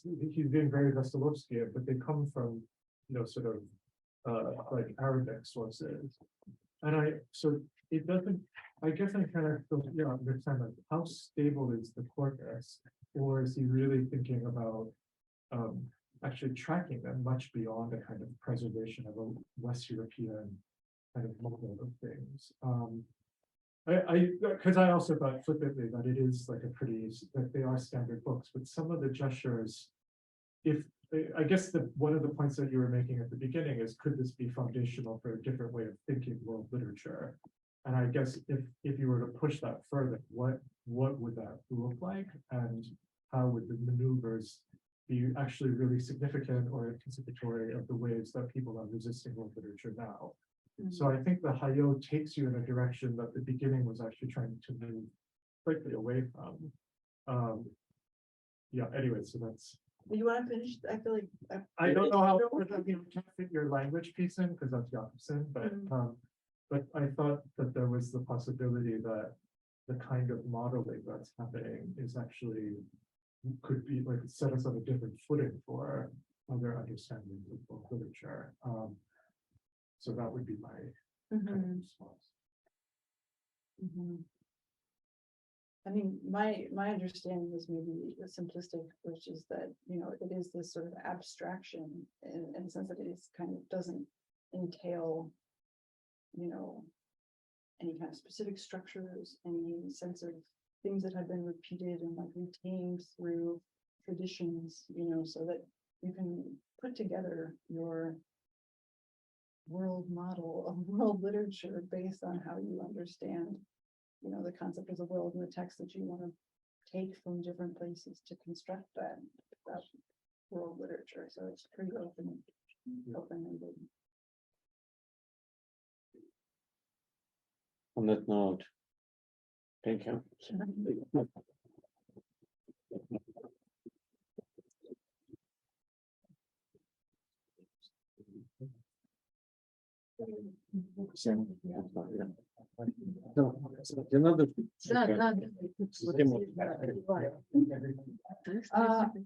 В общем-то, я думала, что я буду последней, потому что это последняя глава книги.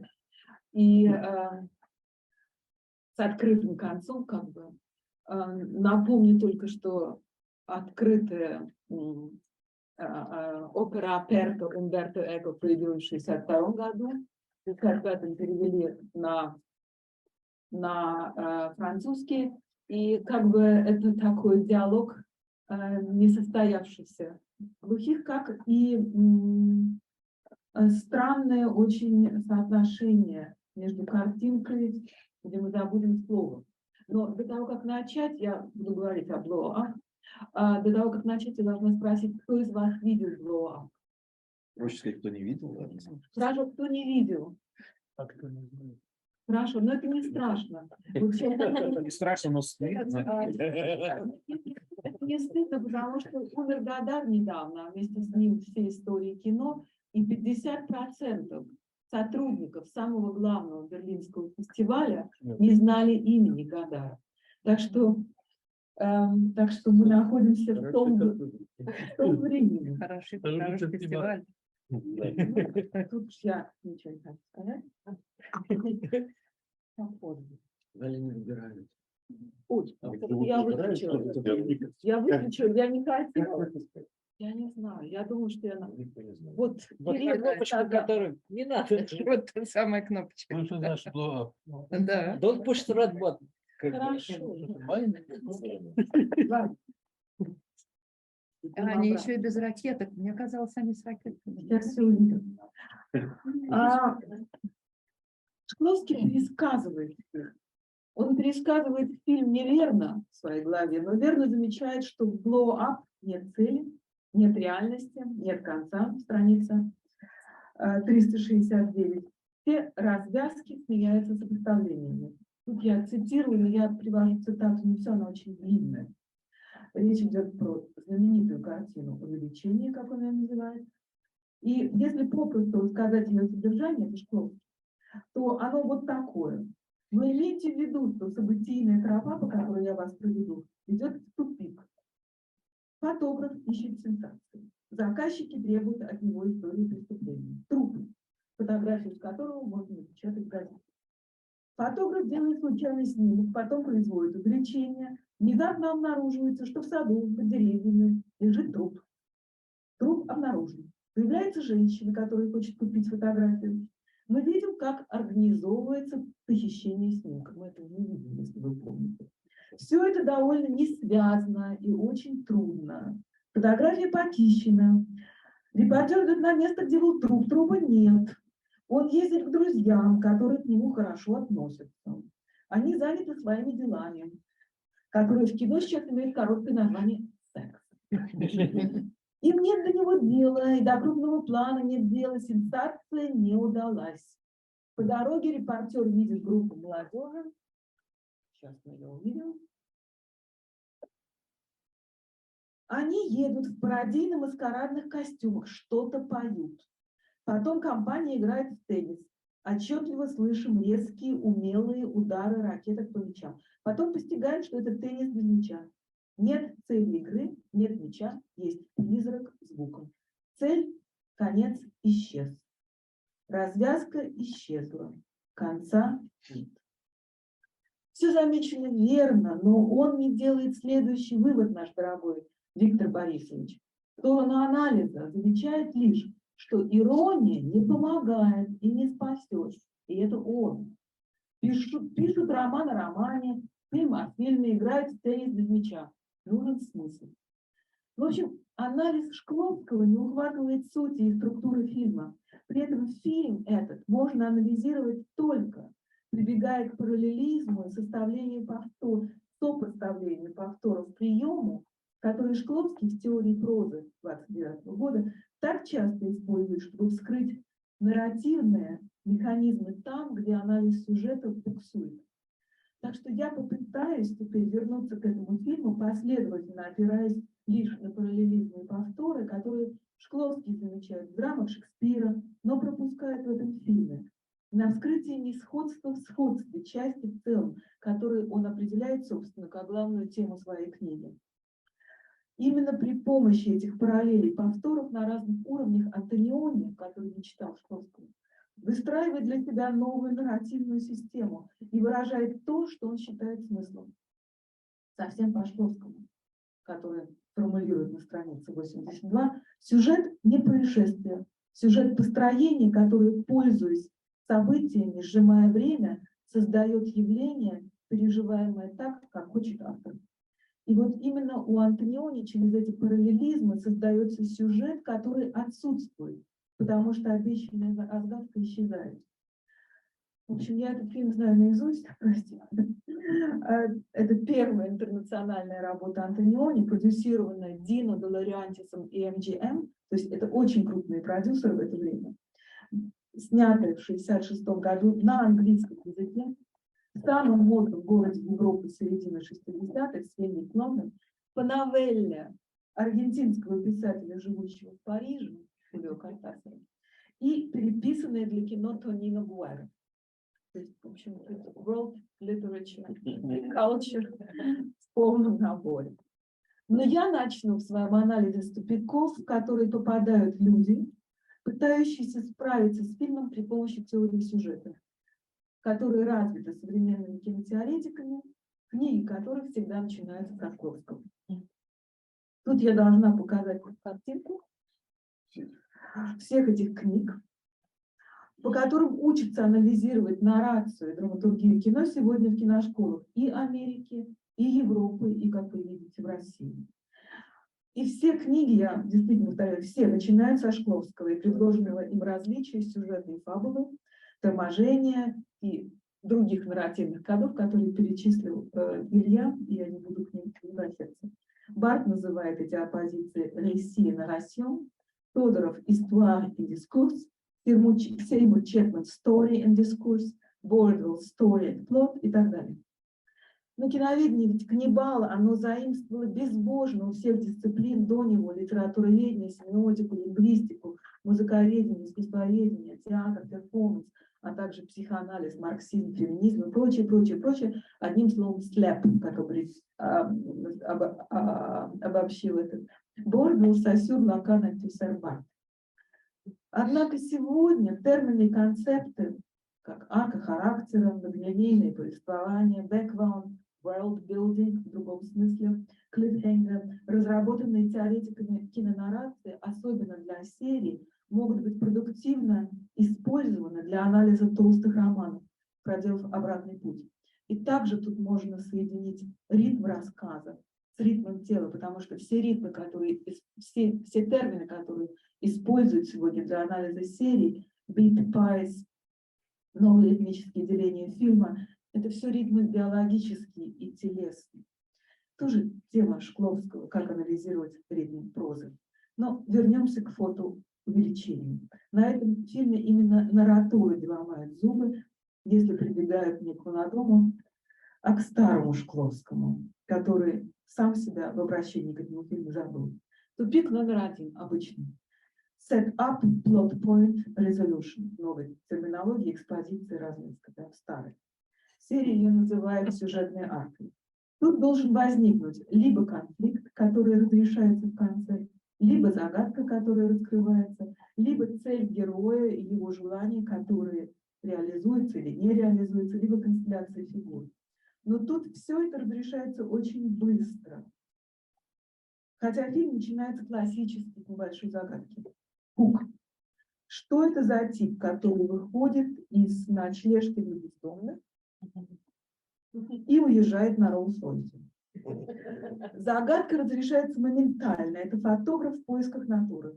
Дальше следует ряд эпизодов, очень слабо связанных между собой, и мы все время гадаем, про что же будет фильм.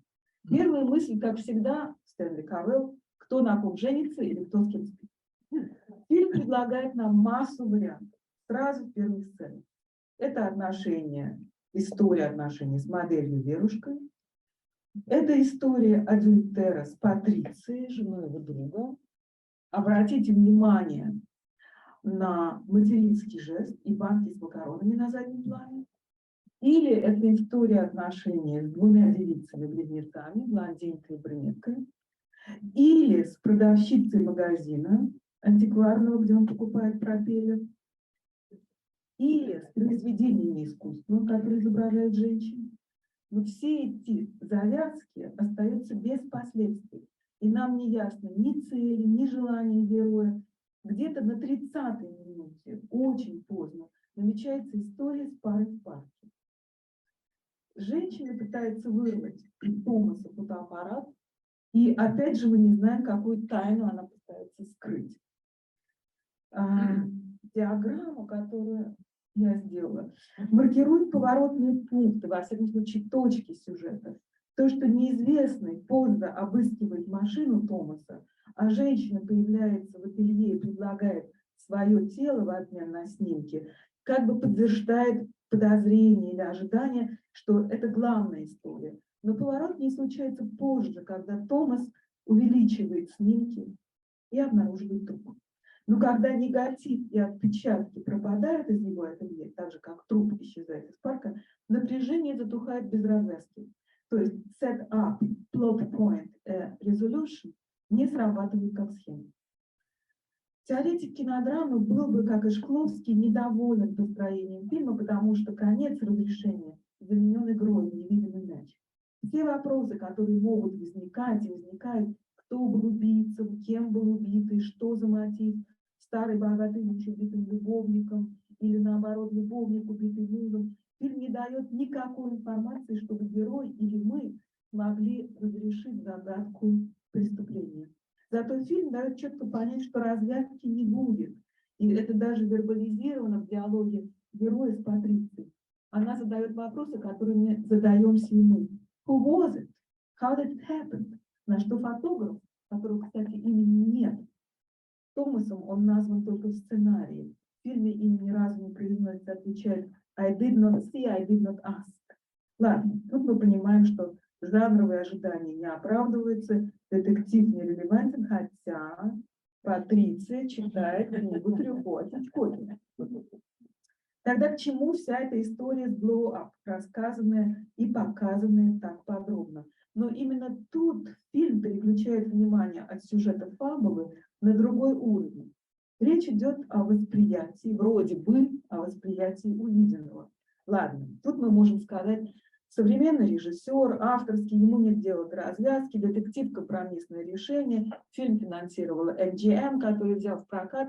Значит, авторское кино пошло на уступку и столкнуло нас как бы с детективным жанром и открытым концом, и разгаданной загадкой. Но сценарий фильма писал ас итальянского кино, не только авторского для Феллини, но и остросюжетного Тонино Гуэрра.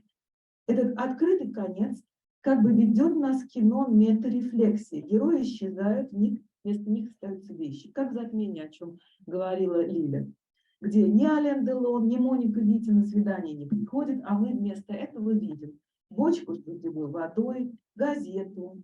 Сюжет затухает, остаются кадры, триумф вечности и визуальности.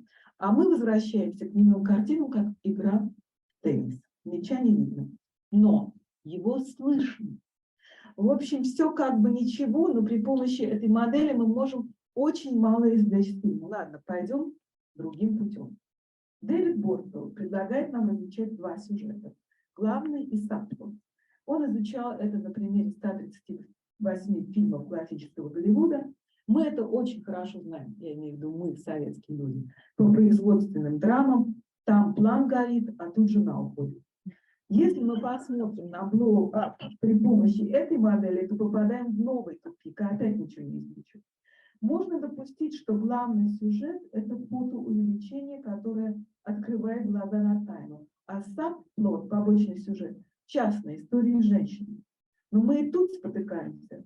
Слишком много женщин. И жена друга, и незнакомка, и модели, две девицы хотят делать карьеру, и продавщица. Пойдем по пути приема planting and pay off, тоже очень распространенный. Все дамы появляются в фильме два раза, в первой и второй половине, только продавщица один раз, поэтому ее можно сразу вычеркнуть. И только незнакомка появляется 3 раза, ведь она главная. Не знаю, не получится. Planting a day off. Там может быть, однако, и другой мотив. Мы видим в начале абстрактную картину художника, друга. А в конце Томас своим увеличением производит такую же абстрактную картину, которая остается единственной в его ателье после того, как все украдено. Но этим мы тоже ничего не объясним, если не пойдем и не вернемся, вернее, на пути параллелизма и сопоставления, и посмотрим не на сюжетные функции, а представим эти отношения как картину, на что нам намекает второй мотив planting and pay off, который повторяется по той же схеме. Отношения с женщинами могут быть выстроены в виде асимметричных или концентрических рамок, которые я вам показываю. Мы обозначим дам буквами А, Д, С, Д, женщины в парке, а потом все это в обратной последовательности. Д, С, Д, А. Тогда станет ясно, что это не драматургия напряжения, а драматургия поэтических рефренов А, Б, С, С, Д, А или музыкальный принцип ракоход, о котором Шкловский и пишет. Конкрецанс в музыке. Это вид полифонической техники композиции, проведение темы в обратное движение. от последней ноты к первой. Интересно, что Хулио Кортасар, которого всегда называют одним из главных персонажей антиромана, о котором спрашивал Брэдли вчера, нарисовал для своих новелл такие схемы. Предлагаю вам сначала схему, по которой вы должны читать текст, а потом уже приступать к чтению. И интересно, я использую специально в своей презентации только фотографии, о чем вы поймете позже, потому что это моя ландинг. Пей-офф будет в конце. Значит, Кортасар появляется в этом фильме только на фотографии, тоже не в движущейся картинке, как бездомный, что интересно. Вот. Значит, мы говорили о проведении темы в обратном движении. В этом принципе параллелизма не заложена каузальность, а только отражение, симметричное. Так же, как фильм начинается с группы мимов и кончается их пантомимической игрой. Но глядя на эту схему, становится ясно, что женщина в парке Д, Ванесса Редгрей, не вписывается в симметрию, она как раз асимметрична. Может быть, этим подчеркнута ее особая роль. Посмотрим на эти отношения с женщинами с точки зрения секса. А – это секс, вернее, имитация секса в игре с моделью. Это еще раз схема, чтобы вы вспомнили насчет А, Б, С и так далее. Значит, имитация секса с Верушкой. Патриция – это жена друга Парс Прототу. Он наблюдает ее акт с мужем, такая фрейдовская сцена, но камера панорамирует и останавливается на kitchen sink. И это, конечно, аллюзия, напоминая о доминирующем стиле в британском кино того времени, который называется kitchen sink реализм. Вот. Эксплицитный секс втроем с брюнеткой и блондинкой, кстати, Джейн Биркин и Джиллиан Хилл, еще не ставшие звездочками звезды, и нереализованный текст секс с незнакомкой. Она выпадает из симметричной схемы и появляется вдруг ночью на улице. Но об этом позже. Во всяком случае, схема Бордвелла, от которой я начала, про мейнплот и сабплот, нас привела в тупик номер 2. Здесь нет плот и сабплот, из которого мы сейчас только что извлекли иную конструкцию параллелизма, симметрии и зеркальных повторов. Только в тот момент, когда мы действительно обратим внимание на повторы и параллелизмы, мы наткнемся на самый главный параллелизм и повтор в фильме. У нас есть событие, сцена в парке, и ее зеркальное отражение и конструкция фотоателье. Меняется медиа, что очень важно, от фильма к фотографии, и меняется семантика. В парке мы не видим ни убийцы, ни пистолета. То есть опять должны задать себе вопрос, это реконструкция события или альтернативное событие. Мы должны обратить на это событие внимание не только потому, что там тайна, но потому что это единственное событие, которое повторяется. Мы поймем, повтор это или альтернативная история, если попытаемся сосредоточиться на том, сколько времени отведено одному и другому. Второе в 2 раза длиннее, чем первое. Кроме того, меняется перспектива от якобы объективной в парке к якобы субъективной или явно субъективной в реконструкции. А для повествования и киноповествования это самый существенный вопрос. Это объективное или субъективное видение. Но кинематографическая инстанция повествования, перспектива здесь очень амбивалентна. Мы остаемся с фотографами все 24 часа. Но то, что это не его видение, камера подчеркивает много раз, выделяя отличие между его ракурсом и ракурсом киноповествования. Вначале он как бы еще думает, глядя на улицы Лондона, на ком остановить внимание.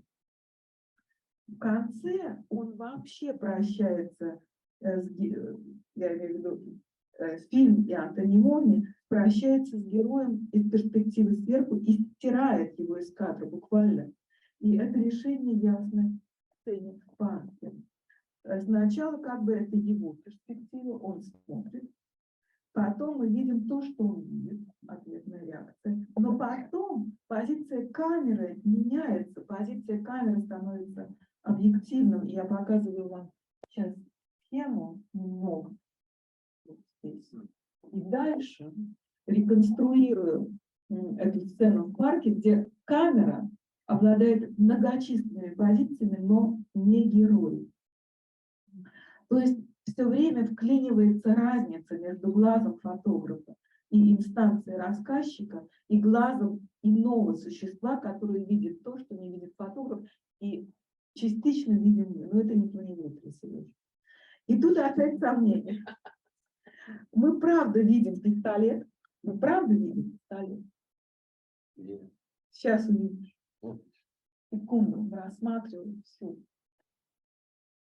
Должен это рассматривать. Вот. Или эта картинка внушает нам, что мы видим пистолет. И вообще, пистолет ли это? И тут опять сдвиг. Фильм суггерирует объективную перспективу в обращении со временем. Он начинается утром и кончается утром следующего дня. 24 часа компримированы в 1 час 45 минут. Но фильм работает с эффектом настоящего времени, потому что там есть длинные проходы, молчание, паузы, скрытые эллипсы, минимальная анахрония, аналепса. И то аналепса акустическая, то есть, возможно, даже вообще незамечаемая многими зрителями. Я имею в виду, когда Томас рассматривает снимки, мы или он, вопрос, слышим шум листвы из парка. Это кто слышит? Или это герой вообще вспоминает? И тут мы действительно катапультируемся из диегезиса здесь и теперь в ментальный метадиегезис, где объективные связи теряются, и достоверная связь истории с реальностью становится зыбкой. Именно эта акустическая аналепса намекает на то, что это все возможно воображение, то, что мы здесь видим. Хотя и это не определено. Связан ли этот метадиегезис с героем или с медиа? Потому что мы меняем модус от фильма к фотографии и серии неподвижных изображений, которые выстраивают свой рассказ. То есть тут фильм замыкается над своей, задумывается над своей природой и демонстрирует нам технику конструирования фиктивных историй, используя crazy balls, до того, как они еще были придуманы, от картинки к картинке. Техника конструирования фиктивных историй. От картинки к картинке, замедляя монтаж. Источник сопоставления и выстраивания истории в кино. И это рафинированное мерцание, осциллирование между объективной и субъективной перспективой, между воображением и материальностью не разрешается. Как нет и четкого ответа на вопрос, это реконструкция события или фабулирование возможного события. И в том, и в другом случае это может быть ошибкой, наш вывод. И проблема переводится не на сюжетный уровень, а на экзистенциальный. Разумеется, мы можем вернуться к ненадежному рассказчику. То есть книга Вейна Бунта вышла в 1961 году, Rhetorical Fiction. Шкловский говорит об этом, указывая на неверного рассказчика. Сегодня, благодаря частой повторяемости этого ненадежного рассказчика в блокбастера, он постелился в кино мейнстрима, его соотносят уже не с литературной традицией, а с видеоиграми и их альтернативными ходами, которые приучили зрителей к подобному развитию сюжета. Но фильмы очень давно работали с альтернативными историями, будь это «Кабинет доктора Каллигари», 20-й год, «Росимон», 54-й год, и только потом уже появились все эти «Бойцовский клуб», «Inception», «Shutter Island», American Psycho и так далее, и так далее. Но тут мы в третьем тупике. Первый вариант рассказа – сюжет разоблачения. Второй вариант рассказа – неверный рассказчик. У нас есть крючки к тому на визуальном уровне. Незнакомка видится этому герою и исчезает в толпе. И только благодаря этому, следуя за ней, герой попадает на концерт рок-группы. И на акустическом уровне у нас есть то же самое смущение. Кто слышит шум листвы в парке? Это чья галлюцинация? она не разрешается. Но благодаря этой акустической галлюцинации мы наконец можем вписать группу мимов в фильм. Они тоже повторяются 3 раза, как незнакомка. В начале, в середине и в конце. И повторяют прием акустической галлюцинации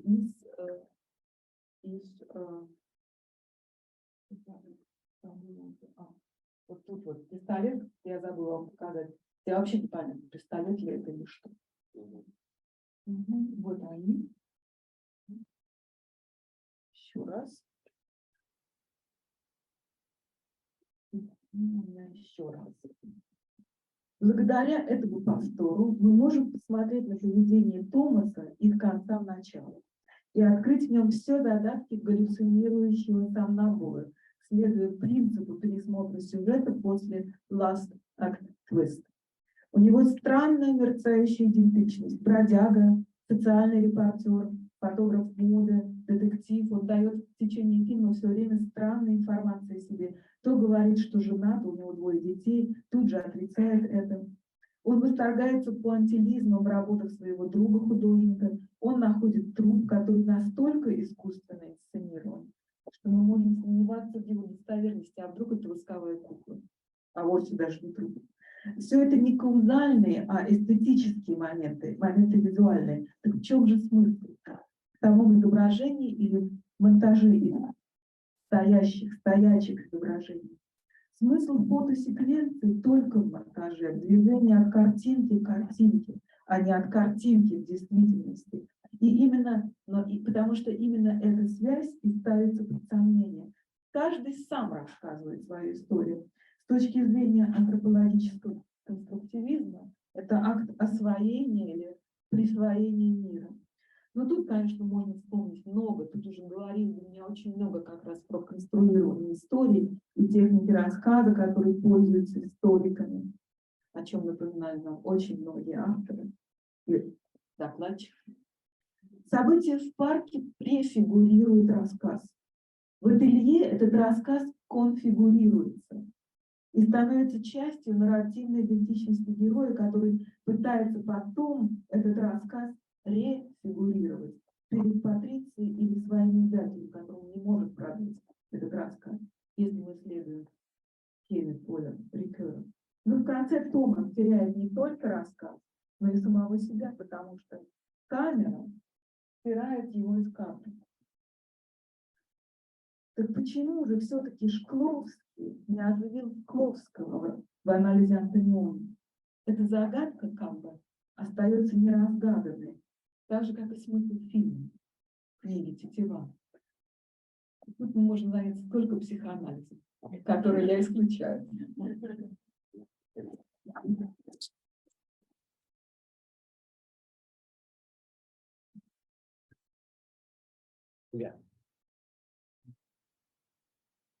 Пункт 1, браво. Второй. Значит, теперь после вашего доклада становится понятно, какой текст написан на инструменте, Шкlovsky больше всего забыл в 1970 году. Значит, это текст сюжета потребления стиля. То есть теперь просто я замкнул арку с вашего позволения, значит, потому что, собственно, вот, что прямо следует из того, что вы сейчас сказали. Что, значит, стиль фильма – это изображение непрерывного вуайеризма. Причем вопрос, чей вуайеризм, в конце фильма получает ответ, это вуайеризм камеры, а не человека. Значит, и сюжет является, так сказать, эффект, вот стиль вуайеризма порождает тот сюжет, который вы описали. Значит, третий. Значит, Шкловский не понимал фильм «Фотоувеличение» ровно в тот момент, когда, ну, или сразу после того периода, когда Роман Якобсон, тот самый, кого он пытался переиграть и обставить в книге Тетива, писал бесконечные статьи о центральной симметрии чего-нибудь, о том, что произведения, которые ему нравятся, они центрально симметричны и имеют повторение эпизодов от начала к середине, от середины к концу. Поэтому Шкловский забыл вот это, потому что думал, что статью он тоже читал. Возможно, я не должна отвечать на это. Я просто поделился. Да. добавил confusion. Еще вопросы? Комментарии? Предположения? Трактовки фильма? Шкловского. Можно с просьбой? So I really like the idea that, the ball is not visible, but audible. And I'm just wondering, I would love to hear you and Yulia talk a little bit about how that relates to his Shklovsky's discussion of Nimoy Kino. And if you see any relationship there, because he's talking a little bit in the Nimoy Kino and in a couple of other places about sort of visuality as a more sort of superficial relation and verbalized and sort of, auditory as something sort of more internal. And this has come up obviously with Machkin and other places as well. And I hadn't thought about the absent ball as a sort of visually absent, but auditorily present. And I'm wondering how that, I don't know, if either of you or anybody else who's talked about the sort of muteness or silentness might have anything to say about that. Я не знаю, что скажет Лиля. Вопрос в том, что немое кино не было немым. Там не было ни на секунду тишины, потому что оно все время сопровождалось музыкой. Поэтому тишина в кино появилась только, когда появился звук. Причем тишина оглушающая, потому что в первых звуковых фильмах еще не делали запись паузы, которая выравнивала звук тишины со звуком говорящих или музыкальных сцен. И поэтому, когда наступала тишина, то наступал такой вакуумный провал, который мне всегда напоминает, так, наверное, звучит космос, в котором нет акустики. Поэтому я говорю, что тишина в немом кино отсутствовала. И в этом смысле для меня интересно в этом фильме только игра в мяч, который слышно, то есть, не видно, она только отсылает вот к той аналепсе, единственной в фильме, которую никто не замечает, потому что когда мы рассматриваем вот эти остановленные кадры, события, которого мы не видели, как вдруг выясняется в конце, мы слышим шум листвы, то есть мы слышим, но мы не знаем, это кто слышит, это мы слышим, это Антониони слышит, это герой слышит, это галлюцинация, это воспоминание, это реальность, это единственное, что связывает вот этот звук мяча со звуком листвы, который позволяет обратить наше внимание, где есть еще повтор стилистический, да, который важен. На вот этот звук мяча обращает внимание все, он очень громкий. Но на листву не обращает внимания никто, потому что мы погружены в визуальность и выключаем вот этот internal auditory sign that is extremely important in this sequence. I mean, I don't have a good answer, but I was thinking it's been troubling me that this book on literature keeps referring to montage, but also specifically that he brings up sound film specifically, right? That what he picks out of all of the Eisensteinian writings is Eisenstein's writing on film, and specifically the statement on sound from 28 and this moment of this addition of this other layer. And so what I keep feeling like is that there's something about this whole book. I was trying to do that while Jessica was giving her presentation. I kept being struck by the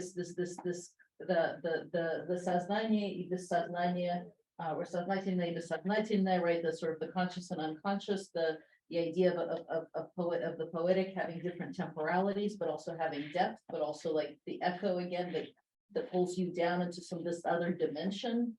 And so here I think what you get is precisely that moment where sound is adding something it's taking away something from the visual image, it's adding something to the visual image, it's a complete contrast to the visual image, right? There's something that makes the sound, the two dimensions nonsensical. they don't, they, like, usually, again, they go together, and here they don't, right? Here they stop, and I think, you know, Oksana pointing to the leaves is the same, right? I think the reason no one notices them is because at that moment, the leaves make sense, even if you don't, right? When you're looking at a picture of leaves and you're hearing the rustling of leaves, you don't think about why it is that a flat picture is making noise, right? But when you're watching a missing racket, you know, hit a missing ball, but you're hearing the sound, you know something's been taken away from you. So that's sort of where it's not. Sergey is looking at me like I'm crazy, but No. Actually, it's not a coherent read. It's just something that is troubling me, right? That why does Shklovsky need in this book sound? Like, why is sound important to this book? That's what I'm trying to get at, and that's what I think Because this it's gets us. a string. Yeah. Yeah, because The bow. не играют. Да. Играют. Ну, вы знаете, в книжке несколько раз упоминается Поливанов, что, в общем, странно, да? А Поливанов не самый, что популярный там человек вот этой категории, да, и он там ничего про него толком не говорит.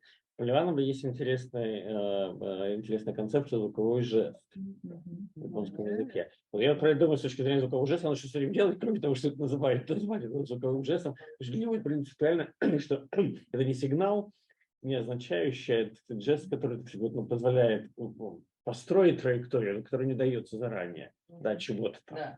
Да. Вот здесь оно, в принципе, то же самое, то есть это такой обозначенный, означающий чего-то, вот, но я не знаю, что с ним делать, потому что, вот, на мой взгляд, это и есть звуковой жест тоже. Но который в этом фильме очень важен, потому что в этом эпизоде разрушается связь между картинкой и реальностью, которая для Антониони очень важна. И при помощи звука именно, не картинки. С заявкой же тоже интересно, которую напоминает, да, то есть они начинают с того, что нам надо ехать в Америку, чтобы выяснить, как делать контрапунктный монтаж звука и картинки, а приезжают, и что они делают, Александр в частности, они начинают снимать кино под фонограмму. То есть сначала записывается и веселые ребята, веселые ребята, да. Сначала записывается фонограмма, ну, да, с веселыми ребятами не совсем так было, с цирком полностью была фонограмма готова. Сначала записывается фонограмма всего, а потом на нее накладывается картинка. То есть это полное противоречие того, с чего они начали. Ну, это техника, которую они научились в Голливуде. Зачем посылали как раз? Не затем. Ну вот здесь именно контрапункт, да? Именно тот контрапункт. Но он Шкловскому не нравится. Шкловский хочет вернуть мяч в игру. Зачем ему? Вот он сказал, что это хорошо, что на самом деле контрапункт это хорошо, а тут он хочет. Но развязка же ему нужна. Нет, это не столько звук, что развязка. То есть, мне кажется, в том проблема, что это остается звуковым жестом, а нам непонятно, куда ведет этот мальчик. Ну или мальчик. Мячик.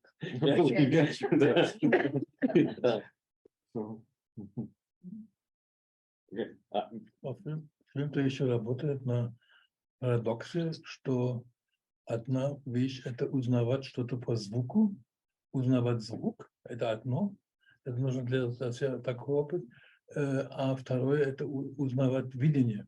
Иногда увиденное ты узнаешь, не узнаешь, иногда ты звук не узнаешь, а он работает, перекрещивает это, и поэтому есть такие crucial moments in history of film where the sound is getting really used in a completely overwhelming way. The first was M by Fritz Lang. Do you remember? And the whole story is made by this new phenomenon. And this is another etap. Or do you remember in Chaplin's City Lights, the lady with the flowers?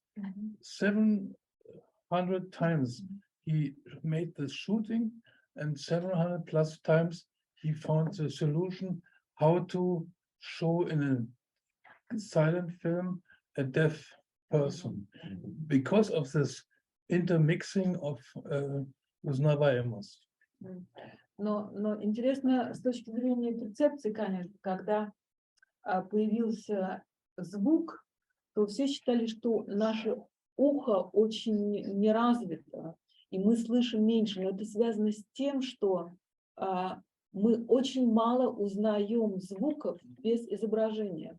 Хотя звук считают психологи или физиологи, которые занимаются различием разных или изучением разных органов восприятия, хотя наш орган слуха гораздо более тонко развит, чем наш орган видения. Мы способны услышать гораздо больше, чем мы способны увидеть. Но мы менее способны, то есть мы не способны узнать что-то, что мы не видим, а слышим. Мы можем отличить там хлопанье двери, открытие окна, шум дождя, шум автомобиля, взрыв, выстрел, и это почти все. Ну, только когда мы это учили. Да, ну во всяком случае, но кино, все остальное мы не узнаем. Мне кажется, что Шкловского подводит то, что он читает вот эту сцену с теннисом, ну, скажем так, по Брехту. То есть он видит, что это клоуны, да, это мимы, да, следовательно, это комментарий, следовательно, это метафора всего кино. И для него она как бы становится... Дальше он уже ничего не видит, она заслоняет. То есть как бы, для него это обнажение приема, и как бы за которым он уже не видит других приемов. Да, за которым приемов уже нет других. То есть как бы один способ чтения им придуманный мешает всем остальным. Yeah, so I'm just wondering kind of about the context in which Shklovsky is responding to Antonioni. Right, we mentioned it yesterday that, my apologies, I forgot who said this, but that he most likely saw this film when it was being screened and then it was on his mind. But as far as I remember, there were texts in Вопросы киноискусства and Искусство кино where Antonioni was being discussed, whether it's this film, right, or is it Red Song? So Red Desert, yeah, sorry. But so, I mean, is Shklovsky, you know, in your interpretation, is he responding to kind of a wider discussion or reception of Antonioni, or is this just him kind of having an individual reaction and not liking, you know, he wants the ball? Вчера Дитмар меня спросил, а что фильмы Антониони действительно шли в Советском Союзе? Они действительно шли в Советском Союзе. Фильм «Затмение» был дублирован на русский язык. Его посмотрели 4 миллиона зрителей. «Красная пустыня» не шла, но и «Blow Up» тоже не шел в прокате. Но эти фильмы показывались в домах литераторов, кино и так далее. Единственное, что я должна добавить, это уже моя автобиографическая добавка к автобиографическому обсуждению Шкловского. В Москве всегда были очень хорошие переводчики с английского, синхронные, немецкого, но не было с итальянского. Поэтому во время моей учебы нам показывали по 4 фильма в день, обычно оригинальные копии. Нам переводили все фильмы, кроме итальянских. Все итальянские фильмы мы смотрели без перевода, не знаю итальянского. И этот еще как ЧБ. Ну нет, ну да, возможно и так. Ну кроме того, как черно-белые фильмы, это... И поэтому я подозреваю, что либо Шкловский, который был в конце 60-х годов в Италии, он был приглашен там на какие-то симпозиумы, представления, мог смотреть этот фильм там, без перевода или без переводчика, что объясняет его неверное понимание сюжета, который он демонстрирует. Либо он смотрел это в Москве, что вполне возможно, потому что фильм крутили в Москве. И в этом есть такое смещение. Тем более, что в 60-е годы он писал сценарий для Параджана, например. Я просто думаю, что, возможно, вот это смотрение, киноведческое смотрение, когда вы видите макароны и вот этот пермутит, и каждый из этих пермутитов, и leisure, да, то, что написано, или что-то написано на коробке, оно как бы ведет вас к каким-то... Это надо много раз смотреть. Я не думаю, что какие-то фильмы, кроме тех, которые он монтировал, он мог смотреть на моталке. То, что он монтировал, он смотрел... Да, это он никак не мог смотреть на моталке, он мог это видеть один раз от начала до конца. И вполне возможно, что вот такой способ, который ты, Оксана, используешь, да, постоянно возвращаясь к чему-то, останавливая рассматривание, не смотрение фильма, а рассматривание, оно как бы не входило в его репертуар зрительный. Разумеется. Но, что интересно, у Шкловского довольно хорошая память. Вообще для киноведа самое главное — это развитие визуальной памяти. Да, киноведа, да. У него память на сюжете, видимо. Но он же был кинокритик. Ну да. И работал на моталке. Но я должна вам сказать, если вы видели моталку когда-нибудь, видели моталку? Видели моталку Это и стол мотали. с маленьким-маленьким окошечком, под окошечком лампочка. Да. Ничего не видно. Да. Ничего. Ну, пистолет уж точно не увидел. Ира, I don't think he was that oblivious because we discussed last time за 60 лет в кино. And it's not like, I mean, he clearly doesn't necessarily like film as a cinema, as a medium or as an art form, but he's not an incapable reviewer. I mean, I remember, Right, he usually doesn't get plot points Right. wrong. I mean, I get that if you've only seen this one once, right, you may not remember Right. any order, right, because there is no sujet, right? I mean, there is no order in which things are presented, and so what you do remember is there's a troop and there's a, Right. and there's a, you know, and then there's a game, and, you know, you won't remember the end, and you won't Right. probably remember that the heroes, you know, gets wiped out by the. because I was looking at his discussion of Dovzhenko, and that's pretty perceptive. Yeah. I mean, it's not bad. You might disagree with the points, but like, you know, No, they're there. I'm not speaking about oblivion, I'm speaking about modes of seeing, of looking. It's a totally different mode of looking, I'm sure. Нет, конечно, он не смотрел. Ну да, видел танки с макаронами, но он не тоже Конечно, да. Лидия, потом Илья. Это просто нет вопроса, просто к моих комментариях к этому. Мне кажется, что Шкловский обычно, но очень часто, по крайней мере, к тебе относится к авторам очень тенденциозным образом. То есть это у него есть свои идеи. Например, то, что он говорит о Данте переосмысливает ад сейчас как бы Флоренция. Типа, что? Не, ну блин, пятая канта, типа, это и только, и потом есть политическая канта, типа, Данте в Дивине комедия, и ладно, поэтому, мне кажется, по Антониони, может быть, бывает то же самое, особенно потому, что он ставит дискуссию об этом фильме в самом конце книги, таком просто, ну, может быть, это просто он пользуется Антониони, типа, своим... Ну да, но это уже психоанализ, как ты сказал. Илья. Я продолжаю думать, что это к словам Оксаны о том, где Шкловский мог посмотреть этот фильм в Италии или в Москве. Я продолжаю думать, что Шкловского важно было не только, то есть какова прагматика того, что Шкловский пишет о фильме Антониони. Вот я продолжаю, значит, думать о том, о чем я говорил с Кириллом утром. Значит, то есть, к кому обращены слова «верните мяч в игру». Значит, то есть, я при этом не спорю против той трактовки, когда я ответил Кириллу, но для меня все-таки этот разговор не закончен. Значит, я думаю, что Шкловский в этой книге «Тетива», как бы сказать, проходит по всей интеллигентской повестке конца 60-х годов, условно говоря, даже вещи московской интеллигентской повестки. Это был не просто фильм показывающий, это был модный фильм. Вот. Значит, как бы сказать, советская интеллигенция благодаря Антониони и его критикам научилась уговаривать слово некоммуникабельность.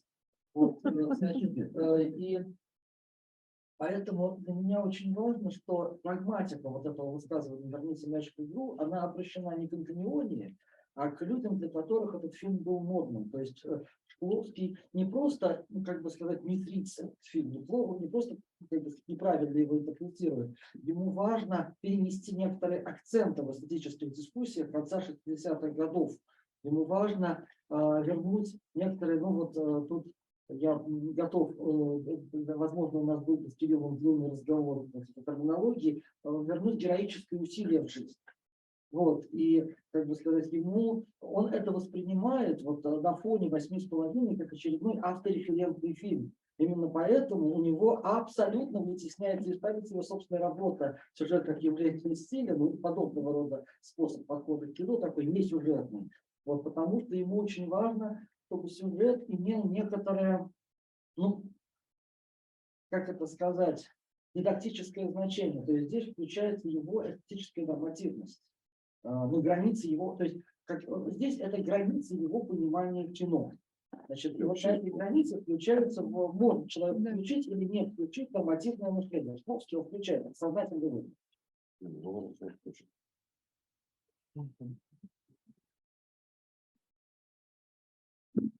Any other questions, comments? А может, ему просто скучно. Что скучно? Смотреть кино. Смотреть Антонио не скучно. Там же еще Феллини, Пазолини, мы как-то все на Антонионе на одном зациклились, а остальные-то дядьки. Все итальянцы. Да. Кстати. Значит, это Untitled. Потому что без перевода. Yeah. Ну или с плохим Или с переводом. плохим. Thank you.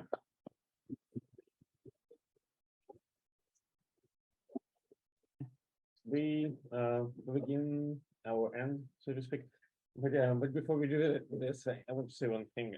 So we have Danka, and today is Danka's birthday. Yeah,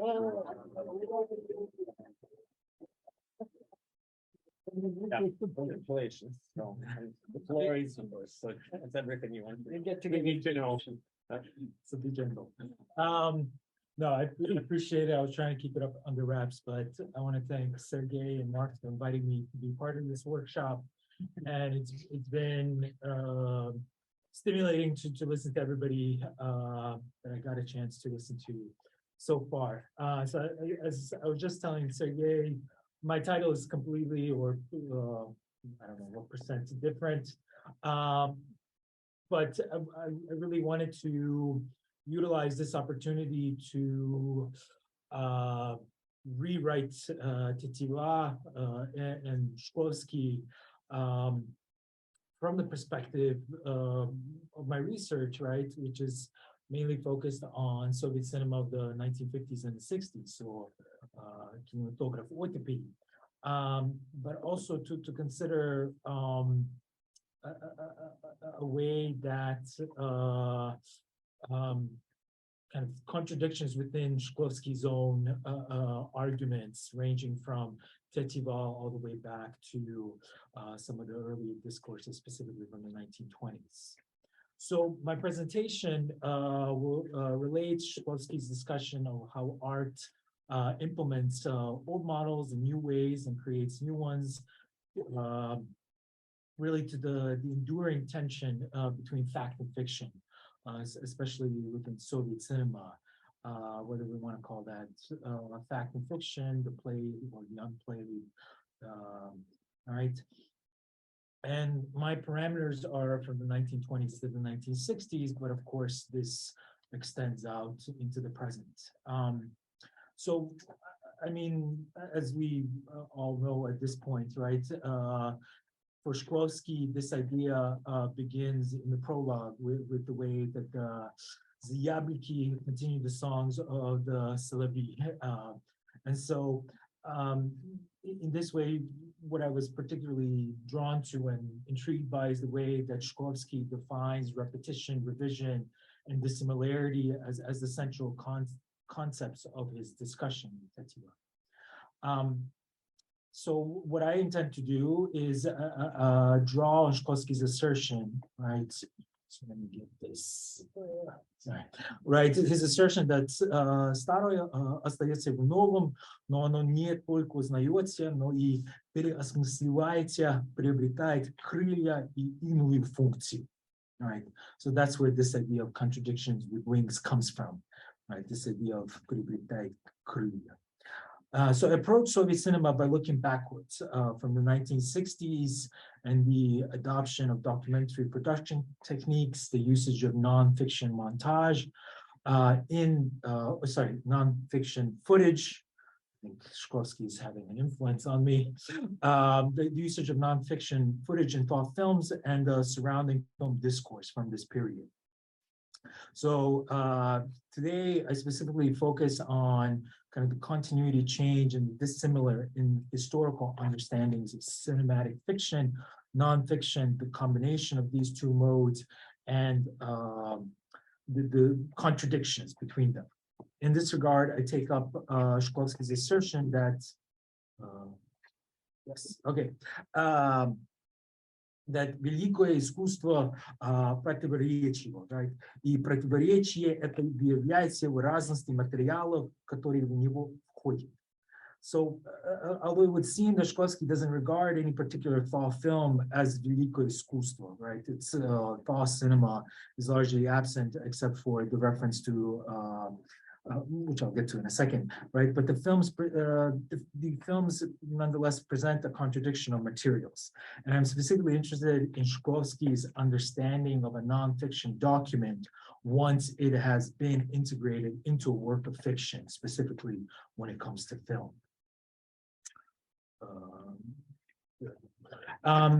So in Tetiva, Shklovsky largely avoids right films of the 50s and 60s, except for in the Образы Загадки chapter when he refers to Mikhail Schweitzer's what at the time was the very popular two-part adaptation of Воскресенье, right, that came out in 1960 and 62.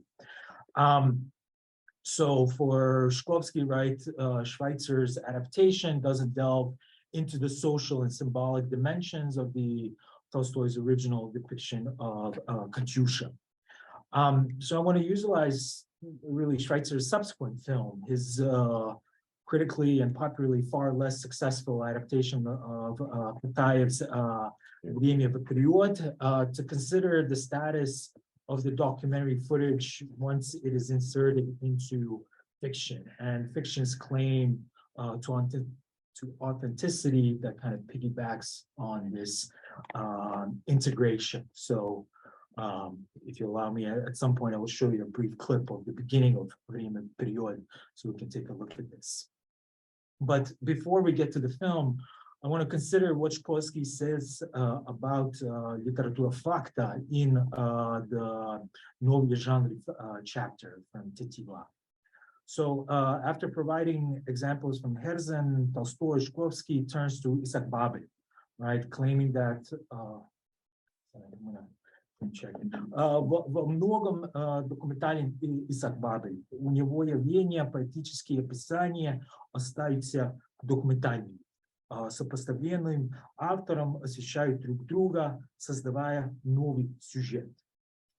So Shklovsky, at least for me here, seems to suggest that documentary elements in fiction retain a semblance or a trace of their non-fictionality, right? And so he goes on to state that обыденное дело, как патетическая патетика реально в эпоху революции. So the implication here then being that the ordinary presented as emotional is a kind of form of defamiliarization of that everyday, of that ordinary. And so after Babel writes, Shklovsky invokes also Yuri Olesha's memoir, Dnia bez strochki, and referencing Olesha's thematically assembled journal entries. He states that he states, right, книга многопланна, она задумана как реалистическая книга без событийных связей между ее элементами. Ее новое несобытное единство принципиально обнажено. And so for me, this is interesting in particular because in both Babel and Olesha, Shklovsky defines examples of documentary prose taking on poetic and literary qualities. And so, right, he gives us a kind of a recapitulation of the literatura facta. And so my question is, what about kino facta? And here, this is where I want to this is the my ideal reading of Shklovsky's Tetiva, where I would want him to address Vertov, although I realize you guys discussed this last year with the with this book about cinema. But so Shklovsky's earlier criticism of Vertov suggests a different demand from referential claims of nonfiction as opposed to fiction. right? His criticism of Strive Soviet, right, Shavai Soviet, focused on Vertov's use of newsreel as raw material and his severing of their specific historical context, which produces that famous line, right? The карточный каталог в канаве. All right. And in that 1926 text, right, Shklovsky asserts that Vertov's cinema is non-artistic and non-aesthetic, demanding to know, right, famously, the number of the steam engine lying on its side in Shavai Soviet, right, in Vertov's film. So Shklovsky compares the chief kino, right, to те наши режиссеры-постановщики, да будут украдены памятники с их могил, которые режут хронику, чтобы вставлять ее куски в свои картины. Right, so here, right, there's that tension from the 20s that I'm interested in how we will consider, or how he would consider Schweitzer's film and others of the kind. Now, of course, the problem for Shklovsky was not necessarily the integration of documentary elements into fiction films, because he also has the text from 1925, right, Semantika Kino, in which he writes, ну, совершенно возможно такая работа писателя, когда он будет оперировать не со словом, а с более сложным куском литературного материала, выводя эпиграф, писатель противопоставляет целое свое произведение другому произведению. Выводя документы, отрывки из писем, из газет, писатель не перестает быть художником, а только изменяет сферу применения художественного принципа. Right? And so there, right, he's allowing for this integration. He's recognized it as a valuable device. So I'm interested in the kind of the tensions between what he's demanding of nonfiction films and what's then how he's imagining nonfiction film once it's integrated into fiction. So Shklovsky more specifically defined how documentary and fiction are integrated in his intervention in the famous Vertov-Eisenstein polemic. Vertov, of course, considers, just as a refresher, strike to be an attempt to graft certain methods of construction from Kino Pravda and Kino I onto feature filmmaking. So Shklovsky's kind of where he comes into this polemic, right, is with this text, right, Eisenstein негровые фильмы. Right, and in this text, right, Shklovsky turns to the complicated problem of nonfiction film.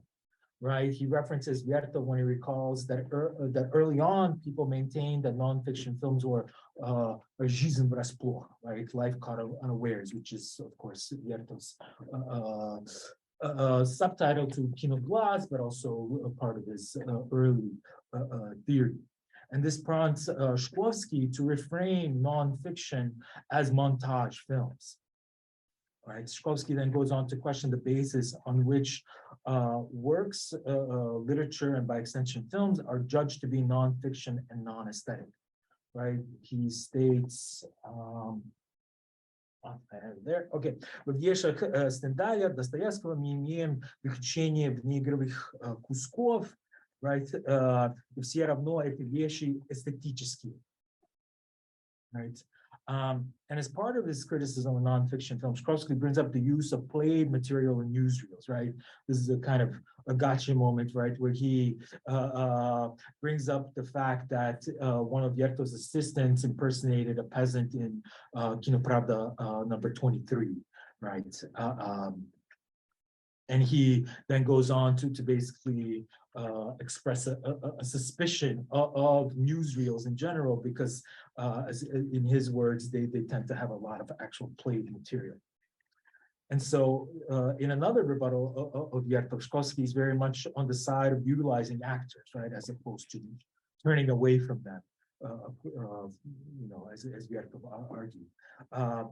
And Shklovsky defines them in this 1927 article, right, as биологический и социальный идеал своего зрителя. И они заменяют киноактера прохожим. Right, oh, sorry. И заменять киноактера прохожим, это значит отступать назад от индустриализации. So, I mean, clearly, right, in these early texts, especially in this one, he's coming down on the side of Eisenstein. And he's asserting that техника искусства показывает нам, что композиционные приемы могут заменять смысловые, вызывая тот же эффект. Например, даже в литературе мы можем разрешить композицию новеллы выведением параллелизма. Sorry, that was there. And so he finishes, right, this article, this real kind of another hammering attack on Viktor, but basically drawing or appropriating certain devices, right, that developed by nonfiction into fiction films. So he says, задание в неигровой ленте оказалось полезным как подсобное, как то затруднение, которое создало новую технику разрешения задачи, by which he, of course, means resolving the fiction film problem. So with these precedents, also with Tetiwa in our mind, I want to turn to the beginning of Mikhail Schweitzer's adaptation of Время в период, and to really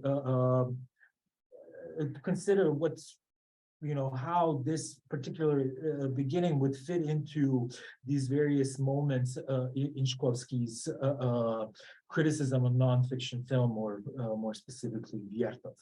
So I'm going to play it. It's rather long, so I won't play the whole thing, but I do want to show you kind of the beginning, but then skip to, so this. I was trying to figure this out later, but it's really hard to stand. You have to stand up here.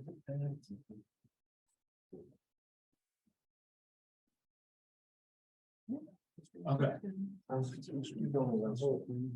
Yeah, okay. Right, so, okay.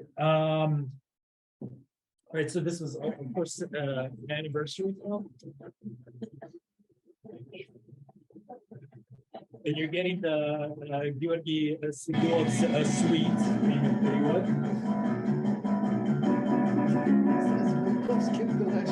Energy to the end of the day.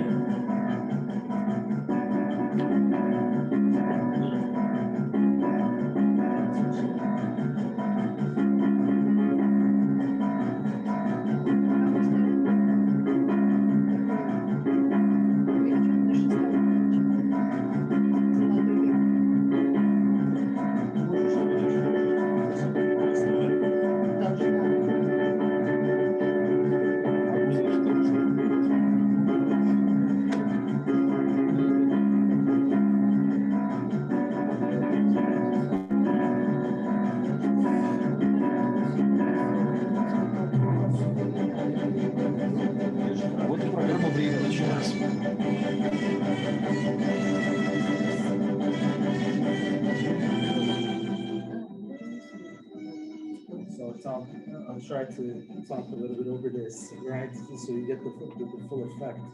All right, so as you saw, right, the film begins with this sort of kinojournal title cards, animating the series logo and giving it the specific issue. Right? Number 17 from 1930. Right, and this kind of gives the precise temporal coordinates for the film, right, which following Kataev's novel, right, takes place in the span of one day, May 15, 1931. Right. And so over the course of 4 minutes, this 1930s Soviet Journal newsreel, number 17, right, presents 8 sequences, right, the May 1st parade, Right now, we're at the right, just protectors of the Kellogg Pact. There's President Hoover, Kellogg, and Secretary Stimson. Right, footage from the band on the deck of the U.S. Navy returned from the punitive expedition to Haiti. Right, and then we get Mayakovsky's funeral. Okay.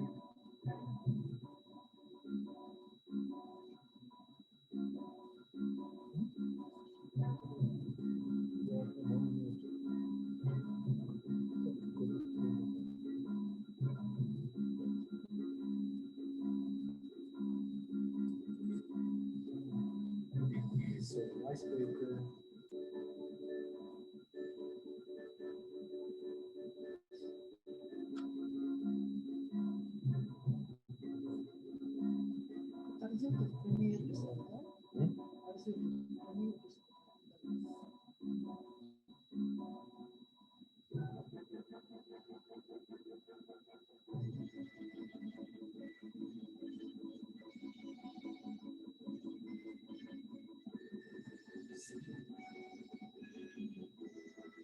Right, some of these shots you also recognize from the previous. Yeah.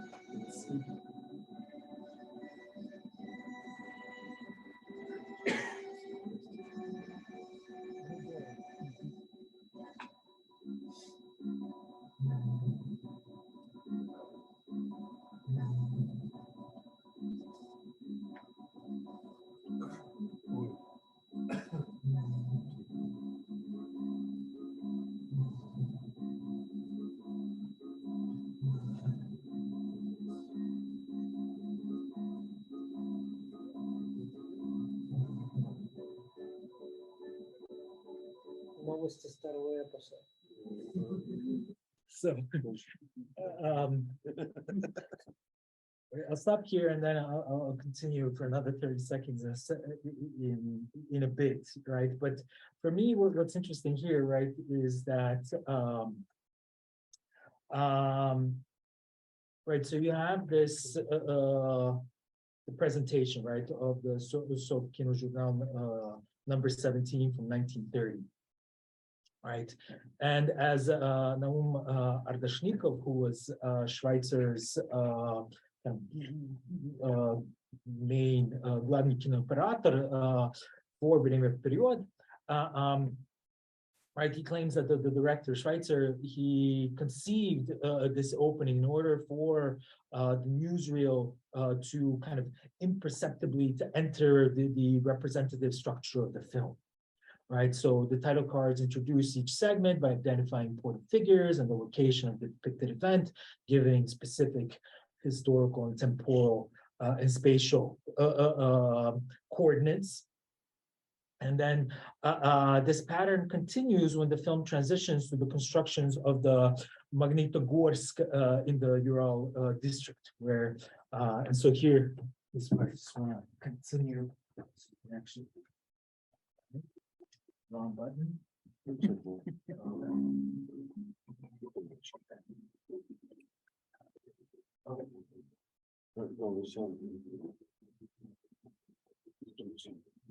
Yeah, you just fast forward.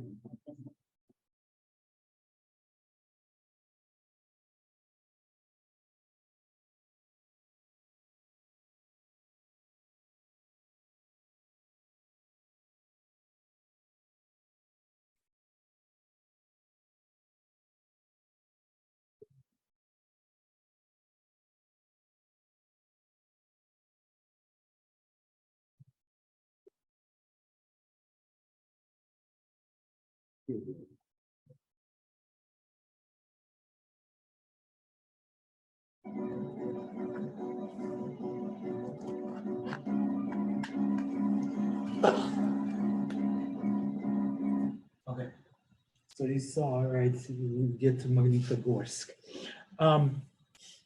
Before addressing kind of the beginning of the fiction of the film, right, or its adaptation, I just want to point out a couple of issues that with the the Sovkino Journal that we just watched, right?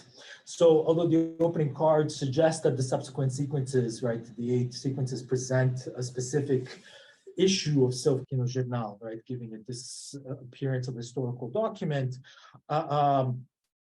The film's cinematographer, right, Ardashnikov, actually compiled, right, the opening of Время Period from newsreels spanning the years 1929, 1930, and 1931, right? So this was a compilation. So initially we have the simulation of a historical document, right, that would kind of exist in a kind of historical reality, right?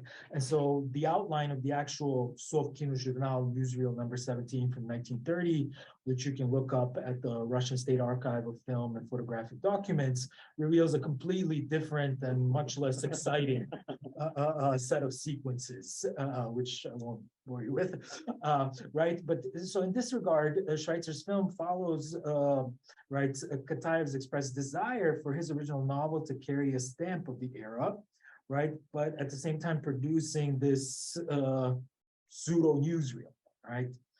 So Schweitzer really wanted his chronicle as it mobilized, Kataev,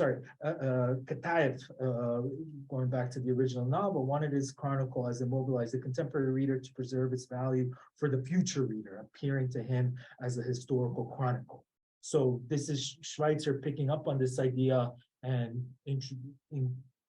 including newsreels into this film.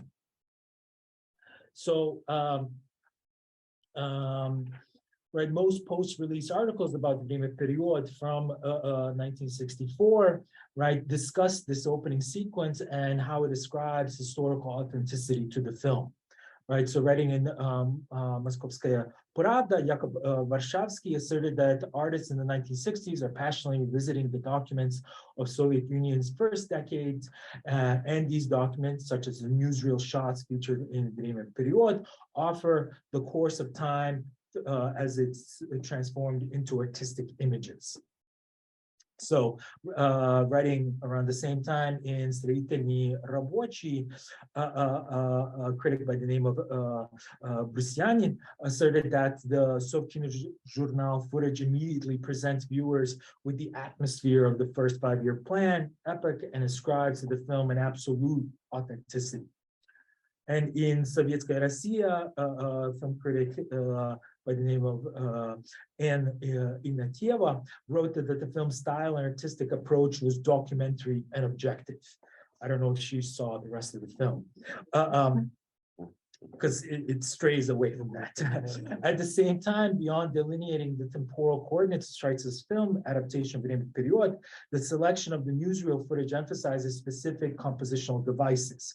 Right, as Yuri Bogomolov asserted in his Verschrift about Michael Schweitzer, the opening prologue is stylized, or it can be argued that it's stylized, right? If we follow Ardashnikov's claim that the selection of shots from these separate years for Schweitzer's Sovkino Journal number 17, right? That the selection of these shots was kind of guided by a certain compositional elements, such as acute high and low angles, and those with high key lighting contrast, right? So these shots do not smoothly follow one another, but collide, according to Bogomolov, in the style of the 1920s avant-garde montage. Now, secondly, right, it is what happens when we transition to the fiction, or to the right.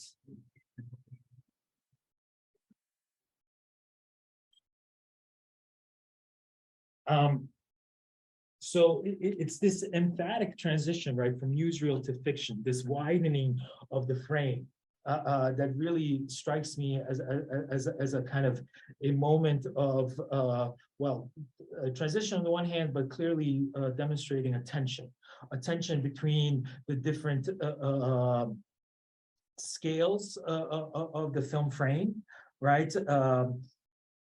Which transforms the aspect ratio from the, what in Russian is obычный, right, to the what in English we call the Academy ratio, to the Soviet широкий экран, right, the widescreen dimensions 1/2.35. And to a certain extent, this transition also replicates one of the first demonstrations of widescreen technology in the Soviet Union, right? There's an article published in July of 1955 in Вечерняя Москва, right, related to the opening of Soviet Union's first widescreen equipped theater in Moscow, at which point a newsreel with the Academy ratio was shown at the beginning of a program, right, consisting of widescreen nonfiction films for the sake of comparison, right? So again, here we have a kind of a repetition, right? But here it's more emphatic because of this widening, this expansion of the frame. So with the newsreel finished, right, in 1955, the velvet curtain framing the screen began to expand to the widescreen dimension. So I have no way, I haven't yet tracked down any proof that Schweitzer was there, or you may have heard about this. So in terms of how this was done, Ardashnikov revealed that a special mask was made for the camera, and that basically allowed for this expansion of the frame. And an anamorphic attachment extended the image to the required width. So some reviewers, such as N. Ignatieva, wrote that the viewer doesn't notice the suture of the nonfiction newsreel to the fiction film. And I would beg to disagree because it's very emphatic. So when Время Вперед later again integrates newsreel nonfiction shots of 1920s Moscow, right, which is about 40 minutes into the film, right there, interestingly, the archival footage is cropped and enlarged, right, to fit the widescreen aspect ratio, right? So you don't have this kind of drastic transition where you notice the scale changing. But the initial transformation of the aspect ratio is made quite noticeable, right, through this movement. So Lev Rybak wrote that the expansion of the frame edges, right, at the beginning, transforms the historical newsreel image into a contemporary one, integrating the viewer into the performance, which the preceding sequence defines as a continuation of non-fiction newsreel footage. So, given Shklovsky's statements regarding newsreel nonfiction films in the 1920s and what he writes about in Tetiva regarding the revision of old models and new art and the illusion of art moving through repetition, I'm left wondering what he would say about Schweitzer's integration of documentary newsreel footage into Время Вперед. And that leads me to kind of a wider, more conceptual question about this status of kind of the document when it's integrated into fiction, right? On the one hand, it is likely Shklovsky would have rebuked Schweitzer as he rebuked Vertov, right, for removing newsreel footage from the original context, right, and creating a kind of a forgery of a newsreel, right?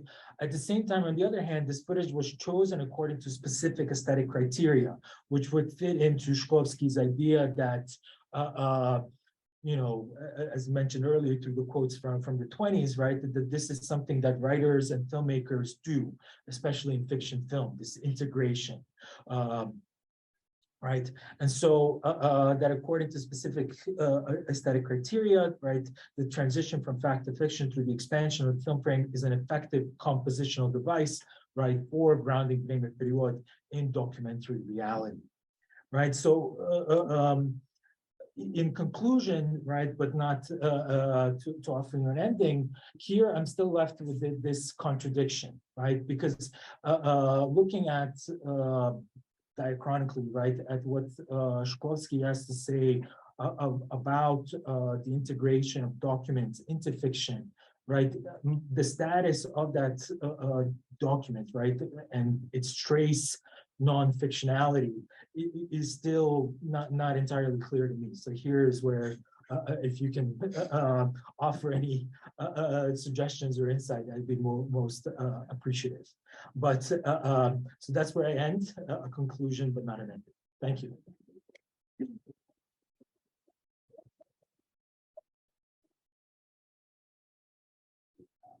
I'm really sorry, but I have to return a little bit to Stefan's presentation. Thank you so much.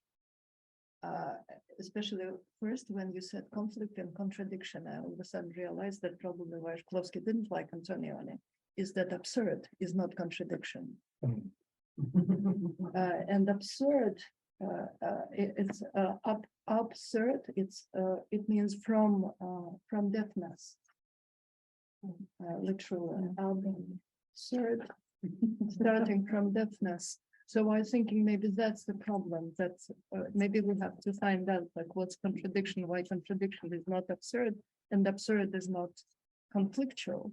There is no conflict in absurdity. Tension. No tension. So you probably can identify all kind of Shklovsky like things, but the ball is really not there because there is no conflict. In this initial sequence, when they appear, these workers women workers in white platochki, kasenki, it's already forged, right? Yeah, Yeah. It's a fictional part. It's already so when it's still narrow screen. 4x3. Yeah. It's already so the real transition happens before that. So we have to go a little bit back to see how his searchers selected documentary footage, or at least whatever they said was documentary. Okay, yeah. So the real, even if we identify this scene, because I was thinking, why do they have such clean clothes? So the actual fusion happened just one step before, right? Well, I mean, I definitely take your point, but I think the fact that this shot begins still with the narrow frame, right? Yeah. The academic frame or Bichnikada, right? To me, that's a kind of graphing, right? What Yeah. Viktor accused I Eisenstein. understand, yes. Yeah, and so that's where it's still a kind of a liminal territory, right? What I was speaking yesterday about this concealment of searchers in Soviet restoration. So here your attention to the fact that something is sewn together is kind of distracted. Just one little step. So the searcher, actual searcher, is before that narrow screen when the women appear, right? So my apologies. No, I missed the part of your It's talk, okay, so- it's okay. No, I was just wondering, Schweitzer was really clever. He was so clever.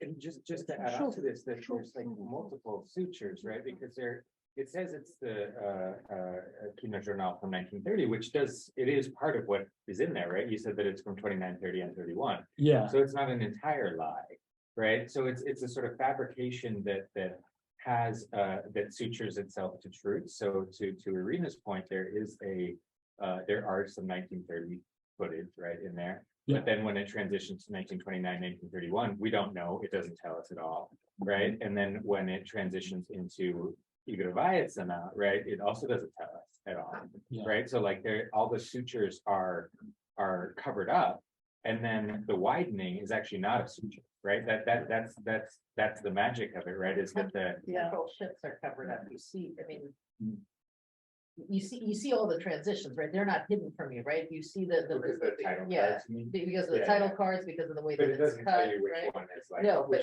which one is But forged? it lies exactly Yeah. like Vertov lies in Man with a Movie Camera, and of course, it's not just any newsreel, right? This is an imitation of a Vertov.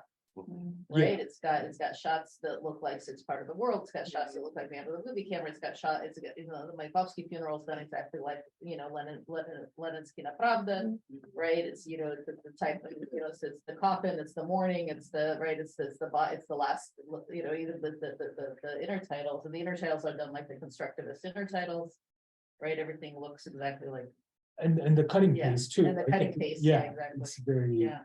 Like, this is not SVR, it's not the wrong take. And this is clever because this is just a clever, such a clever, I'm so sorry, I'm so tired.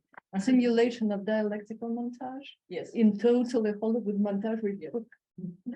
Smooth this up everything. It's fantastic. Yeah. And maybe that would be interesting to add that all these changes of mode of presentation are possible due to the common frame of music by Georgi Seridov. That first of all makes the pace of this all these changes seen, and it's I dare to repeat something that is known to people who study Soviet music. This is a very specific transposition of the Paramextaza by Alexander Skrebin, making it from the transforming it from the modernist ecstasies to the regularly exploding ecstasies. As I don't know how to say it in English, лихорадки производства. Yes. Yeah, I think that the music here plays a crucial part, right? That's why it also begins before you actually get the images. So it sets the scene. I mean, for me, it's the interaction of all these parts and all the sutras, as Bradley was saying.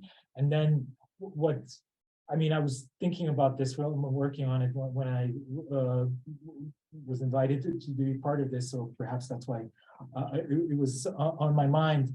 But it was the expansion to the widescreen frame. That's the kind of the emphatic part for me, because this was also Schweitzer's first widescreen film. And so that there is a kind of fascination with the technology there. Right, and this is where, like in Shklovsky, in Tetiva, but I don't recall in other places either, where he actually kind of addresses the impact of technology on. I'm more than happy to be proven wrong, but he doesn't really address that. But he has an interesting discussion of a similar moment in his piece on Rosanov. When he said that Rosanov, when the book came out, what was it, объединенная? The one on Rosanov by Shklovsky, 21. No, Rosanov's book. Rosanov's book, and I included photographs, and like one of his points that Shklovsky was making was that some photographs had frames and some didn't. There was no space around them, and that's what we get here. And so for Shklovsky, and like, disappearance of the frame. Right, and he goes on and on saying that, well, look at what the disappearance of the frame creates a sense that you're dealing with a personal album, Disappearance of the frame under the music of Georgi. Right, yeah, but not certainly not right, not right. So for him, this creates a sense of kind of intimacy through entirely kind of like the model of the framework. So it's interesting. So I don't know what he's doing, but clearly following the same kind of idea to leave kind of quotation mark. Yeah. I mean, at the same time, Schweitzer, when he was working on the film and kind of the pre-production articles, and then afterward, because he also had to come out and basically defend the film against criticisms for its depictions of the 1930s. He invokes Eisenstein as his mentor, as his teacher, and kind of wanting to really utilize attractions within this film. And so I think this expansion is one of these attractions, kind of, it goes beyond, outside of the narrative. So I forget Einstein and even Schweitzer. I don't know, do you know the film by Archaists, Начало? Yes, I was thinking about Because the music, he used the same music. This is a film produced by Peleshian as a student. So 2 years later, after Schweitzer's film came out, and he used the same music by Seridov, and he used a montage inspired very much by Viktor. It's not by Eisenstein, not by Eisenstein, Victorian film. With this music, when I when the music came and I looked at the screen, I could not see the montage of Schweitzer because I saw the images in the montage of Peleshian. That is very impressive by them. And did you ever see the film? No, I haven't It's on the YouTube. You can find it. It's, I suppose, under 10 minutes. And it's the same music. And if you see Peleshian, you forget this 1930. He used the same picture. You will recognize the pictures, but the art, it put rhythmically, and the editing sequence is overwhelming because he starts and he works with the interruption of the movement, like that was in Leninskaya Kinopravda, and work with freeze frame, and then accelerating frame, and then he goes from the 20s until the 60s, Vietnam, students.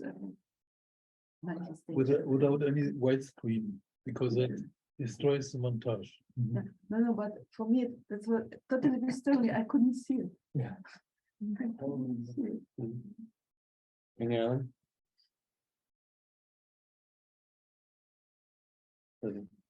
Yeah, so thinking about this in the terms that, I was thinking through Shklovsky a little bit. And what Sergey said also about the dropping of the frames, when the screen expands into widescreen, right, it kind of drops the frame that is narrower, and the widescreen, especially in this new technology, is kind of more immersive, right? It brings the viewer into sort of a wider field of vision where that, so the sort of reality of the film, we're in it now, and the newsreel is kind of this sort of threshold that gets us into the film, right? Puts us into 1930 and gets us into the film. But then once it's in the widescreen, we're into the reality of the film. But this is a really interesting sort of switching of the place of so fictionality becomes the reality, and the documentary footage becomes the sort of like the fake stuff that makes that transition into the reality. So like once the sort of scales fall from our eyes and we can see widescreen, we're actually seeing fake stuff. And when we're within the frame, we're seeing real stuff.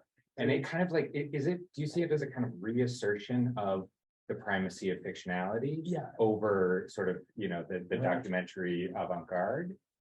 In this way, like now the way to sort of represent the revolutionary project is through an Igor Void film and not through this sort of Virta vision of montage, documentary footage. And this is where kind of like I'm really drawn to this argument and what I was seeing in Shklovsky. And I mean, the first version of this presentation was going to be kind of tracing these steps from the Lenin proportion kind of foregrounding newsreel to the rebuke of Vertov by the editorial board of Proletarskoye Kino, to then comparing Eisenstein's October to Lenin October, and how the Rom's Lenin October is considered to be authentic, and kind of as opposed to kind of the outcry for Eisenstein daring to have an actor play Lenin, right? And so definitely I see this in the line of that. And I mean, it follows films like Danieli's Seryoja, right? Where you have a character watching himself in a newsreel and completely not recognizing himself and like kind of experiencing dissonance. So again, you have like this switching of what is fact and what is fiction in the film itself. And that's why I keep coming back to this idea of, especially in the 60s, almost as a response to the growing incorporation of nonfiction or documentary into fiction and the growth of like cinema verite and direct cinema, an attempt, especially in Soviet cinema, to annex to a certain extent, to appropriate the kind of the claims to authenticity of nonfiction. And definitely in this regard, that's how like I read this beginning of the film. Yeah, thank you. Yeah. I'm sorry. I guess one more context. Since the end of the 50s, the Soviet Union started the destructions about the possibility to use screen of changing form in cinema.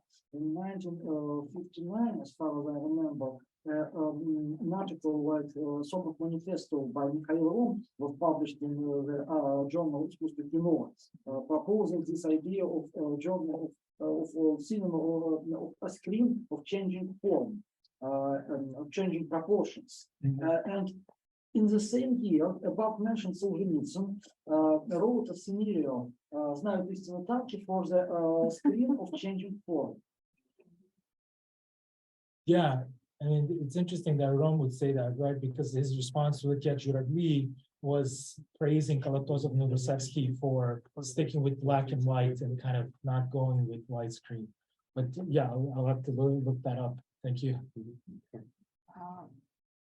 Я бы хотела обратить внимание на две вещи. Во-первых, Верхов никогда не принимал себя как документалист, а говорил о неигровой. Поэтому, во-вторых, Шуб и Верхов – это вообще довольно странная конструкция.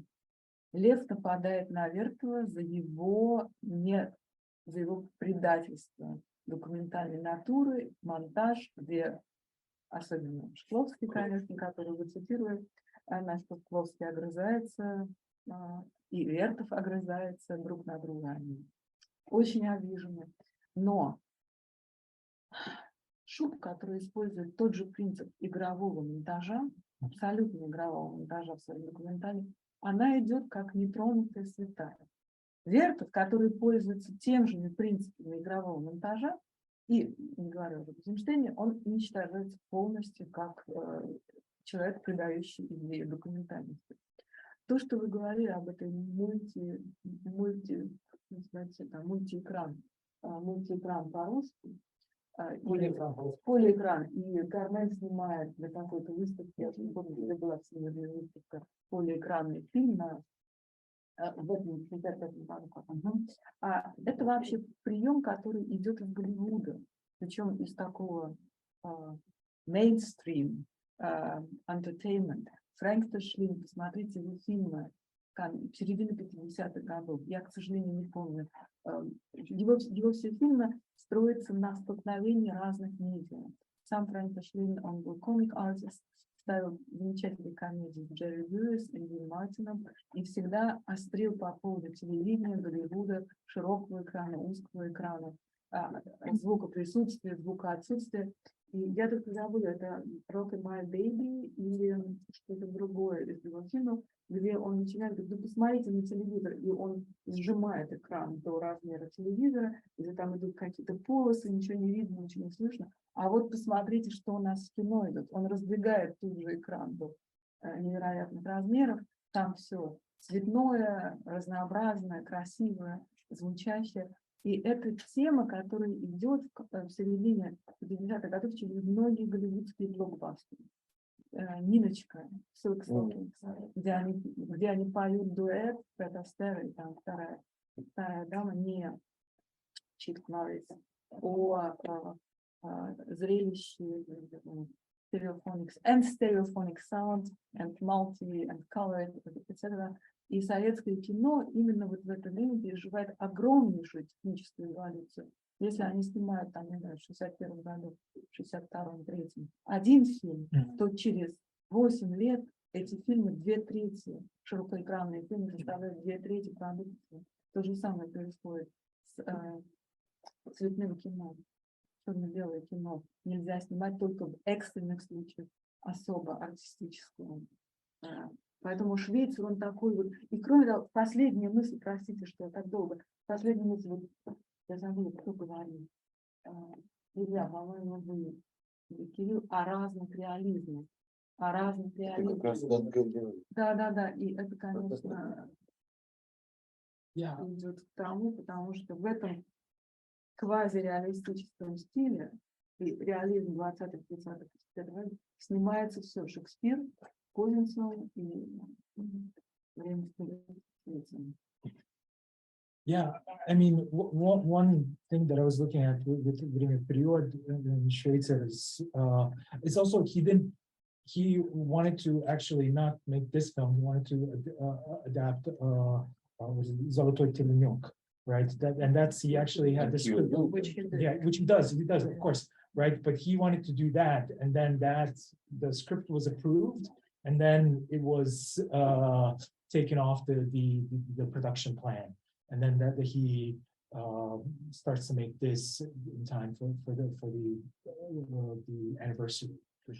Yeah, and so it's I mean, but I was looking at sorry, that just popped in my mind, but I was looking at actually how, I guess, normative this usage of widescreen film is for 1965, right? And I was looking at Mosfilm in particular to see how many, and there is an uptick in the number of widescreen films that are made in proportion to the regular ones. And by the time Schweitzer is working with this, I mean, Tarkovsky, who's in the same production group, he's also working on Andrei Lubyov. They're all making these widescreen films. So it was, yeah. And Kuzintsev was finished Hamlet also. Michael? Just a quick note that to pick up on the Peleshan, there's a great article or presentation by Ada Ackerman on Eisenstein and Peleshan, and I think it's his along with Machala, his inhabitants or Apitatuli. It's also kind of a compilation film, and I think it's that same year when you have his work montage of distance that like would be really fascinating. I mean, first it's fascinating project of paper, so I think some of these other ones would be really interesting because it's also around that time that everybody's writing about compilation film, and so it would be really interesting to think about kind of why documentary, or different kinds of documentary forms are emerging. And one thing that Emily and I were talking about in the projected is just thinking about documentary prosa, kind of a similar moment. And yeah, anyway, it's really fascinating. And, Thank you. Yes, on that note. Yeah, thank you. Yeah, thank you very much.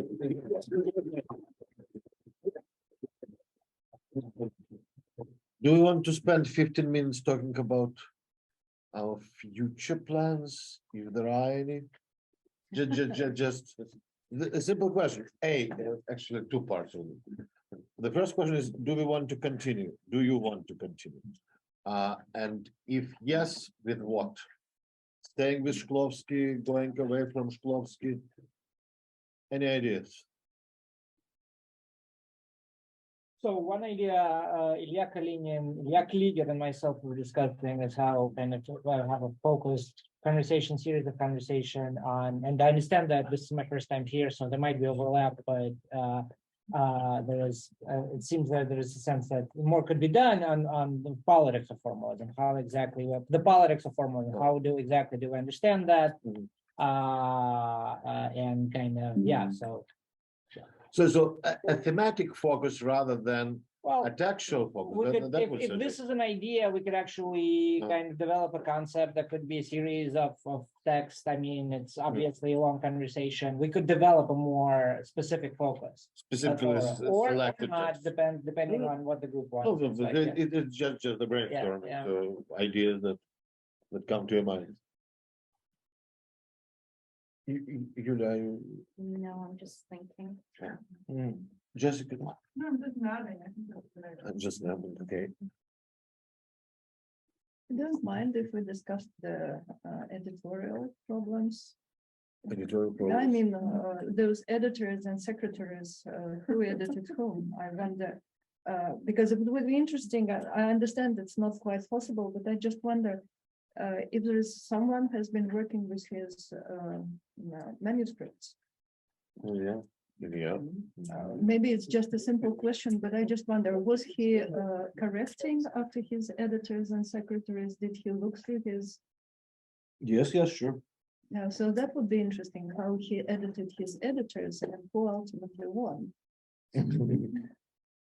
Right. But that's maybe, I mean, you could invite artists. Yeah, If you want to finish up with this, with this series completely, that would be. As a rereading project, that makes little sense.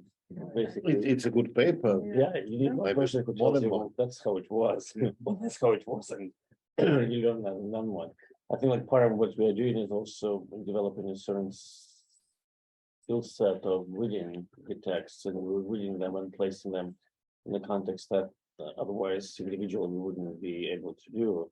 And then producing this kind of discussion of the same text. So putting one text as a bonding kind of idea, I think is meaningful. It is like, I don't know, to me, because I hear voice speaking of Asia, right?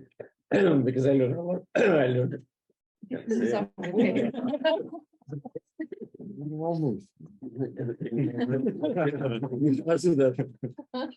No, all I'm saying is like sort of I think they're learning a lot from each other by listening sort of to interpretation. So it's a liquor, critical liquor. But it's again. Liquor, not liquor. So I would rather stick with the text than Or texts. rather than the theme. Partly because the theme is going sort of to disintegrate as opposed to sort of bring it together. So it's harder to have a common topic because part of the pleasure I think here is that we are all reading the same text and then we come up with completely different readings, and that's what makes this text. I enjoyed this format. I do think that it's very nice to find texts that we haven't read in a while and we don't know that well and read them together. Perhaps we can choose a text or a number of articles that deal with politics and formalism. Yeah. But I enjoy the format of reading. That's what makes it kind of very. Yes, you did. I'm like been there here once, so I really enjoy this format. I think that reading all of the people reading one single book is actually very productive because it's a lot of different perspectives come out. I don't know, personally, maybe I would, that's something that could be interesting is rereading their text from the 1920s, like technical pisarsko mysla or scenarii, like the one where they would give examples of like how their techniques were to be understood or for creative process. I don't know whether that would be interesting for other people, but Could be. Well, they're not terribly sort of profound. no. They are very, very, very instrumental. But I do think that sort of maybe going back to post-capitalism, right, and but then reading them, going back to the idea that Phil had, but reading them say against the backdrop of Medvedev's formalism and formalistic would be interesting because it's just as denunciation. How do you say it? Like the book is really denunciation. Yeah. It's written in the most appalling kind of way, right? So and of course Medvedev gets killed, right? So even and all the formalists pretty much survive, right? So it's interesting to just see like sort of to discuss to roughly so a little bit later, but roughly at the same time as Mimicry and all those kind of books. So placing the two together might be useful. Also Trotsky, Trotsky's reading of formalism and that kind of. Oh, that's that one, is it so? It's much earlier. It's much earlier. And plus they kind of responded. So that was the time when they could still have a discussion. But Medvedev, they went discussions. He basically denounces them and then sort of, No, but I mean, as a concept, the whole idea we were talking about how kind of this parallels, formalism versus Trotsky parallels Benin versus Adorno. So there are a lot of kind of how does formalism fit in with Marxism? So Trotsky is obviously another point in this conversation that they could or could not. That could be brought in. Yeah, could be brought in, yeah. But Medvedev's first chapter actually makes sense. I'm sorry, Emily, just. I think the last one. But I think I also really like the format that we all read the same thing. So whatever it is, whatever we do, I'm happy to go in different directions. But I like that idea that we all come having read the same text. The question is whether we want to stick. There is the question of whether to stick with Shklovsky or whether to, do Tinyanov or Baum. I think we asked that a few years ago. We asked a few years ago, but we're still sticking with Shklovsky. That's a problem. Yeah, and when we stick with Shklovsky, we're sticking with these lesser ideas. Then rereading a lesser known text, but for me, to be honest, that means reading those texts that I never read, because I read the better known ones. Yeah, of course. So the text that I never read next would be Energia Zaburzenia, which I don't know if. But that puts us in the very end, That right? would- So that- it so would we be a might little go bit more back on the to same, right? Yeah, So but I not- mean, I would be also Returning fine to the with- late 20s, early maybe 30s some- will be interesting. Like we could read, going from Antityova, we could read the Eichenbaum and Litvinenov that Shklovsky himself was rereading. Then, Could be. I mean, do Archaists or, but if that's a radical suggestion. No, it's not so radical. The only problem is that Race and Innovator has been read and reread Yeah, multiple times. but who's rereading it now? True. Tynyanovsky сборник. Another way to go is to think in terms of genres. So we've been doing different genres every time, right? So no, this time it's sort of Художник Федотов, which he said Right. was his most autobiographical. yeah, that. Or I was thinking Zaipod Dostoevsky, because again, That's 57. it's a different genre, and like he starts basically kind of creating again like this conflictual. So I think even an title. Another one could be just a biography on the biography of Eisenstein. Again, like sort of he does it kind of appropriating productively his diaries under his own name, and so on and so forth. So in other words, like again, like sort of to think about it as genre, because I think like doing different genres was helpful. Yeah. Because it pushes out sort of, I could tell sort of how people's writing is changing, because we kind of have to reposition ourselves vis-a-vis different genres and sort of find a way to talk about them. Then there is a Tynyanov book that no one is reading, which is Проблема стихотворного языка. And it's a great book. It is a great It's book. an interesting question why Shklovsky was not taken up, practically not taken up by Tynyanovsky чтение. They didn't read him, Tynyanovsky чтение. He was still alive. They did. No, read them. there were many. That was Many not of them were reading. after He his was death. not, he was not. It was a post-Soviet project.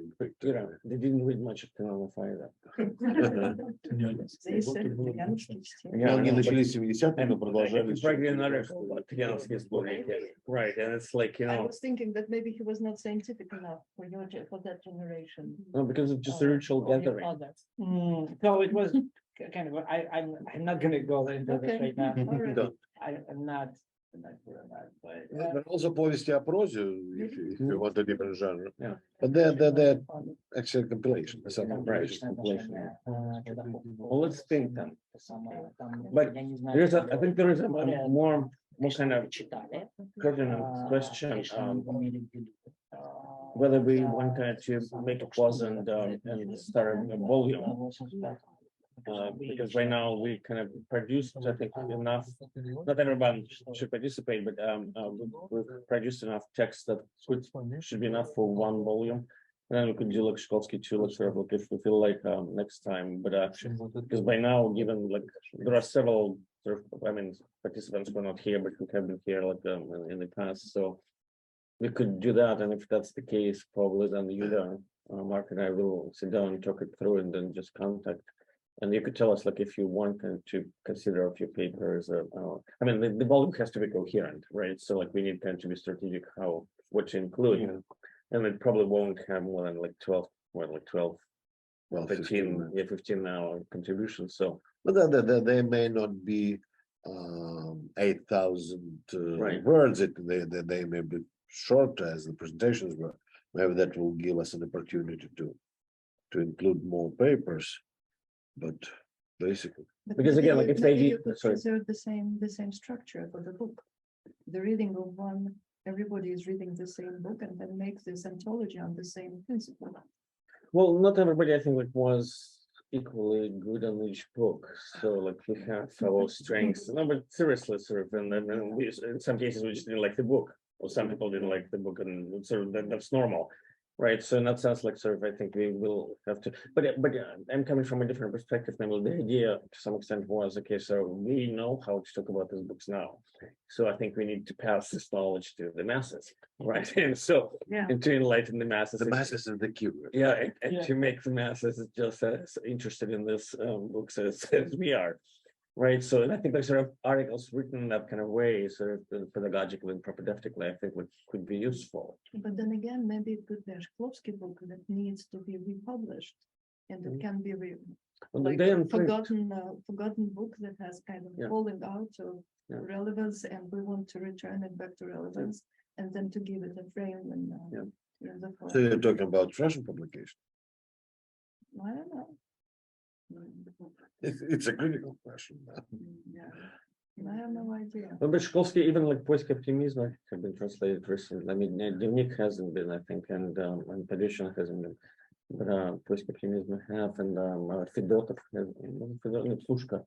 But I think Yeah, there is interest in Shklovsky now, I Right. think, right? Like you were talking about Anna Kornbluh. Yeah. I think there is interest in Shklovsky now among American scholars, and we should use this moment and actually produce something in English. That's Yeah. Mhm.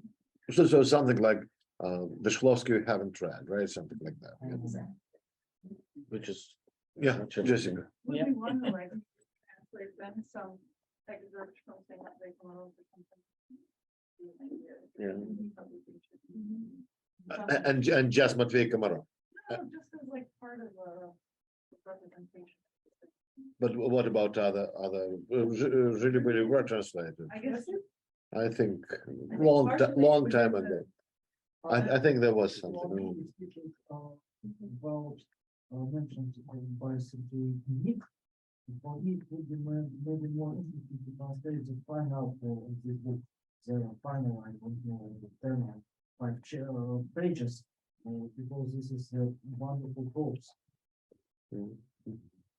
I think the idea of translation as exciting as it is a different thing. We will include something as Jessica suggests, some I don't know taste of the text, and make a micro anthology as a part of the volume, just to give the feeling. Yeah, it's just chapter from each book we discuss, probably. Right, that's doable. But thinking about translating these volumes. We have translators, of course, and we can recruit them, but what about publishers? It's thinking about the next session, maybe it would be interesting to include not what Irina suggested, but oral Shklovsky, I mean, Duvakin, or some interviews with him, because this is the way of production. So how he's talking. I think Alia Berlin did include something in her reading. Okay. There were I pieces from Duvakin in the reading. It was me in the second volume, yeah. Yes. Yes, And she did. his conversation yeah, with Wakin about my post. You have it in second. Yeah, and there is a separate edition. But Alia didn't have it, no? I think she has. I don't remember. You mean just to read the transcripts? No, to hear Actually, it's, and to see, and something between oral literature, Right. or something audible, the word that is Yeah. pronounced and not written down, and look the correlation between Shklovsky published and Shklovsky talking. It sounds not dictated.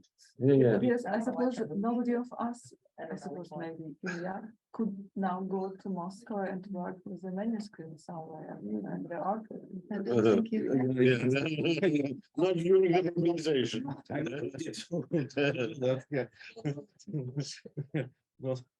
Not this time, yeah. Okay, so let's But keep but- thinking. Uh-huh. I'm sorry, serious. Speaking about editions, what about the third volume? Yeah, how is, what's happening? It is quite close to conclusion, to the ending. Yeah. So it's going on. Yeah. Конца не будет. Будет. Не пугай. All right, so dear colleagues, first of all, those of you who presented before, go into your archives and sort of find out your papers, reread them, and send them to Yulia Sergeyevna. Right? Those who are here the first time, reread your papers and think about it as a publishable text. I understand that there is a difference. You understand it better than me, right? We are not going to set any deadlines right now, right? But also, if you have any ideas for the future, please don't be shy. Share them with us. If you want to host the future enterprise, also please don't be shy. And we will be happy to travel to places. Yeah, Flying service. Yeah.